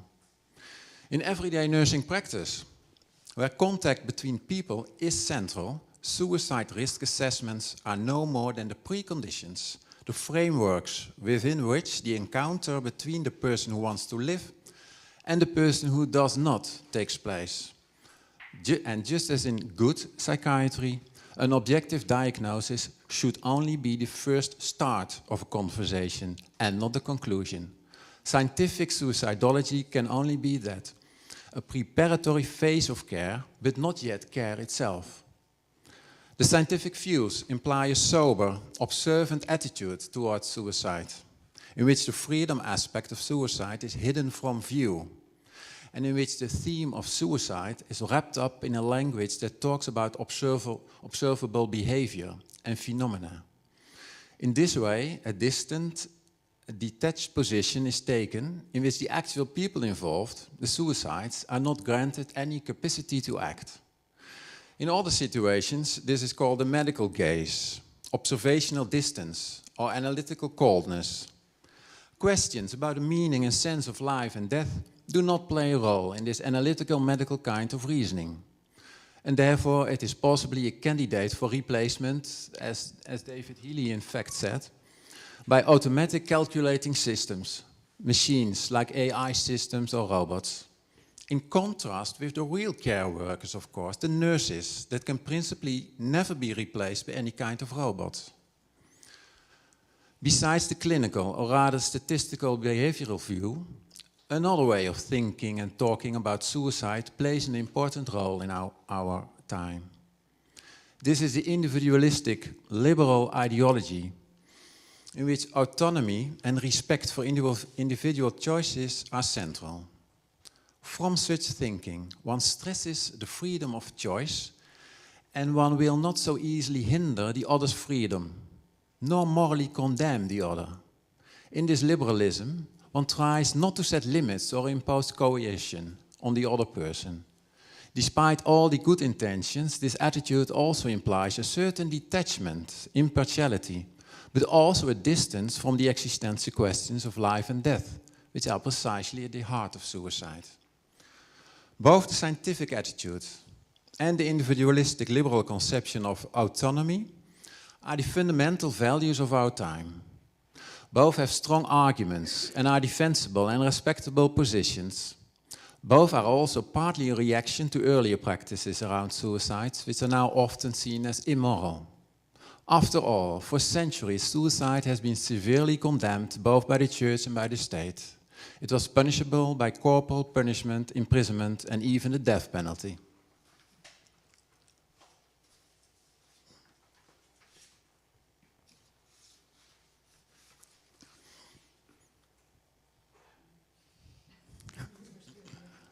With the scientific objective view and the legal concept of self-determination, it was hoped that this morality could be overcome, but it led to an often cold and detached attitude in our societies and in official discourse.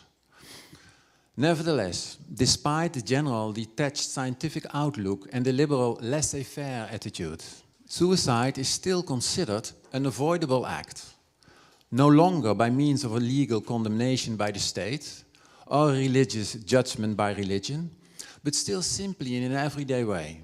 Because no matter how much autonomy and freedom we grant to others, we find it intensely sad when our nearest and dearest depart from life. Not because of the law, not because of religion, but simply out of direct sympathy, compassion, solidarity, and a sense of being in the world together. We live together, and the suicide of one person is also the burden of another. It hurts to see those close to you suffer, or to see them want to stop living, because those others are fundamentally us. And it is ultimately from this everyday common life of those left behind that the why question is asked. And this is not a scientific why, which gets an answer in terms of probabilities and objective connections. It is a why to which no answer will be adequate, and which has more the characteristics of an exclamation or an accusation, without it being clear against whom this exclamation or accusation can be made and is made. From the dismay and the why question follows a personal search or investigation of what had happened. And this searching of the why afterwards is at the same time a searching of the why for next times and for other occasions, and an investigation of how prevention can work. How can we ensure that this is prevented? How to further investigate the why of suicide beyond science, beyond generalizing psychology. What we can do in such an understanding research is to try to put ourselves in the shoes of the suicidal person, to explore the suicidal world from the inside. Of course, it helps when we have tangible messages from our loved one's inner world. What he or she had already told us before, or what we find in diaries or letters afterwards, or simply what comes up in conversations with the suicidal person. Then we try to understand what it is like to be him or her, or to have been him or her. In understanding this, we not only understand an individual other person, but we also understand the more general moods and attitudes towards the world that everyone has. Just as Igor said, the fear that all of us have. It is an understanding from qualitative recognition and not from quantitative determination. With understanding, you learn something of concepts that fall outside the measurable range of scientific psychology, such as despair, loneliness, disgust, failure, melancholy, meaninglessness, etc. And you understand the backgrounds, circumstances, and the factors that play a role in the context of suicide. We then read the many suicide accounts, fictional or non-fictional. We then come to understand them to some extent, because we then also touch our own loneliness and despair by recognition. We are still doing research. It might as well be called scientific, but it is of a different kind. It is involved rather than detached. It is about qualities rather than quantities. It is about stories and interpretations rather than facts and behavior.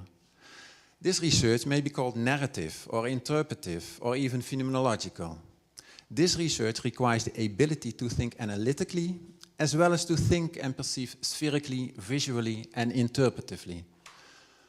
But still, also the listening, sympathetic, understanding attitude towards suicide comes up against the limit. This too does not lead to total unraveling. It may help us to understand the worlds and thoughts leading up to suicide. But ultimately, the act of suicide itself remains incomprehensible. Jeroen Brouwers, the Dutch writer who died last week, says the following in his monumental study of suicide among writers. The incomprehensibility lies not so much in the complexity of the suicidal world, but more in the act of the suicidant, which, although originating in a world, is directed at a non-world, at something that is not about life, something that has no content, is unknowable, and about which nothing meaningful can be said. In other words, you can understand the whole background of the suicide act, but that still leaves the question, then why suicide? The world can be awful, worthless, frightening or depressing, and it may seem understandable that someone would want to get away from it. But that getting away is not an escape, because an escape, the word escape, the concept of escape implies leaving a space and going to another space. Suicide is more of a space destruction than an escape. And apart from destroying space, it is also destroying time. Suicide is not an act in the world, just like other acts are. Instead, it is the act that ends the world. Suicide does not take place in the world, but on the boundary of the world. And therefore on the boundary of the comprehensible and empathic. This brings us to the limits of the narrative and the interpretive, and to the abstract emptiness, to the abstract emptiness of the inexpressible and the incomprehensible. And there we also come to the paradox of suicidal freedom. I said it before, suicide is by definition an act that is performed in freedom. After all, if it were not a free act, it would not be suicide, but murder, natural death, or an accident. The freedom of suicide is stranger and darker than that of the modern concept of freedom that is related to autonomy and responsibility. It is not a freedom that the human subject possesses, that they can use and shape to their will, but it is a freedom that that same human subject, including its freedom, abolishes. Nor is it about the freedom to be able to take balanced decisions. Instead, it is a paradoxical freedom that chooses between incomparable, impossible possibilities. For there is no balance. There is no balance of pros and cons of suicide. There's only a decision from nowhere. And this term, balanced suicide, that is found in the literature, is therefore fully misplaced. If we were to use the metaphor of the balance or the scales, the result would only be a scale with on the one side life, with its supposed qualities and temptations of pleasure, meaning and happiness. But on the other hand, there would only be a hammer. And that hammer does not outweigh the temptations, but smashes this whole scale so that there's nothing left to wave anymore. No balance. Suicide is the paradoxically voluntary step into the zone where free will no longer exists. It is an act of life in which one chooses not to live. In suicide, the arm, the hand, and your body make movements with the aim of making movement impossible. With suicide, you choose to never be able to choose again. Because all of these bewildering paradoxes, talking and thinking about suicide is like being in a minefield. Those who strive for measurable solutions, results and conclusions end up in false solutions, false certainties, or failed attempts at understanding the incomprehensible. Yet we must continue to talk and think about it, because where there is silence, isolation and loneliness lie in wait. And as long as the why question has not a definitive answer, there is hope. And then the decision is still postponed. Okay, that's...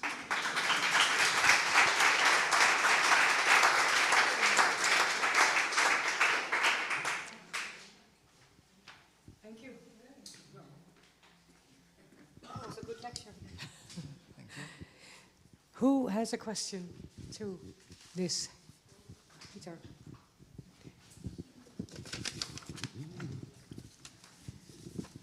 Well, about the why question, and this is a very personal thing. My father committed suicide, I think, more than 40 years ago, and I've suffered from suicidal thoughts many, many times over the years. And I've always been thinking about the why question. I've been active for 113 online. And recently I read a book which turned the question upside down. And that's from C.A. Soper. I have it here. And this really changed my life because he turns the question around. He says, we should not ask the question, why do people commit suicide? We should ask the question the other way around, why do people not commit suicide? I find this very interesting, and there are evolutionary arguments also for it, because the reasoning is simple. We can decide to commit suicide at any point in our life when we want, if we have troubles, right? And if we commit suicide, our troubles are over, whatever comes next. And his question is, and I don't say if it's wrong or if it's right, but philosophically and also practically, I think this has a lot of implications, like, why don't we do this? And, well, I don't know if you have any comments on that. No, well, C.A. Soper. I find it a very interesting book, but that's, of course, for everybody else. It's from an evolutionary standpoint, but it's turning around the question. It gave me very different thoughts about our approaches. And for instance, about the striving of 113 online to go to zero suicide. I never believed in that, but now I don't believe in it any much more even now.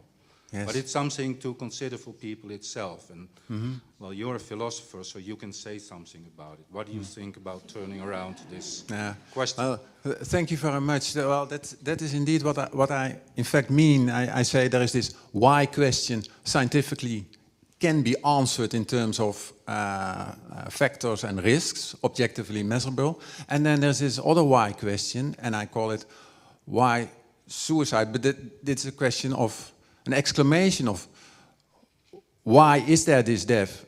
But also, you can also express this question into a question, how you conceptualize it.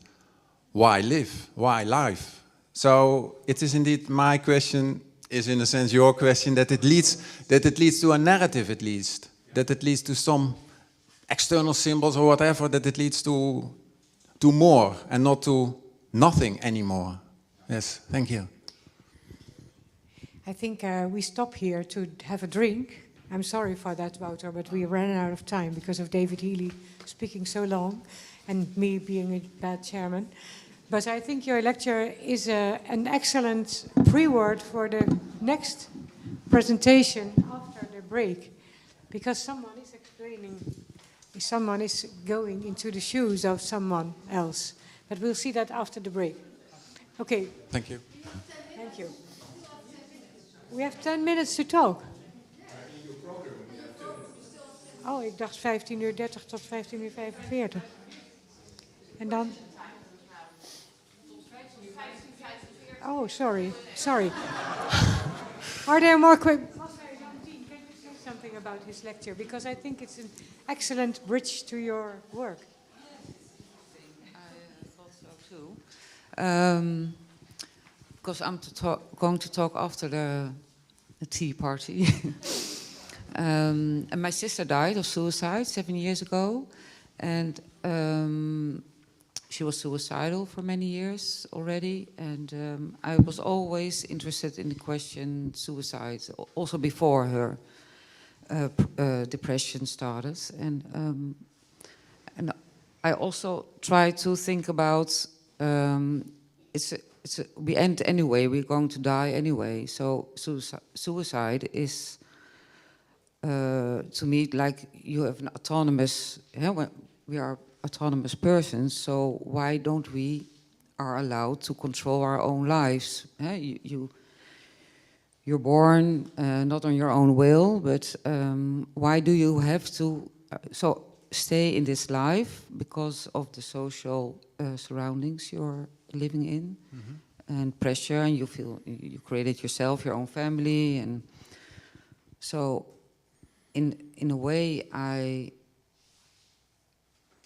understand suicide, though I think it's a problem because there's not there's too less discussion about it, because of course we want to prevent. I think we want to prevent and to help people who are in despair and they want to be helped but don't know how. But yeah, in a way I respect also people who make a decision just pure because of the sadness is they have to do it alone. I think that is very sad. Yeah. Yeah, it's not a question, but yeah. Yeah. Then and I think our drive to, well, the question, shall I commit suicide or shall I live?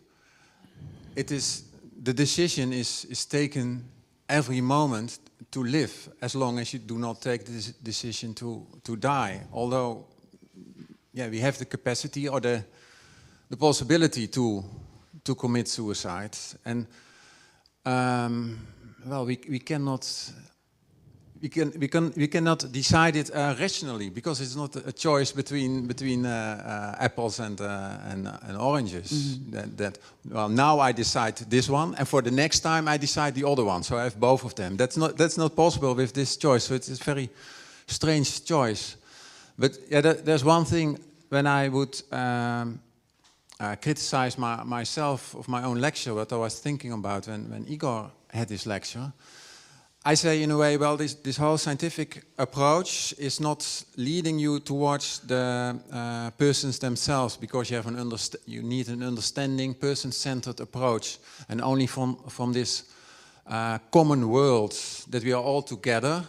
We do not want that our loved ones die, and that is the motivation to prevent suicide.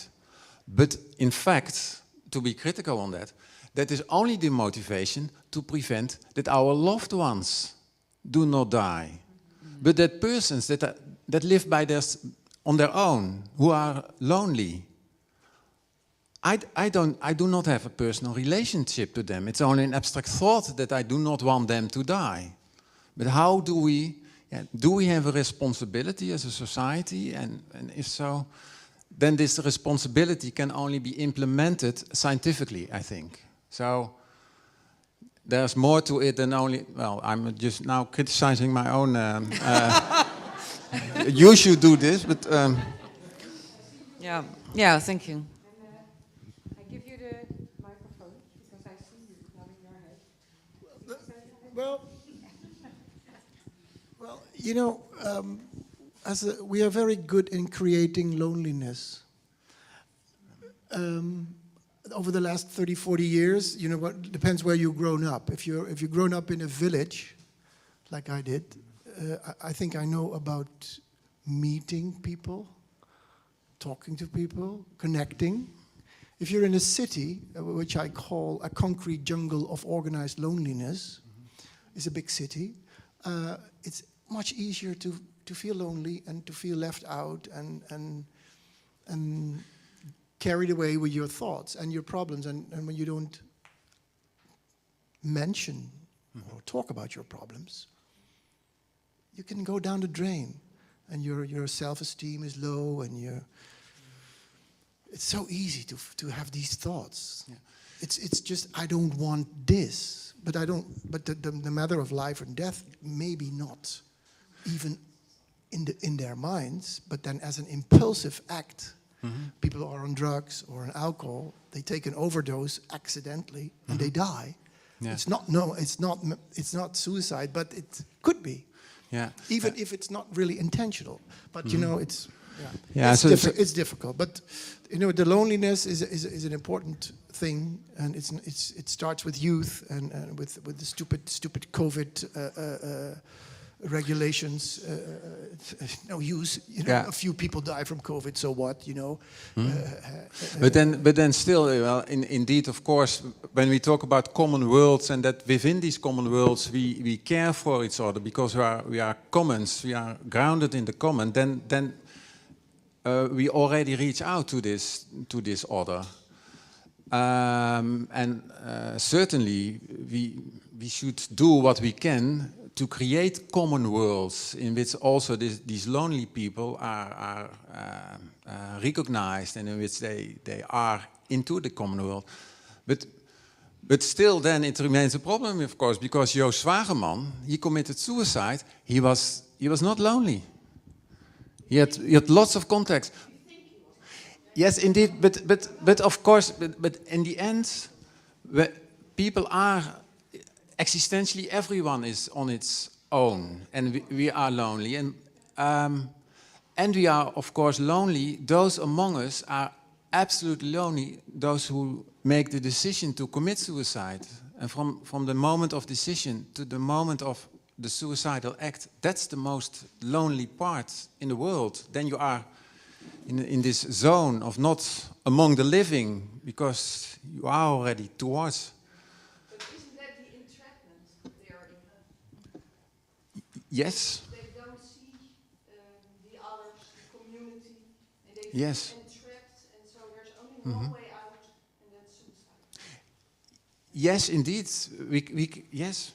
We can conceptualize it as an entrapment, in which they think the way out of it, the way out, but it's not the way out, because the way out leads to an outside space. But still, there's some twist. But the same twist we have when we do not commit suicide, but indeed, yeah.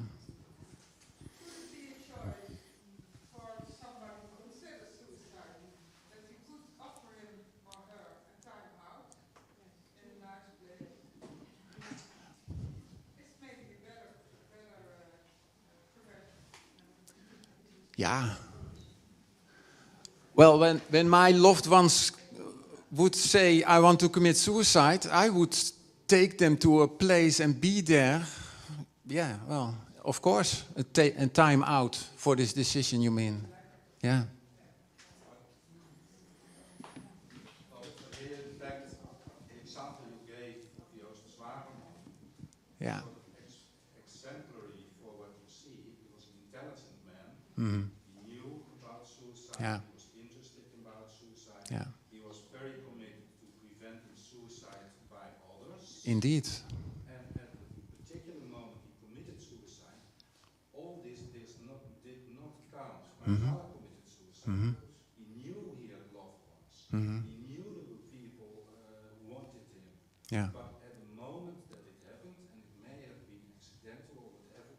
something else would have happened, things would have gone different, we don't know. Yeah. But at that moment, all these things did not count. And this can be just a moment. So you can get into space, but you will not prevent everything. No, but most people I talk with who are suicidal told me in the moment of the attempt, they say, other ones are better off without me. For instance. That's the thought they have at that moment. It's a feeling. It's more a feeling, I think, than a thought. Feeling, yes. Yeah. Right. I tell them it's a thought. It does nothing to do with logic at that time, in my opinion.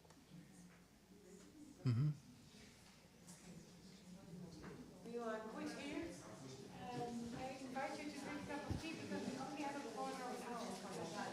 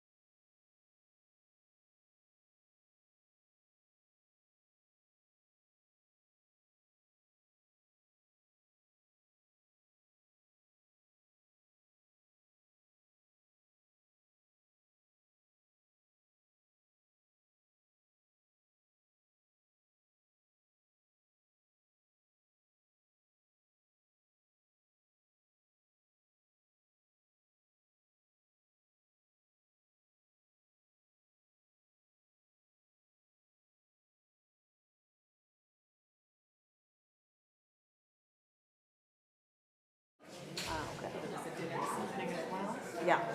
Yeah, we will join that also. Yeah, it's nice. Yeah.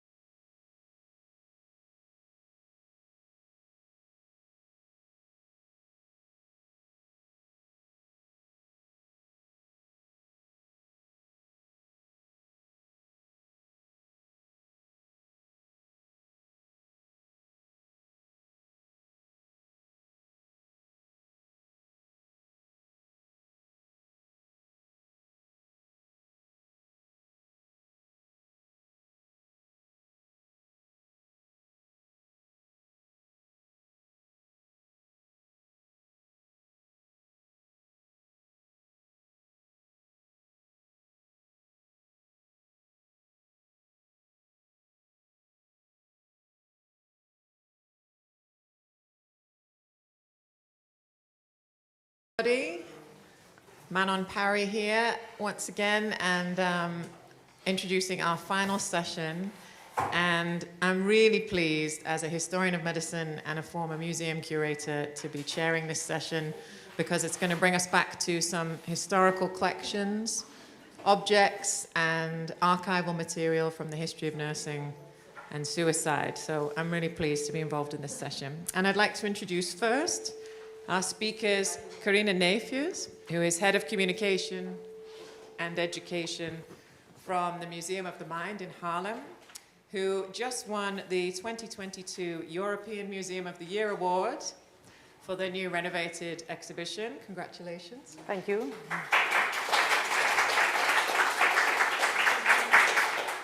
And she'll be presenting with Jantine de Bruin here, who is an artist who also contributed to the exhibition that won the award.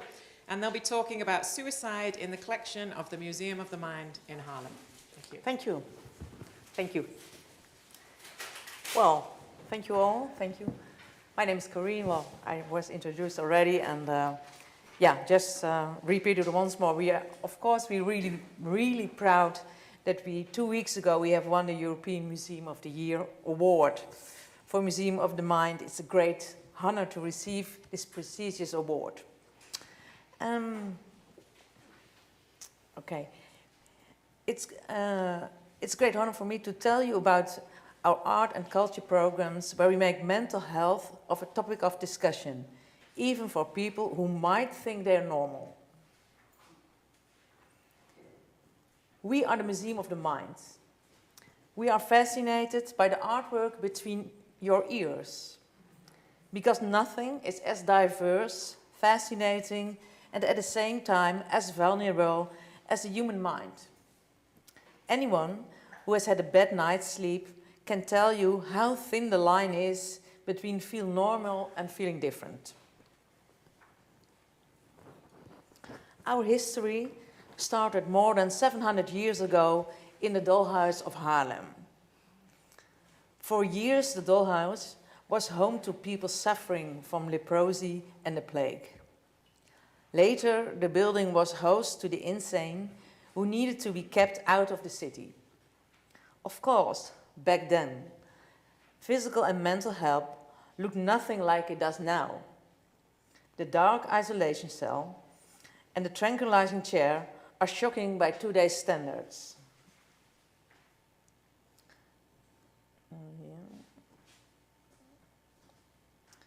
Nowadays, our programs and exhibitions are focused on mental well-being. In 2019, we had a major renovation to the historical building and a big change of presentation. Almost the entire public space has been refurbished. Finally, our completely renovated Museum of the Mind opened in November 2020 by Her Majesty Queen Maxima. Due to the pandemic, it was a very intimate opening. We could only invite a few special guests. We had a few weeks of fame with many good reviews from public and press.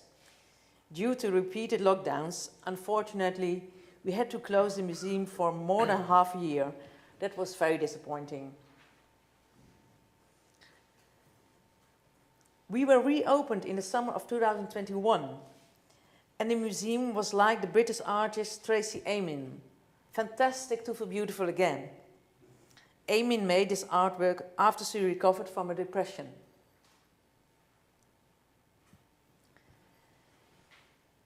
In the renewed Museum of the Mind, you can discover more about your own mind and of the others in an interactive way.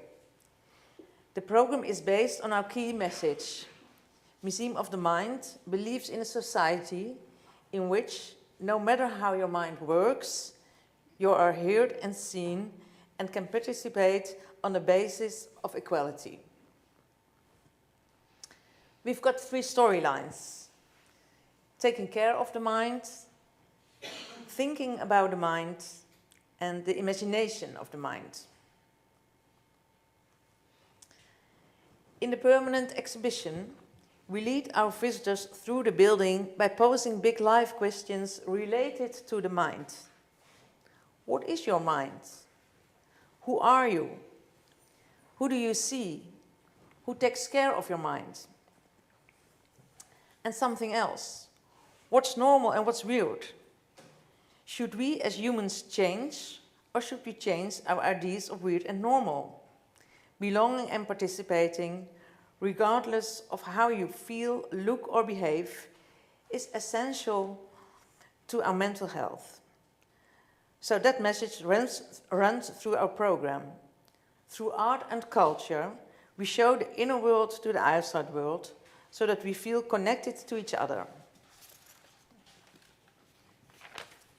So you can see here also we have different tours. We call it the Open Mind Tour, the Flow So Art Tour, the Highlight Open Mind Tour, and a Special Kids Tour.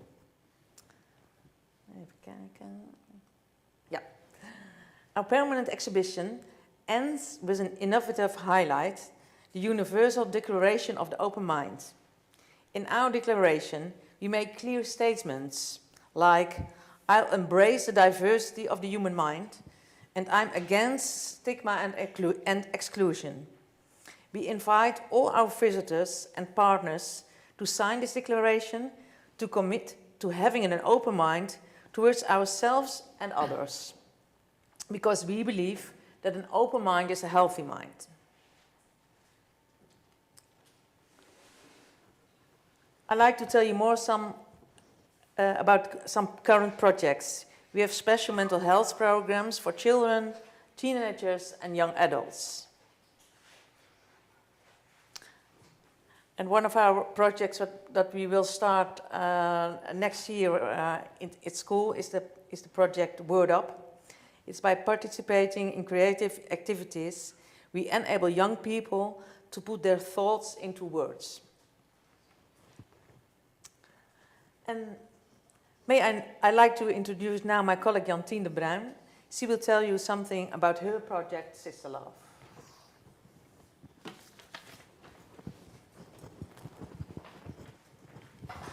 Is this on? Is it working? Yeah? Okay, thank you for opportunity to tell about my work, Sister Love. Well, first, from origin, I'm a photographer, and I developed during the years other skills and more conceptual thinking.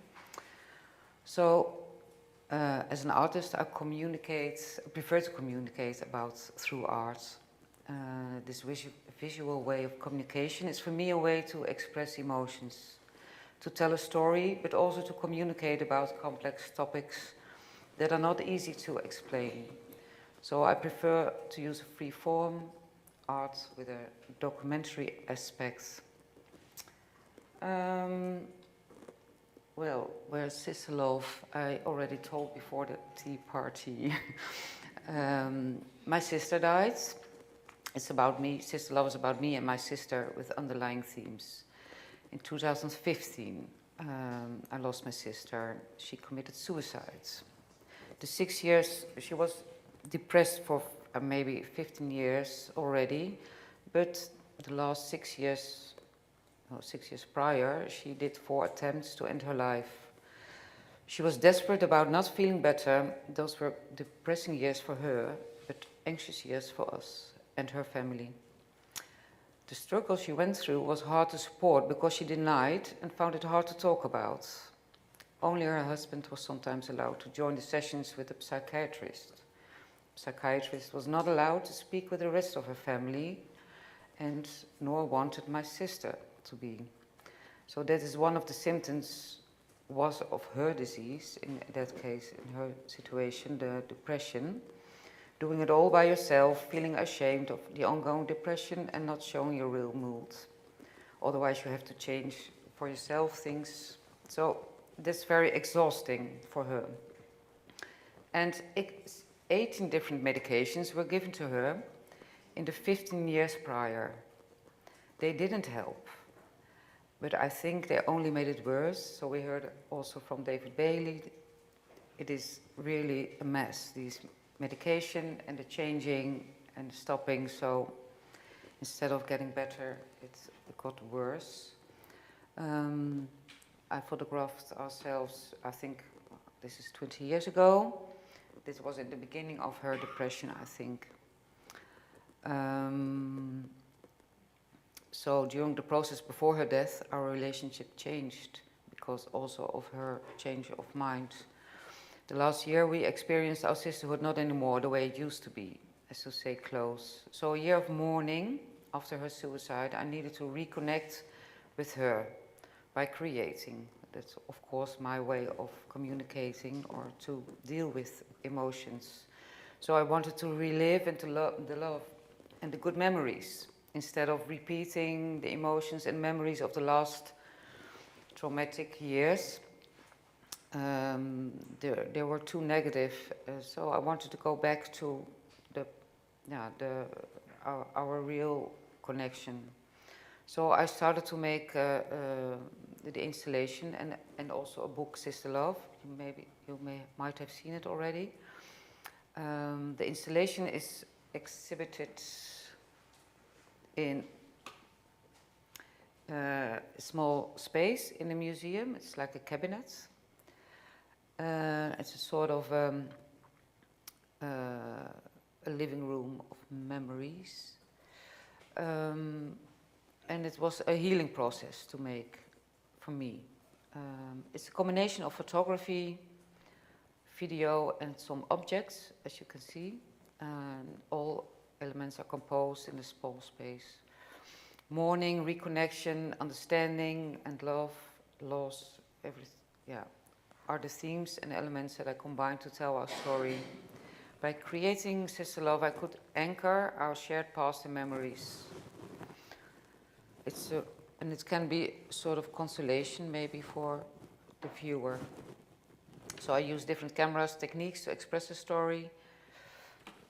Color and black and white, and digital and analog, they all live peacefully together to me. Every atmosphere and sentiment made me choose a certain technique, so it depends on what I want to express. So I started with Sister Love by looking at old pictures, old photo albums, which I found, that told something about our relationship and the way we grew up.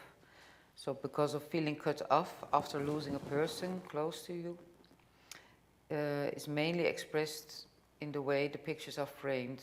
So it's a small detail. The images reveal connection between the two figures or more. They reveal contact and similarities, and they show relationships and the dynamic of it. So these fragments from the past are combined with new images that associate to a memory. I made some landscape images in Switzerland because of our shared youth there and the carefree years we lived there. So those were the good years. We were very close in that time. And adding pictures of nature, I always do in my work. And yeah, they show also the endlessness and opposite of the impermanence of life. And there are also views we watch together, either on their own way, so it's a shared part of our lives.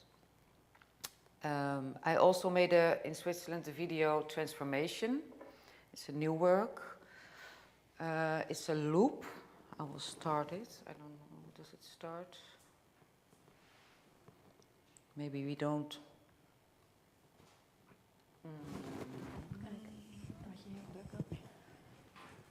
Oh. Oh, ga je terug. Uh-oh.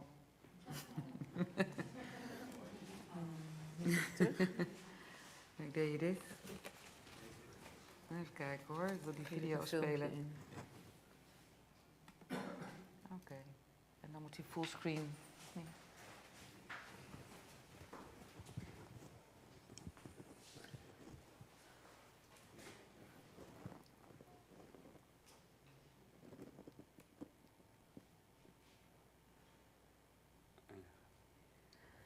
Excuses. Ja, en hoe zet ik hem dan aan? Want ik heb straks nog één video. Oh ja, die loopt hij, als het goed is. Ja. So maybe we don't see the whole video because it's about the idea is about it reflects to me my sister's behavior and her mood swings. So you see two night dresses she wore in the last years, filmed in our shared bedroom in the chalet in Switzerland. And by filming the night dresses against the sun in the wind, the video expresses her constant different moods, changing behavior. And she became more elusive to us. So she was like, her connection to Earth disappeared almost. And the colors blue and pink, you see, they change the night dresses. They were colors that remember me of our youth, and they continued in her wardrobe still. During her life, and our mother always chose pink and blue or red and blue. So maybe in the other pictures, you can recognize this. And this video is projected in the museum on a hanging glass plate. It's a sort of transparent plate that hangs on the ceiling. Yeah, I think this is the idea because of the time schedule. I continue. It's like going on, like changing. Yeah. In the cabinet, you also can see two letters hanging on the wall as an object. Those are fictitious letters. After her death, I wrote two fictitious letters. One from me to her, and the other is her answer to me. One of the reasons suicide is so painful to the relatives is because there was no moment or opportunity to say goodbye. No words are exchanged, so that gives a feeling of unfinished emptiness. Feelings of guilt and regret remain. Questions, but consolidating words also. So I created for me a goodbye situation to process her sudden death. It gives a sort of control of a situation where you don't have any control on. So that sort of helped. It's a letter with forgiveness, a letter which I tell that we are all right and she doesn't have to worry anymore. And her answer to me is a confirmation of what I believe she went through and why she did it. So, to me, the letters, I experience them as a ritual, because I think rituals can be very helpful to process someone's loss. And there's, of course, a funeral, but that is a shared goodbye and organized with others. And to make your own goodbye ritual, I experience it to be a personal interaction with the deceased. So for me it was very helpful. I can read the letters. They're a bit childish maybe, but they're just, yeah. Dear big sister, did at last the angel called your name? That is what I keep in mind. I accept and forgive, but still feel sorry I was not able to help. You were not a burden to me, though it has been loaded the past years. Should I have questioned you more? I think that, yeah, it must have been lonely. Don't regret, no worries anymore. You look peaceful, so I hang on to that. How are you now? I hope it is quiet and peaceful up there. And this is an old version, I see now. So I changed it a little bit, because she was a smoker. But I thought, well, I skip it. So it's the exhibition. It's a different sentence. So I read another version. Looking out from a great height with a view. The children are doing amazingly well, and I am all right too, although I miss you very much. So do Mom and Dad and your dear ones. But you live on in missing. Set inside, me and you and me, remembering by old pictures. I believe you are fine at last. Love you forever, your little sister. So her answer to me is, dear little sister, thank you for writing me. Yes, the angel came and whispered my name. She saw too much destruction in my life and helped me out. No vision for a better future. It was time for me to go. No more sorrow, no more fear. Sorry I abandoned all of you, and sorry for not saying goodbye. That was too hard for me, and I really wanted to go. Exhausted, so tired of struggling, feeling hopeless. I lost control. I am fine now, feeling peaceful up here. Thank you for taking care of my dear sons. I miss them, but I see them. They are beautiful and amazing. I believe now and try to be free from repentance. Love you, your big sister, Maud.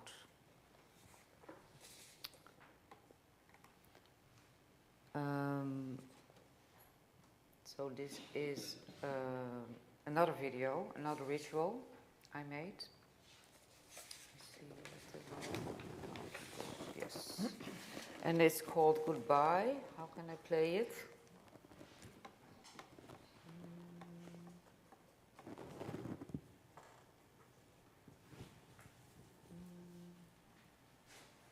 Oh, yes, it's starting.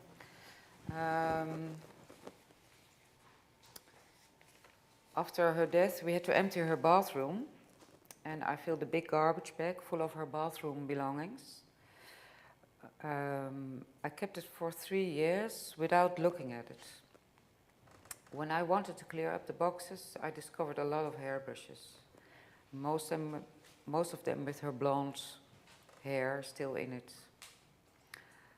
I couldn't bear to throw it away because it was so physical and personal to just throw it away. So because you bury someone with respect, and then there are some real physical things you just throw away. So that bothered me, and I thought I make a respectful ritual also to get more distance also to these objects and not just throw away. So I made this video where I pick out a hair of the brush. I knew the one was her favorite. And then I collected, well, you can see, you can watch for now, for a minute.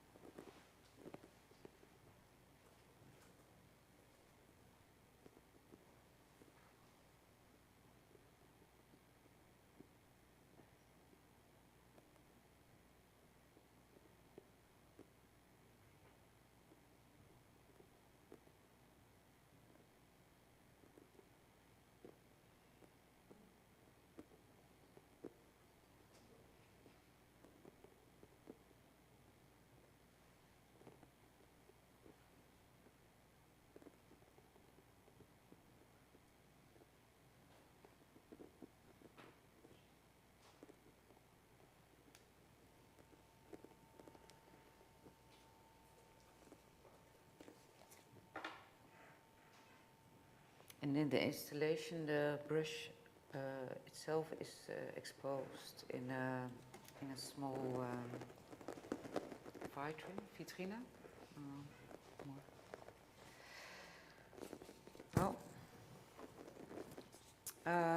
So that is most of it. You can see a lot of pictures, of course, in the exhibition. I also made a book, Sister Love. It's a complementary, so there are some other pictures in it. They are not to be seen in the exhibition. So they tell the story, but a little bit in a different way. And there in the book, you can all the pictures where Maud on. You can see my sister.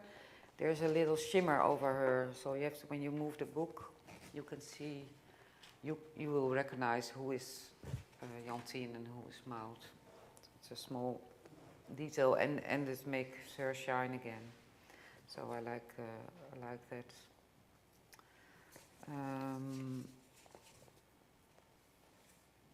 What I wanted to say also more about prevention. I don't know about the time. Nearly time for questions. Nearly time for questions, yes. So I have this last image. Yeah, there's some more, of course, to tell.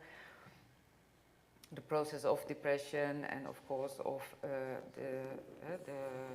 this to be scared, pushing someone in the wrong direction. So I experienced that later after her, that talking is very important.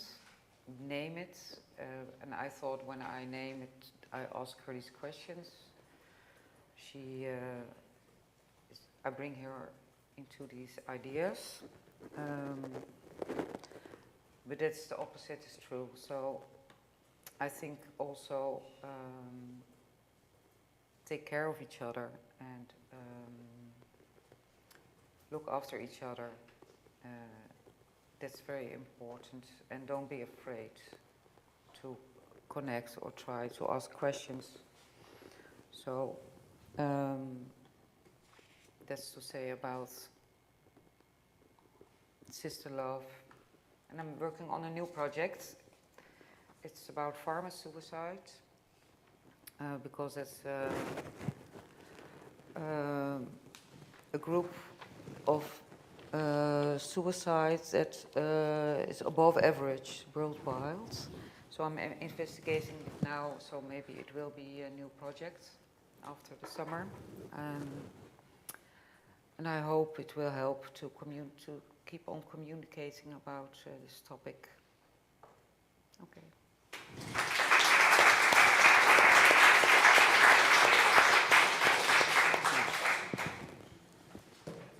We have time for 1 or 2 questions before our next speaker, and then we'll have some more questions at the end. Any comments, questions from the audience? Thank you, Jantien. Were you able to help Queen Maxima with her loss of her sister with your book or exposition?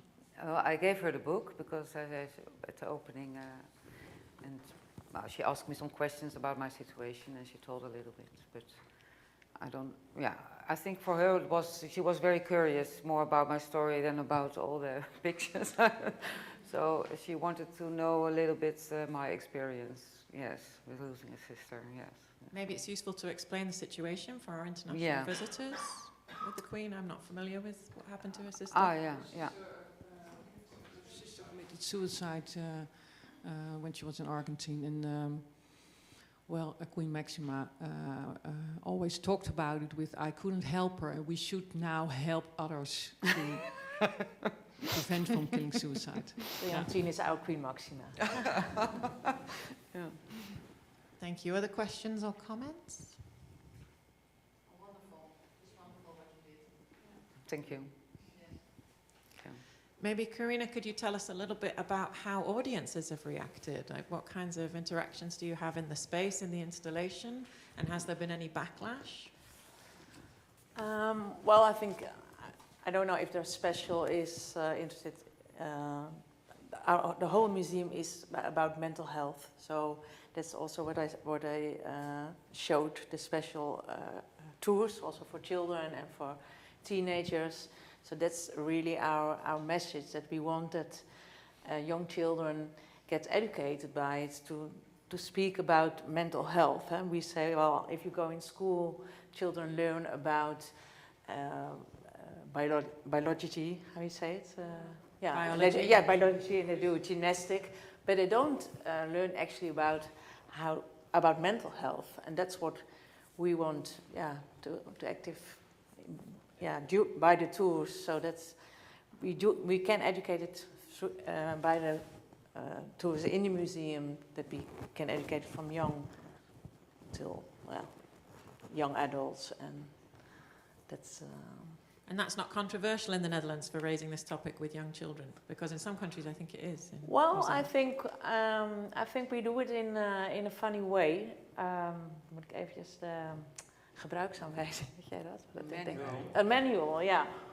Well, we did make a manual for our children, so they do a tour during the museum, and they make their own manual. Because we say there is a manual for everything, for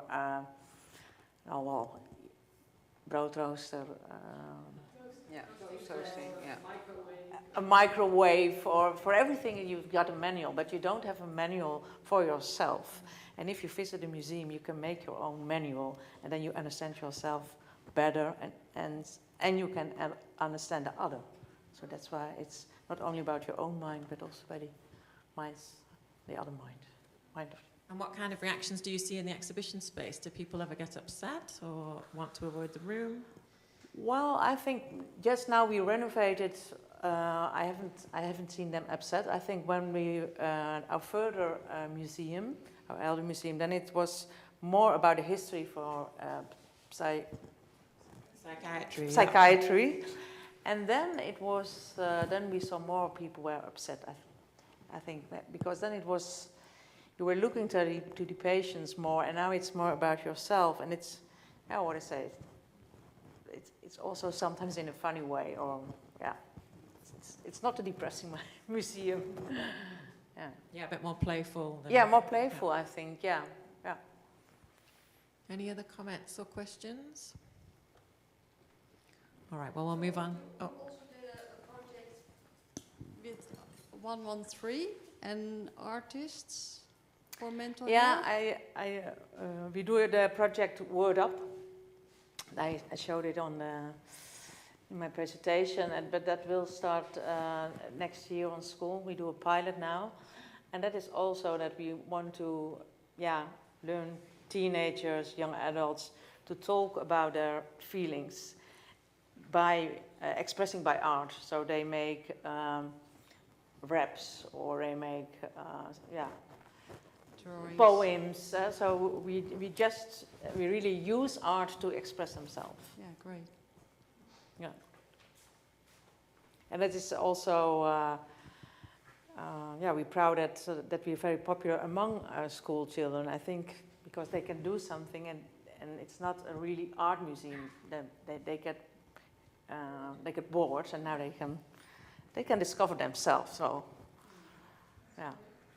maybe it's something we can come back to at the end in the discussion as well. And Sarah, maybe you'd be able to reflect on Bethlehem's Museum of the Mind as well, because I think there has been a shift away from historical images and objects and towards art, because of this idea that the older materials were too confronting or upsetting.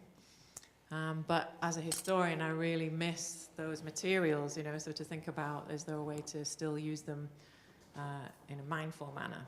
But we can maybe pick that up in the Q&A next. Okay. Thank you very much. We'll move on to our next presentation now.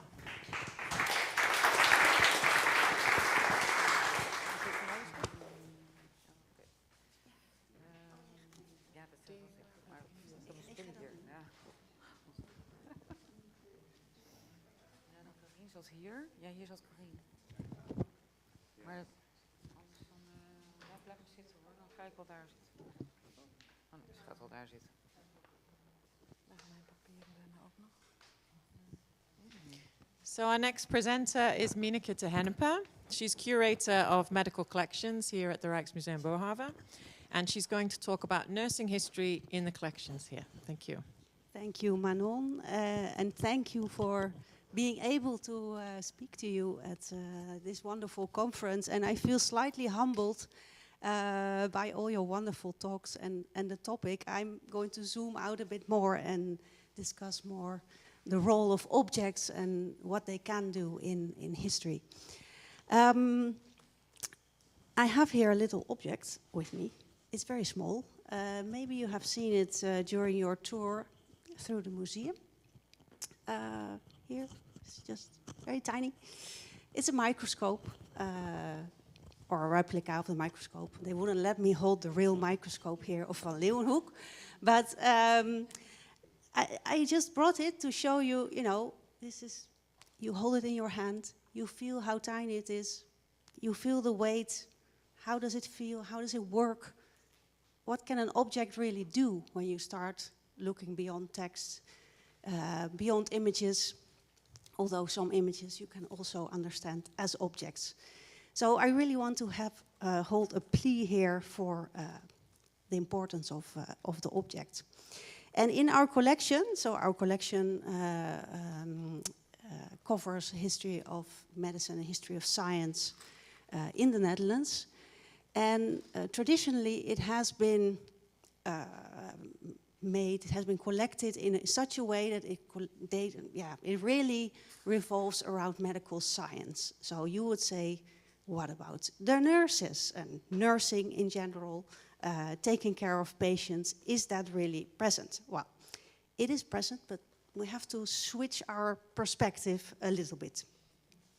Our collection consists of a lot of objects, some different objects. We have a library collection, we have natural history objects, paintings, all kinds of stuff, microscopes, and also almost half of our collection relates to medical history.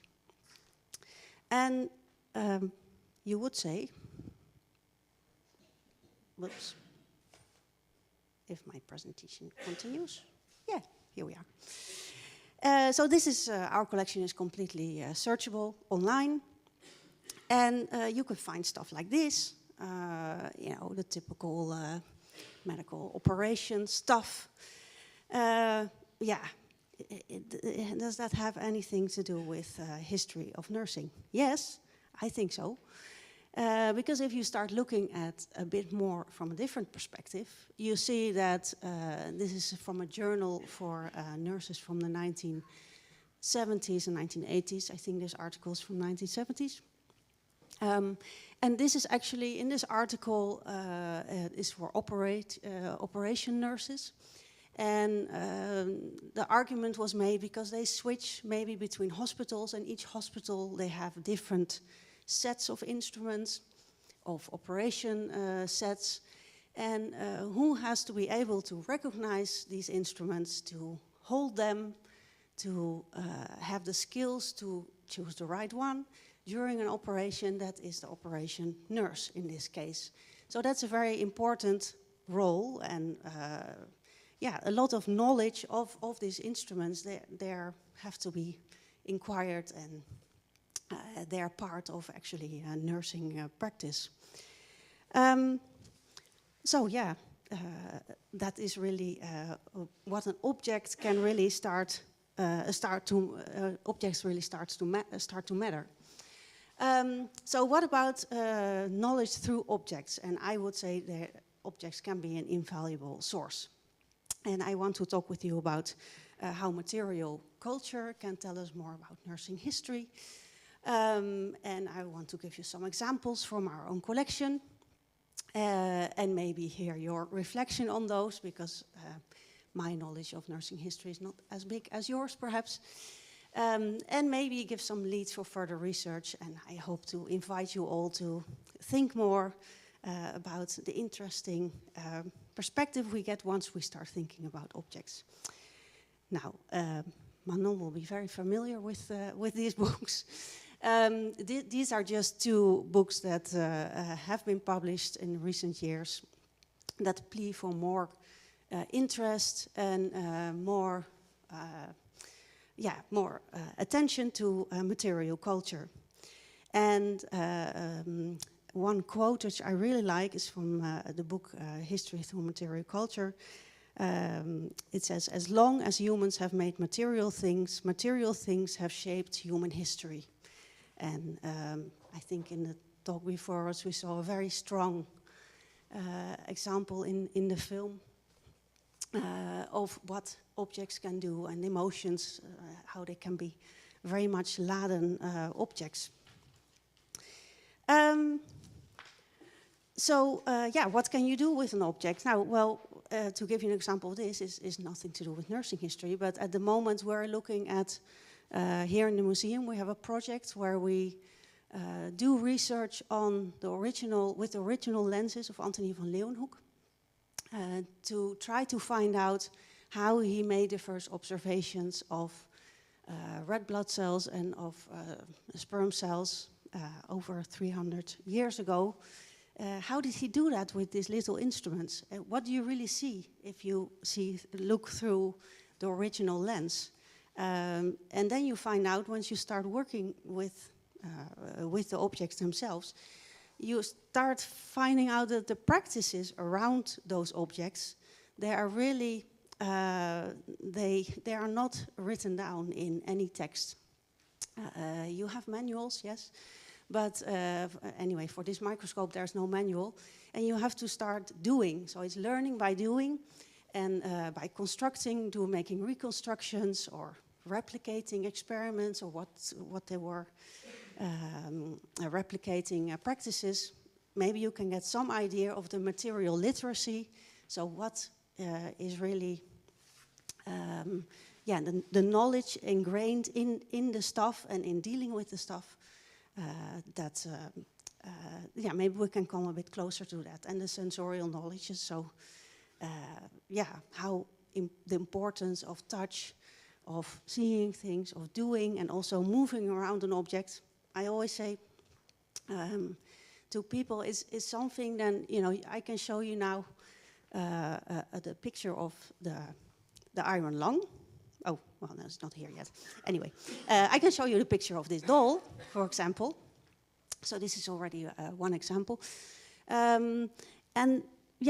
everybody has seen a doll. This is probably a doll which was used for practicing how to hold babies. But it's another thing to hold this thing yourself. Then you feel the heaviness of the head. You start feeling the head, for example, and it has the sutures, or the fontanelles. You know better.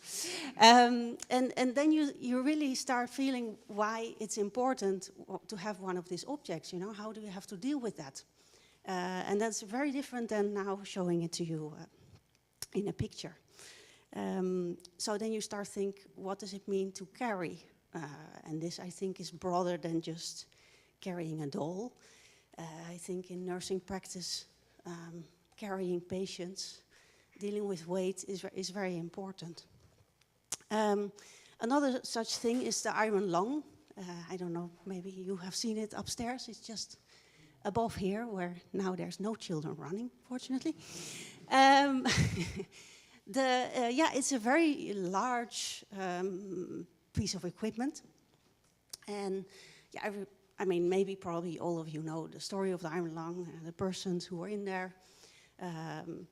But once you are in front of it, you start realizing the size of the thing, maybe the material. The other day I had students coming by who said, in reality it looks much colder, the material. You get a different feel than when you see the movies online or on the internet, what they had looked at. And then, this also can be relevant for nursing history, because the nurses were the ones coming into the iron lung, in this case, in this version, to treat the patient or doing massages, for example.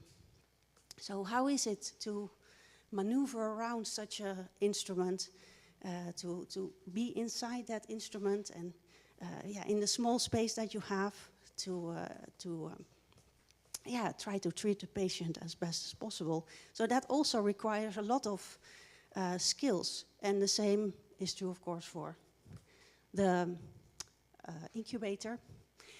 And this is also here upstairs, just a bit before the iron lung. It requires a lot of knowledge of manipulating machines, how you have to operate it, how you have to deal with it. It sounds very simple because everybody knows how to, for example, you know, if you cook, you would know how to deal an oven, how to operate an oven. But if you are a real cook, you know that it's very different to know your own oven, know how it works, what the tricks are to deal with this machine. And I think in a museum, and with objects, you can start learning more how this was done. And what does it mean for nurses or nursing practices. This is another example. Yeah, sorry, it's a bit of an awful picture, but it comes from our depot on the left side. It's a Vinson lamp, or lamp made. It's very famous in Scandinavia. I don't know if anybody have one of these, or no?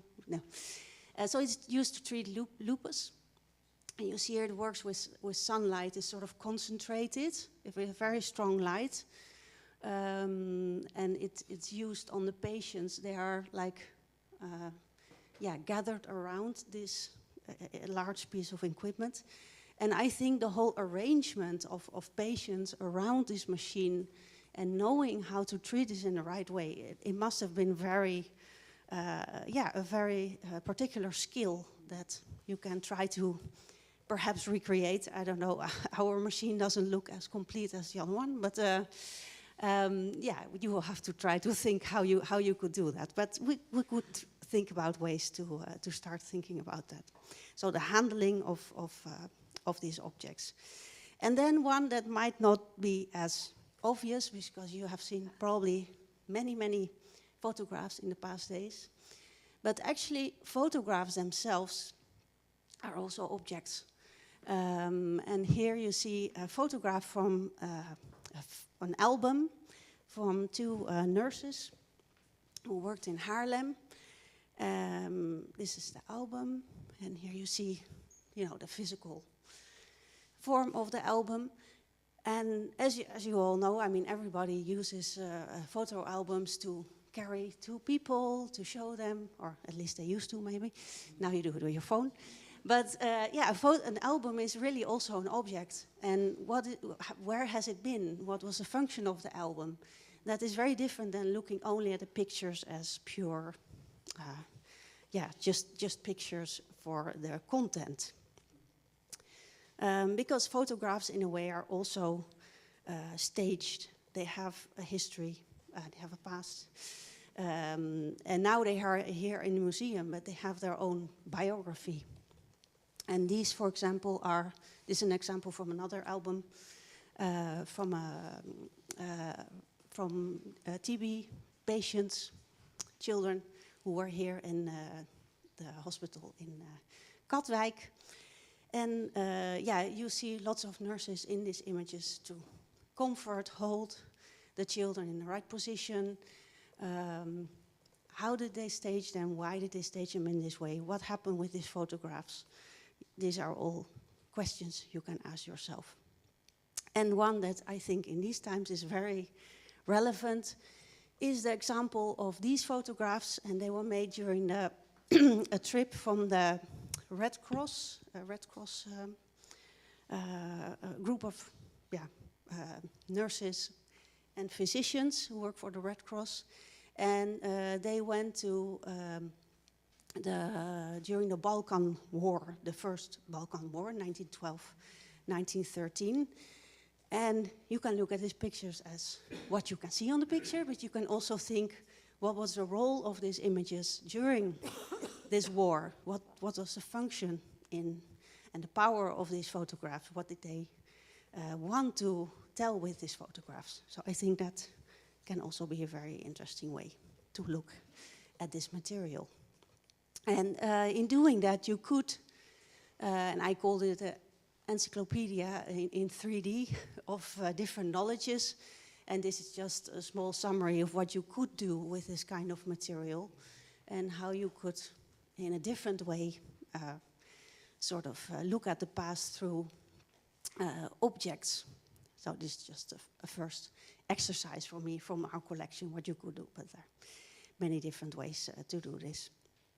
And here I've written down some leads and options that objects might give a nice entry into. So we also do that. We have a lot of collaborations in research projects in larger consortia.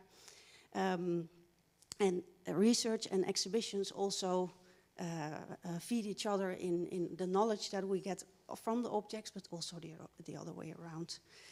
And one example that I wanted to tell you a little bit about, just show you, if what happens if you change perspective is a small project that we did last year on collecting reproductive technologies from patient perspective. So we had some workshops here in this room, in fact, with people involved in trajectories around reproductive medicine. And we wanted to listen hear their perspectives on what should we as a museum collect from your experience. And of course, in History of Nursing, Hugo has done something similar like that.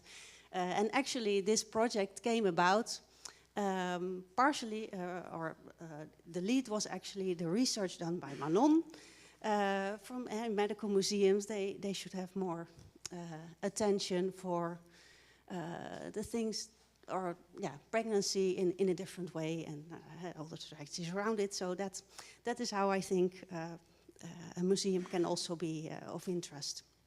Now, last thing, just to touch upon, is the exhibition that you have been walking through all these days, and probably you have already seen here and there a little bit, but I thought just to show you a couple of things that I think could be relevant. I mean, the whole exhibition, you will probably maybe already had time to have a look.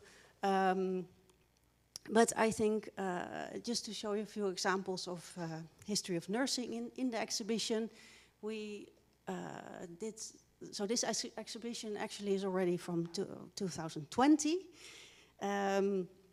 And I do hope that once we close it in August, that, I don't know, some kind of karma will help us also with the pandemic, because it has been going on as long as COVID is in our lives. So, and I think the exhibition should close one day.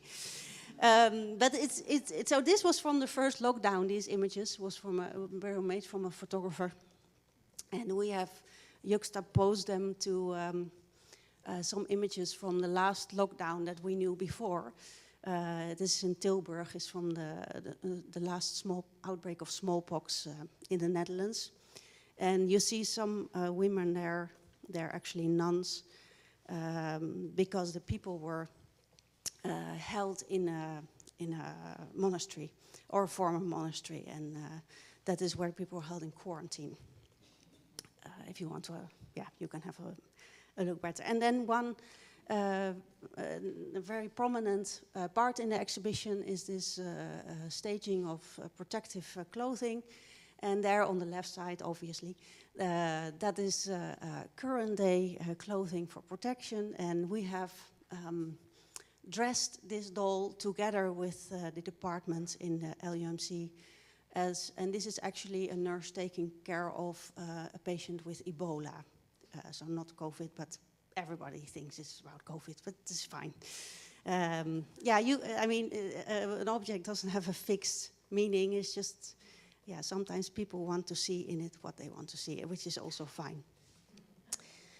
And of course, just to mention one is the first vaccine, or the first vial, of the first vaccine in the Netherlands. And my personal favorite is this picture. there on the left. It's from 3 nurses. En in Dutch it says, met grote toewijding kwijten deze mensen zich van hun gevaarlijke taak. So with great dedication, these people deal with their dangerous task. And I think it resonated in so many ways in the past years that, and I still think it's a very nice picture with they look in the camera. And yeah, so I think it's still very relevant. And then one thing I learned through the exhibition, I thought maybe that's then I will close off with that, is one quote that I read recently from Jeremy Farrar, and he wrote this book, and he writes, we're living through history. 100 years from now, people will still be talking about COVID-19, but the truth is, when you live through history being made, it's awful. My father was a prisoner of war for 5.5 years in the Second World War, and my mother was an army lorry driver. They lost friends, they lost family lives, or family members. Their lives were disrupted. History as it's being made is very painful to live through. And yeah, I just thought that was a very true thought. That is also what history is. And yeah, I want to leave it at that. And just to give you the plea for for objects, and I hope in the future you will remember me with my little microscope or any other object in the museum. And if you want to work together or think about a project, I'm more than open for that. So thank you.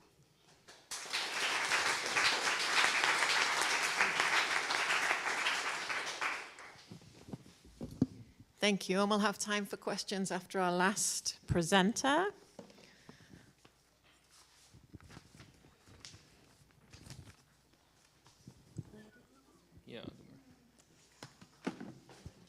Okay, I'll move swiftly along so we can have time for discussion at the end. So our next presenter is Hugo Schalkwijk, who is curator of the Historical College Florence Nightingale Institute at VNVN. And he is going to be presenting on nursing collections and projects in the Netherlands. And I believe Cecile also helped with the material for this presentation. Yeah, definitely. No? Shout out to Cecile again. Yeah, just a very short introduction. I must say, thank you for letting me speak over here. I'm definitely not an expert on the subject of suicide. I'm a public historian, a nurse, a historian of nursing. But I will close with a small attempt and on the limited search we did on suicide in our collection. So to show some of the possibilities that are hidden in our nursing collection at the FNI. I will call it, so the FNI stands for Florence Nightingale Institute. I will just shorten it to FNI because otherwise I will keep repeating that word. The FNI is an online museum for the history of nursing. I will later explain what that exactly is, which is part of the Dutch Nurse Association, VNVN.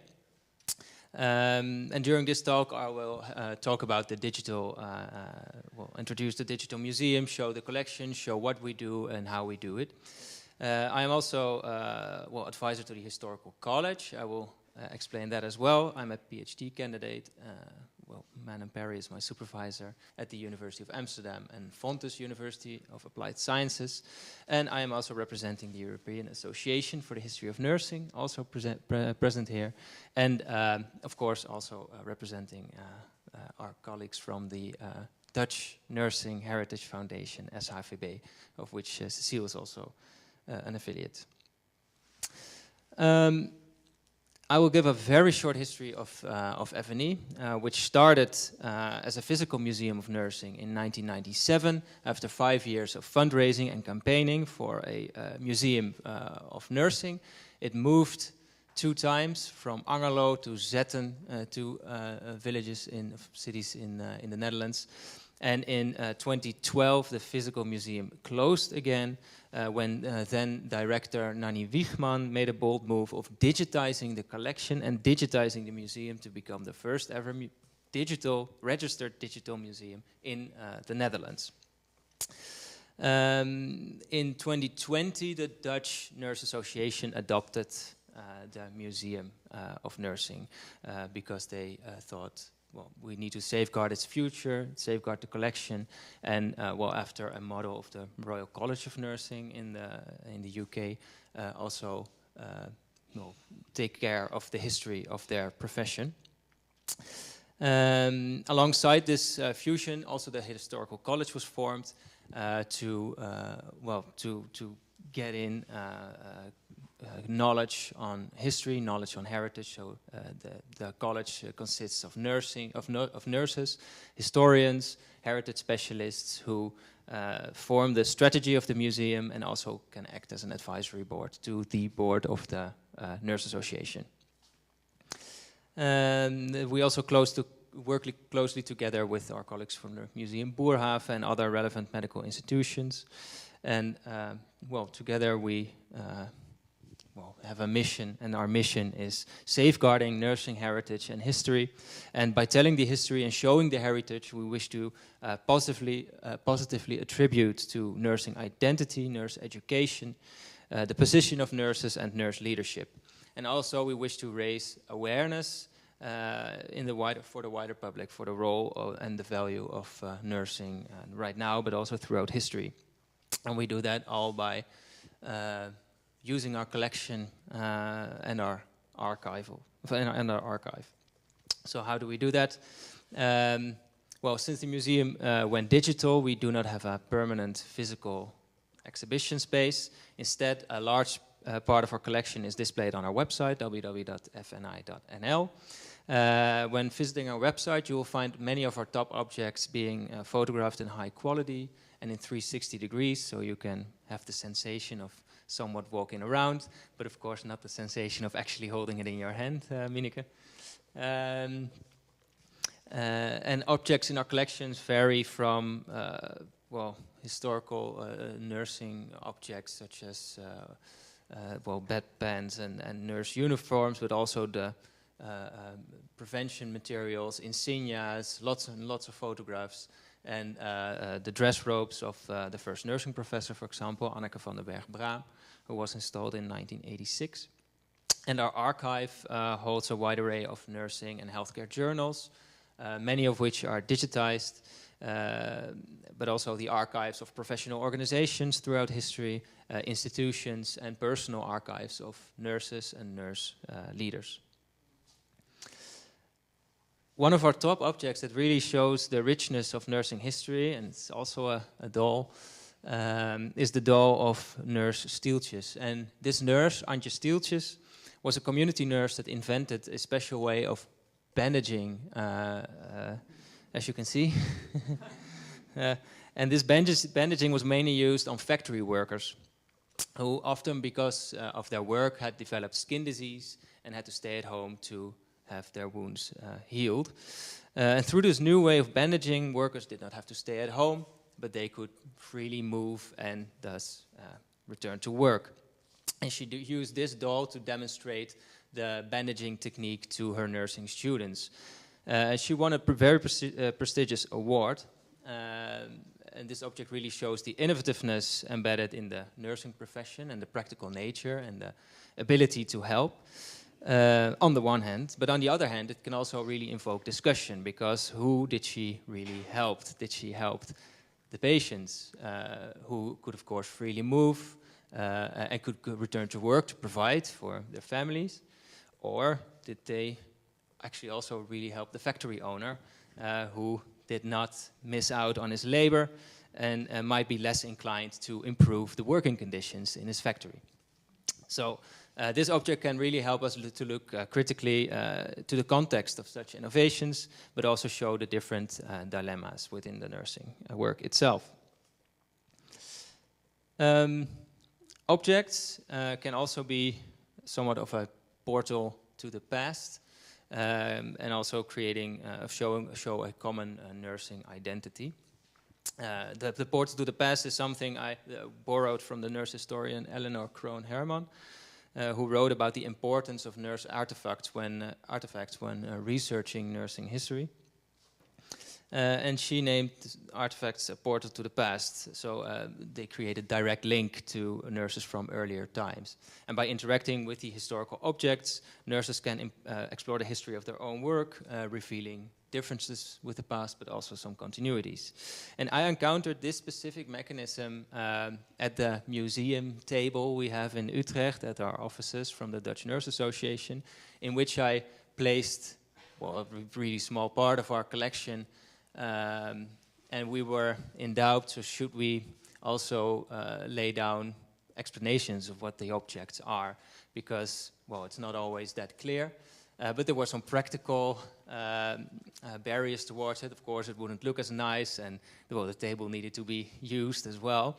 But as soon as, well, literally the moment I placed in the last object, there was a group of nurses who was walking in.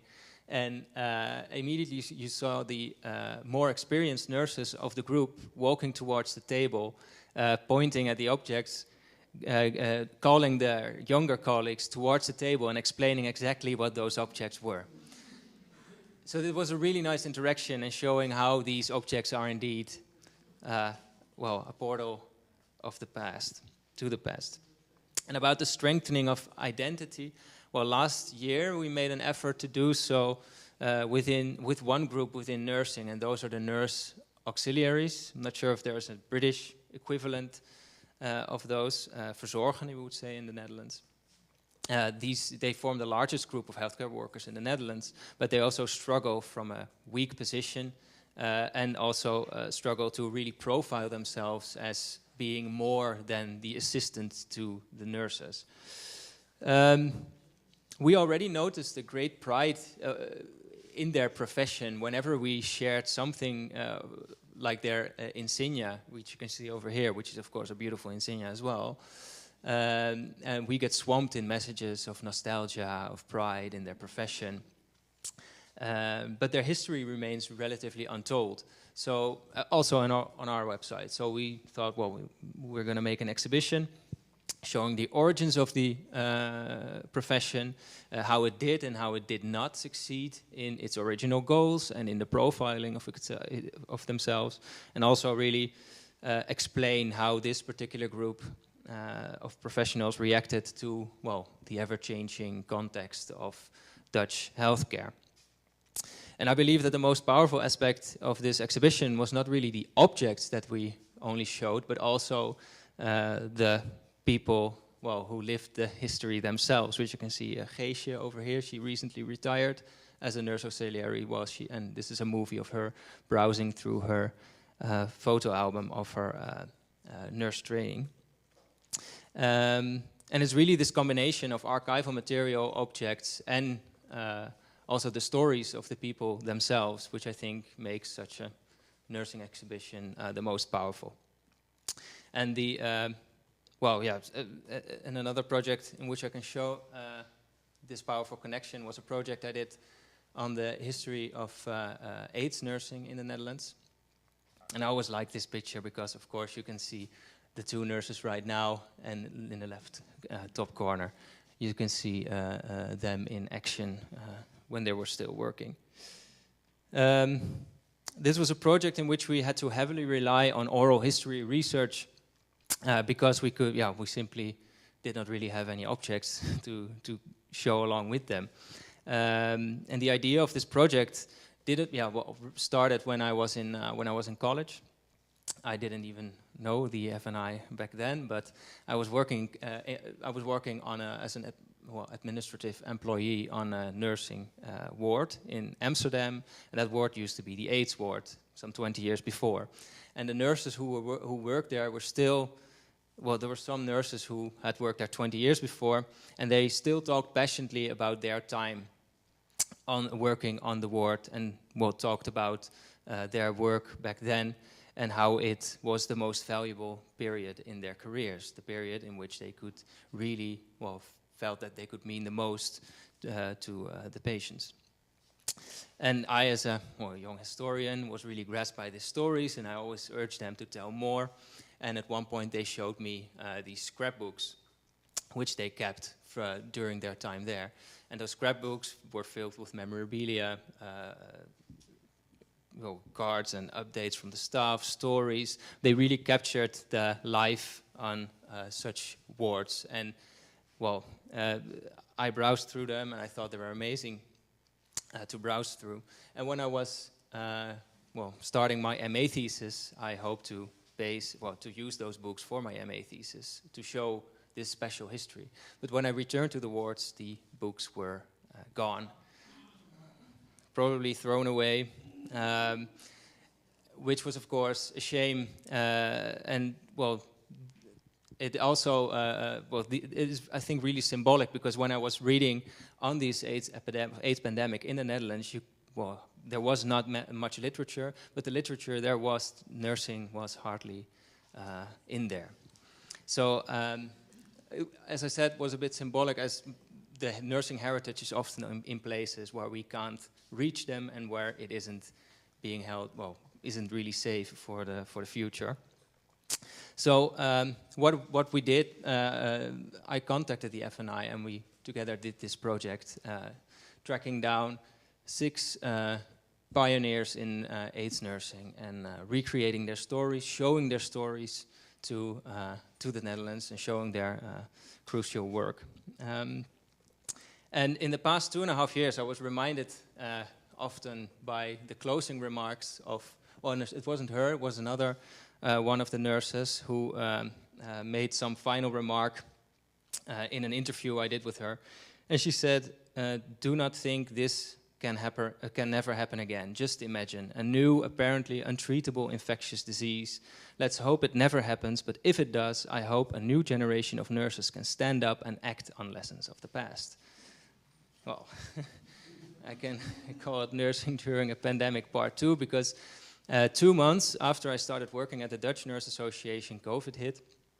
And I was really informed by this project on AIDS nurses to, at least have some to create at least some conversation starters for later oral history research on this COVID pandemic, because I didn't want the COVID heritage to, be lost just the way as the AIDS heritage was.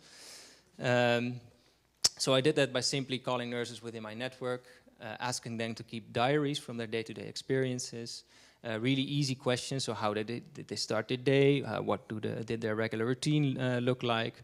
What was discussed in their briefing? So really these small innovations in the day-to-day healthcare that might get lost in the bigger picture over time when COVID becomes history, hopefully. So by collecting these experiences as they happened, I hope to have documented at least some of these small details, which can serve as sources, but rather serve as the conversation starters when historians are later going to start their oral history research with these nurses. And next to the diary project, I also designed a COVID-19 story database just to easier collect stories, which I made sure to make it as easy as possible and low-key as possible, so people could react with or without pictures, with sound, with movies, but also with or without their name, so anonymously if they wanted to. The result is about 40 stories, some longer, some shorter, some very positive, some very negative, of course, which is also just an attempt to create a COVID-19 database. Another project I just want to highlight real quick was a collaboration we did with a Dutch ICU nurse.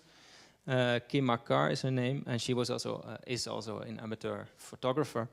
And in the first weeks of the pandemic, she worked on this ICU ward in Amsterdam as well.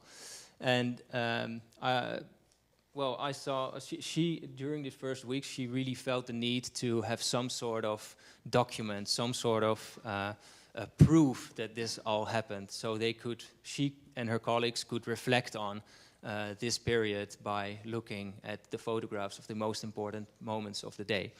And we got in contact and used these photographs in a digital exhibition by the from the Amsterdam Museum.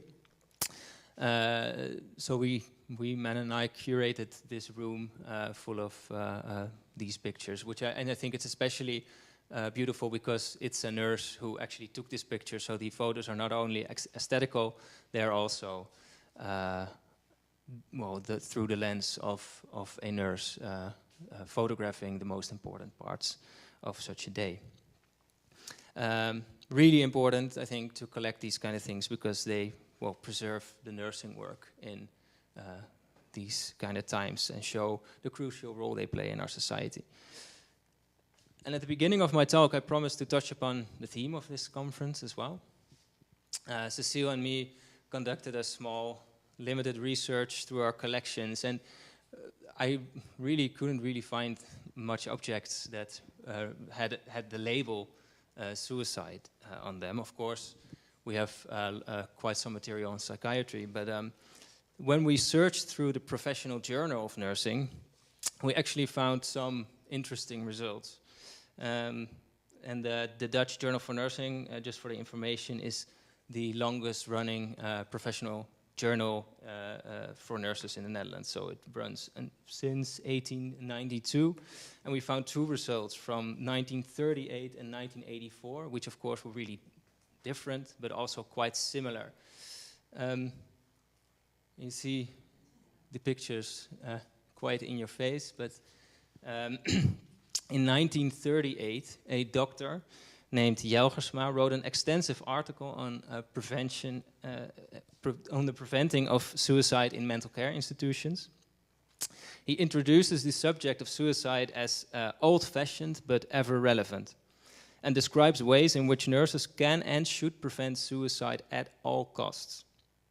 He writes how to recognize different ways of committing suicide, but also on dealing with the patient's family and first aid techniques when finding somebody committing suicide.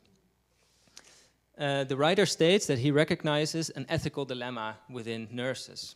He recognizes that nurses around him are wondering, aren't people better off? Should we not look away? And the writer states in a very stern wording, the answer should always be that the nurse does everything in her power to prevent such thing from happening. Even when the patient or the family, or the family of the patient seems to be condoning the suicide. The writer names suicide prevention as the sole reason that many of the patients are admitted, so also the sole responsibility for the psychiatry nurses working. So the doctor goes on to describe the case studies from his own practices, and showing with illustrations the different techniques on the different techniques and different methods, such as hanging and poisoning. And he goes on to describe the ways in which said suicides could have been prevented by action from nurses. The precautions he names consist of the removal of any object of which you can commit suicide with, but also a 24-hour watch. With the quote again, the nurse has only to obey such precautions, and also stating she should be more aware of the opportunities to commit suicide than the patients themselves.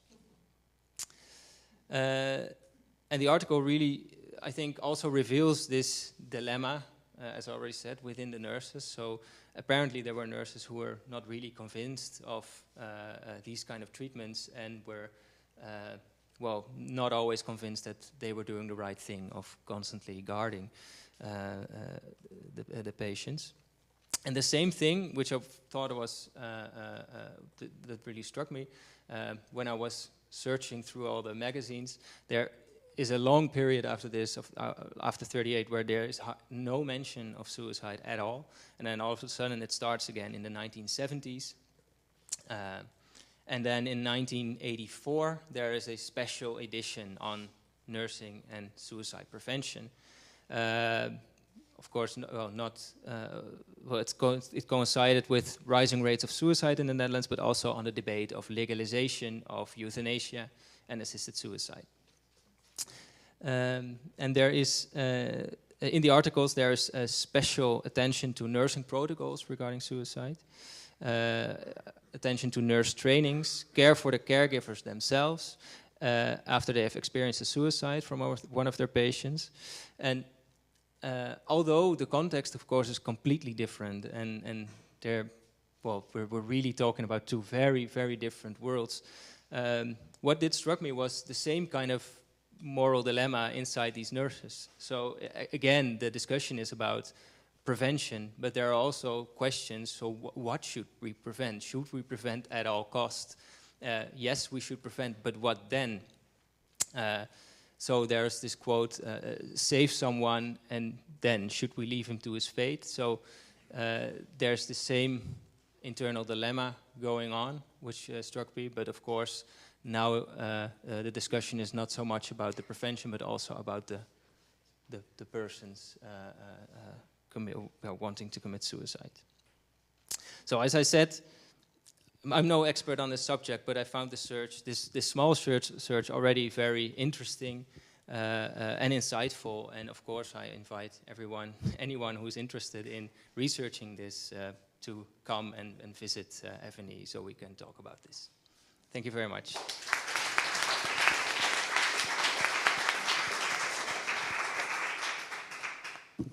Can I invite all our speakers back to the front to answer questions?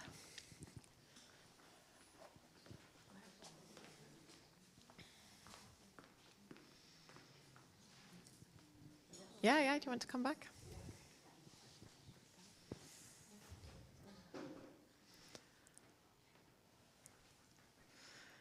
Thank you. Comments or questions from the group?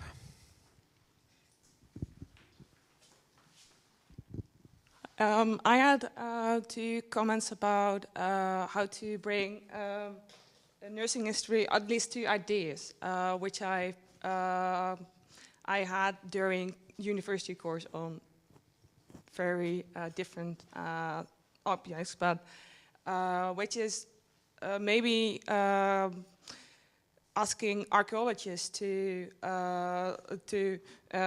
look at the material culture of nursing, because they have a certain way in looking to objects and looking to places, and I found it amazing during the course to learn that archaeologists can construct a life of a site, of life of humans, based on a ditch with trash in it, which is literally, well, it's amazing in my opinion. So I think that should be at least like thought of, like ask archaeologists to look at nursing history.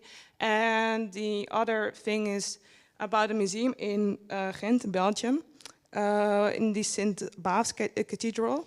They have a guided tour with VR experience. So, and I do have to say it's a bit, and I'm not sure in what way it's historical correct, but the principle is that you walk through a room, have a VR set on your on VR glasses and also a sound, and then you walk to the room, and then you have to point your laser at something, and then there comes a story out of it. And there's also an element in which a certain priest tells a story about the cathedral and stuff. And I thought it was a good accessible way to, in this instance, to give information about the mythical lamp God, and so people would know how to look at the artwork, what was happening and stuff, and why the church was built, and etc. So maybe 2 suggestions. Anyone want to reflect on the idea of technological solutions in lieu of objects? Well, yeah. The VR, just very a coincidence that just 2 weeks ago I had this.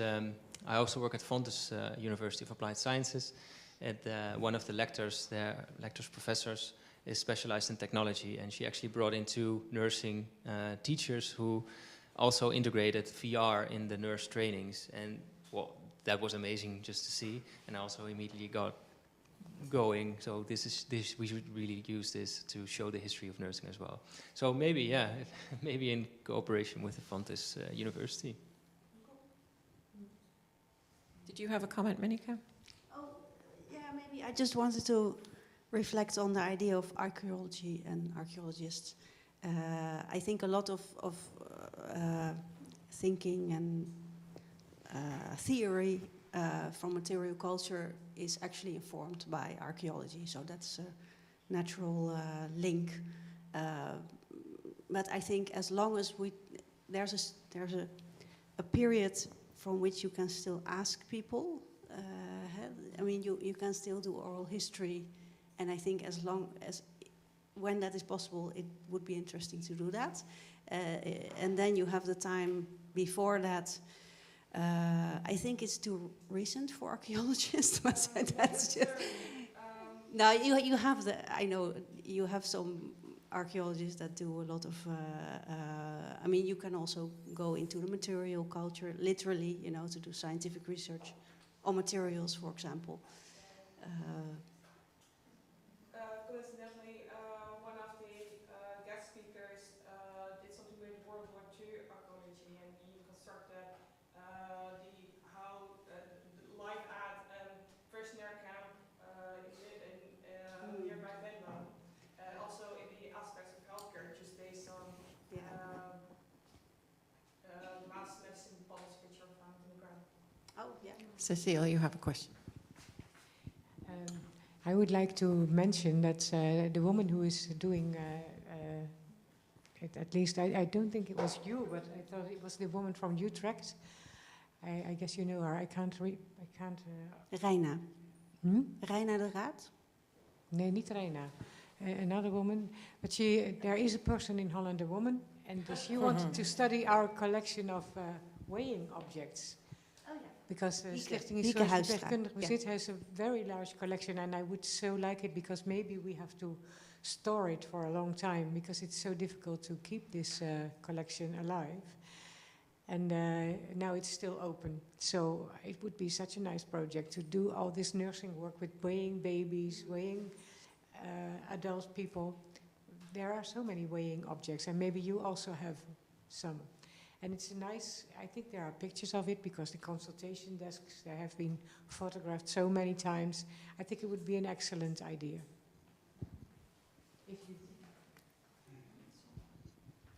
Any comment? Or Yes. you just agree? It will be great. But then I would also be interested, apart from looking at pictures, in really using them and trying to, with people who were involved in those practices. Mm-hmm. Yeah. Maybe measuring also. Yeah. Other comments or questions? I wonder if our historians could reflect at all on whether they use material culture in any of their research. Not to put you on the spot, but to put you on the spot.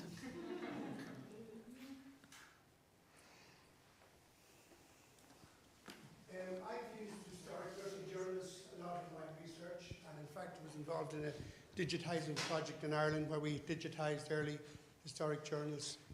And I kind of found them, you know, really important sources. I'd like to maybe ask Hugo, do you follow up on the, like Google Analytics, the number of hits on your site, and particularly do you track the different sections and where the interest is among the public and among nurses and historians as well? Yeah. I recently started doing again because that's. So we have a new specialist at the Dutch Nurse Association who's assisting me with that, because even though I curate a digital museum, my digital skills, so those digital skills, are not really up, are not really par. No, but we do so. So we track Google Analytics, and we actually see, especially with social media interaction. So of course with social media you can exactly see. So we promote these exhibitions. Are these also the exhibitions that are watched most and people stay the longest on? So yeah, we do so, but the responsibility right now is at the specialist of the Dutch Nurse Association. So I don't have the information ready. To Did you want to add something, Sarah? Yeah, so I've only recently started, so I wrote a piece looking at the material culture and psychiatry for a volume that Chris edited, actually. And looking at the restraints that I did the project on the Bethlehem Museum of the Mind. And I think, I don't know, sometimes I think these objects are perhaps more important in the history of nursing than in other areas of the history of health and medicine where there can be fewer written sources, and you can find traces of things like practices and the actual experiences of nursing within these objects. So, for example, in the restraint garments, repairs to the garments, places like areas of wear, you can see how they were actually used in practice. That then tells you more about the nursing practices themselves that perhaps aren't being written down because the people who are writing about this history are often the psychiatrists who aren't reflecting on those practices in the same way. So, but then the challenge you have is that very often the collections are put together by doctors. So we're kind of navigating all these gaps in between. Thank you. Yeah, what's the title of the book, if we want to look it up? I really thought you would know that one. The Routledge Guide to Using Sources in the History of Psychiatry. Okay. All right, I'm going to close, but just one final comment is to say I think you can tell from Monica's excitement and also Hugo's reflection on how nurses responded to seeing the objects in the object table, that objects also just do generate a lot of interest and enthusiasm amongst nurses and also amongst students, so it's really worth saving them and using them, and amongst historians who also like them. Thank you very much to all our presenters.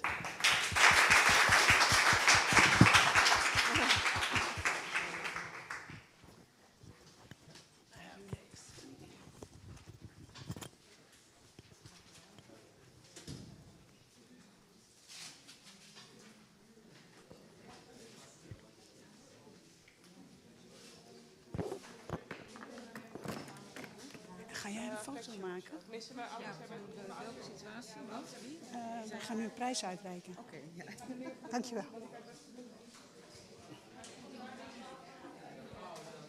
The microphone is on. Yes, thank you.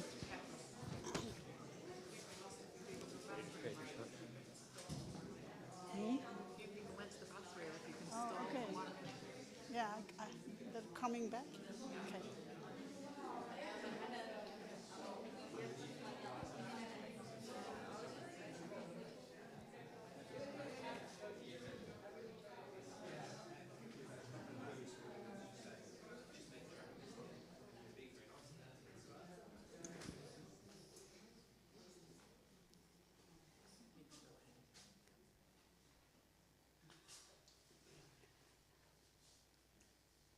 Good evening, good afternoon. My name is Katrina Bakker. It's my honor as a chair of the jury and board member of the Nurse Vernede Foundation to announce the winner of the Nurse Vernede Thesis Award. The Nurse Vernede Thesis Award will be presented for the first time today. The award is dedicated to Nurse Katrina Helena Vernede, who wrote the first Dutch handbook on the history of nursing. With this award, the Nurse Vernede Foundation wants to bring young talent into contact with the history of nursing and care, a very small research field, in order to stimulate research. Thus, the award has an emancipatory function. The award is granted every 2 years to the student who wrote the best bachelor's or master's thesis in the field of the history of nursing in the Netherlands and Flanders. 6 theses were sent to the Vernede Foundation. These theses were made anonymous and assessed by 5 experts, that is, Professor Dr. Frank Huisman, Dr. Timo Bolt, Dr. Floor Haalboom, all medical historians, and Professor Dr. Marieke Schuurmans, she is a nursing scientist, and myself as medical historian, jury chair, and board member of the Vernet Foundation.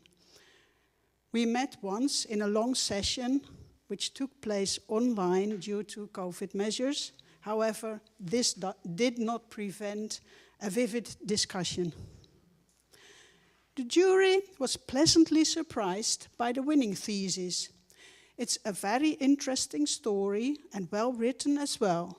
Although the title suggests otherwise, the thesis is precisely what the prize is for. It focuses on the work, the task, and the responsibilities of the nurse.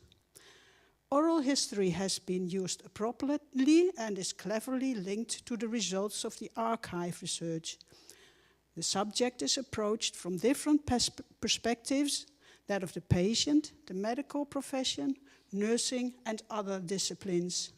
It's precisely this approach from multiple perspectives that illustrates the fact that history of nursing is not an isolated discipline. The context of the thesis is also original. Tuberculosis has been a huge problem, and one would expect it to have been solved with the introduction of penicillin. This thesis, however, does an excellent job of showing how big a part nurses played in eliminating tuberculosis as a disease. The creative use of interviews with nurses makes the invisible side of nursing practice visible. The thesis shows how undervalued the work of nurses often is. It's not visible and therefore often not seen or appreciated. It also contains an important lesson. We need to look much harder and use more techniques to make the often unobserved effect of nurses' work visible in other medical historical research. Having said all this, I now would like to announce that the winning thesis of the Nurse Vernet Thesis Award is Het einde van tuberculose. Behandelingen en patiëntenervaringen in het sanatorium Elisabeth te Sijselen 1945-1986. In English, the end of tuberculosis, question mark, treatments and patients' experiences in the sanatory Elisabeth in Sijselen by Tim de Brooijer. Tim, my warmest congratulations. I will now hand over the microphone to Rob van der Zande, Chairman of the Nurse Vernet Foundation.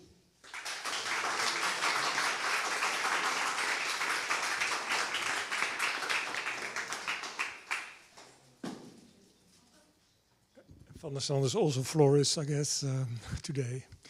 Dear Tim, my name is Rob van der Zande, and it's a great pleasure for me as a president of the Nurse Vernet Foundation to present you with the Thesis Prize 2022 after all those words of praise from Karen Bakker.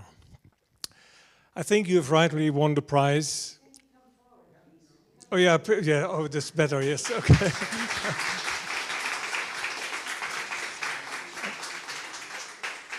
I think that you've rightly won the prize. You have delivered a particularly interesting, well-founded, and above all, pleasantly readable piece of work. We can hardly think of a better start to our thesis prize. I'm going to keep it short, but I'd like to mention that in preparation for this talk, I've been searching the internet for information about you. Well, to be honest, it was a bit disappointing. On the internet, I only found your name on some Facebook sites, and I don't go there. And I saw your name mentioned on a LinkedIn site. So I found your professor, Joris van der Driessen, of the Catholic University in Leuven. From him, I heard again a lot of praise about how you wrote your paper with great accuracy and a lot of perseverance. He is therefore, he told me, particularly pleased that he, together with you, is going to write an application for a PhD scholarship. Well, what made your professor's commendation so special was that he emphasized several times that you are such a nice person. a really nice guy, he emphasized several times, who, because of that, was also able to implement that narrative method in his research correctly and adequately. So, to approach all those people for the research and to collect all their sometimes also painful histories. Well, Tim, I'm sure that this relative obscurity of yours on the internet is going to end from today. Thank goodness for that. I'm also sure that our director, Nanny Wigman, will start tweeting about you and that an honorable mention of you will soon appear on our foundation's website. So I'm going to present you with the award now, of which we are going to take a picture, and I'd like to invite you to come forward, but you are already here. Yeah, or maybe you're good. Okay, that's... Dan gaan we...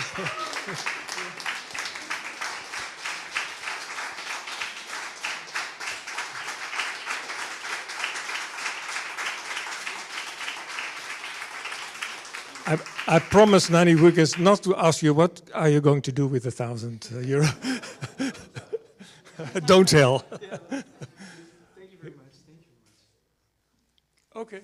Yeah. And I think you're going to I have say a little some speech words. prepared. Yeah.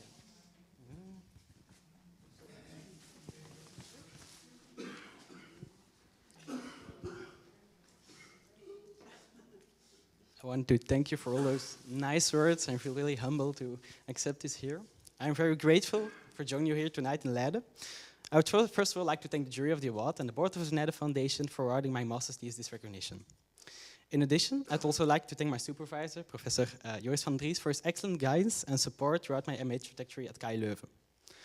As mentioned, my thesis dealt with the history of tuberculosis out in the Second World War. I deliberately chose to investigate the history of this disease after 1974, which marked its introduction of streptomycin, the first drug that attempted to cure this disease. Whilst tuberculosis is often presented as having been conquered after the emergence of this drug, my master's thesis demonstrates that patients affected by this disease had still to endure long periods of treatment cut off from family and friends in sanitarium. I came to this observation by conducting a case study to the Zeilstede Sanitarium located in the Belgian province of Western Flanders. Despite increasingly better medicines, the Zeilstede Sanitarium continued to treat patients until 1968. I conducted this case study by analyzing the archival material that's preserved in the archives of Sisters of Charity. These sisters were in charge of the sanitarium. Therefore, I would also like to thank Anne van den Berg and Kaat Lehmann, of archivists of the Sisters of Charity Heritage House in Ghent, for their advice during my research. In addition, however, I also conducted 14 interviews with staff members and patients of the sanitarium to include their personal experiences. Throughout these interviews, patients testified about the difficult conditions they faced after being infected with tuberculosis. They were isolated within the institution, often undergoing harsh treatment. But above all, they experienced great difficulties with the stigma and social anxiety surrounding the disease. Although tuberculosis became more treatable during this period, the stigma proved to be very persistent. However, despite the isolation, the sanitarium turned out to be a place where patients were cared for not only medically, but also socially and psychologically. In this, the nurse played perhaps the most important role. Besides her tasks in providing hygiene and medical care, she was also responsible for the patient's well-being. This comprehensive care of patients, who often stayed in the institution for several months, created strong bonds between nurses and patients. One patient testified how she developed a close friendship with a nurse, and the nurse even told me that she met her husband in the sanitarium when he was treated there. Nice story. These ties were further reinforced by the fact that nurses' lives also largely took place within the institution. Until the 1970s, many nurses lived in the attics of the institution, and many of the nurses had once been patients themselves, tuberculosis patients, who received a brief training in sanitarium to become a nurse. But as tuberculosis gradually disappeared, so did the collective memory of the disease. Suffering of patients and the often invisible role of nurses disappeared into a silence. Throughout the interviews, however, former patients and staff members deemed it important to break this silence. Nurses spoke with compassion about the profound impact of the disease on their patients' lives, and former patients testified about the compassionate care they received in the institution. Their testimonies demonstrate that the history of tuberculosis is not a story of triumph, but rather of the profound and lasting impact of tuberculosis on the patients and nurses who were confronted with the disease. This leads me to a final word of thanks to the former patients and staff members of Santerm who, during the interviews, generously offered me an insight into their lives and into the impact of tuberculosis on them personally. By awarding this prize to my thesis, the Vernede Foundation also recognized their life stories in the aftermath of tuberculosis, for which I'm very grateful. A final thanks.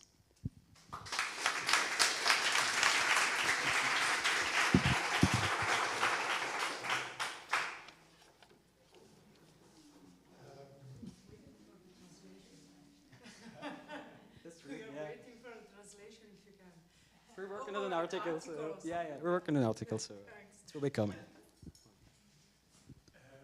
Ik heb er niet zoveel te zeggen. I don't have something to say anymore. Dus ik heb jullie voor. Thank you. Cecile, do you have any concluding remarks? Yes, I would like to. Well, it was to me it was an amazing afternoon. I liked it very much. I liked everything. I'm a great admirer of David Healy and also of the two other males who were here. But this section was also interesting to hear about collections in the musea. I think, yeah, this was history of nursing, I think. And so I hope that it satisfied also our other visitors who came to hear about suicide and history. But I do think the most of the program is committed to that. So I hope you all join us tomorrow. And for all the people who have had an invitation for the restaurant, I hope you all come, because the restaurant already asked me this afternoon, do you still have 35 people to come? And I said, yes, I think all 35 are here, so I hope no one withdraws, because otherwise I pay for nothing. So, yeah, I hope we have a nice evening dinner. We can, it is very easy to go there. It is through the station. And then on the other side of the station, it is the building naast de hogeschool, beside the academy. But I will walk, I will stand at 7:15. I place myself on the station square, if you like, and then we walk in a quarter of an hour. We can also go immediately from here. And I think everybody wants a break in the hotel. So I stand at the station square at 6:45 to walk there, okay? Huh? Is it on the hotel side or the other side? Oh, it is on the hotel side. I stand at the hotel side of the station square, near the Fletcher Hotel. Yeah. 6:45.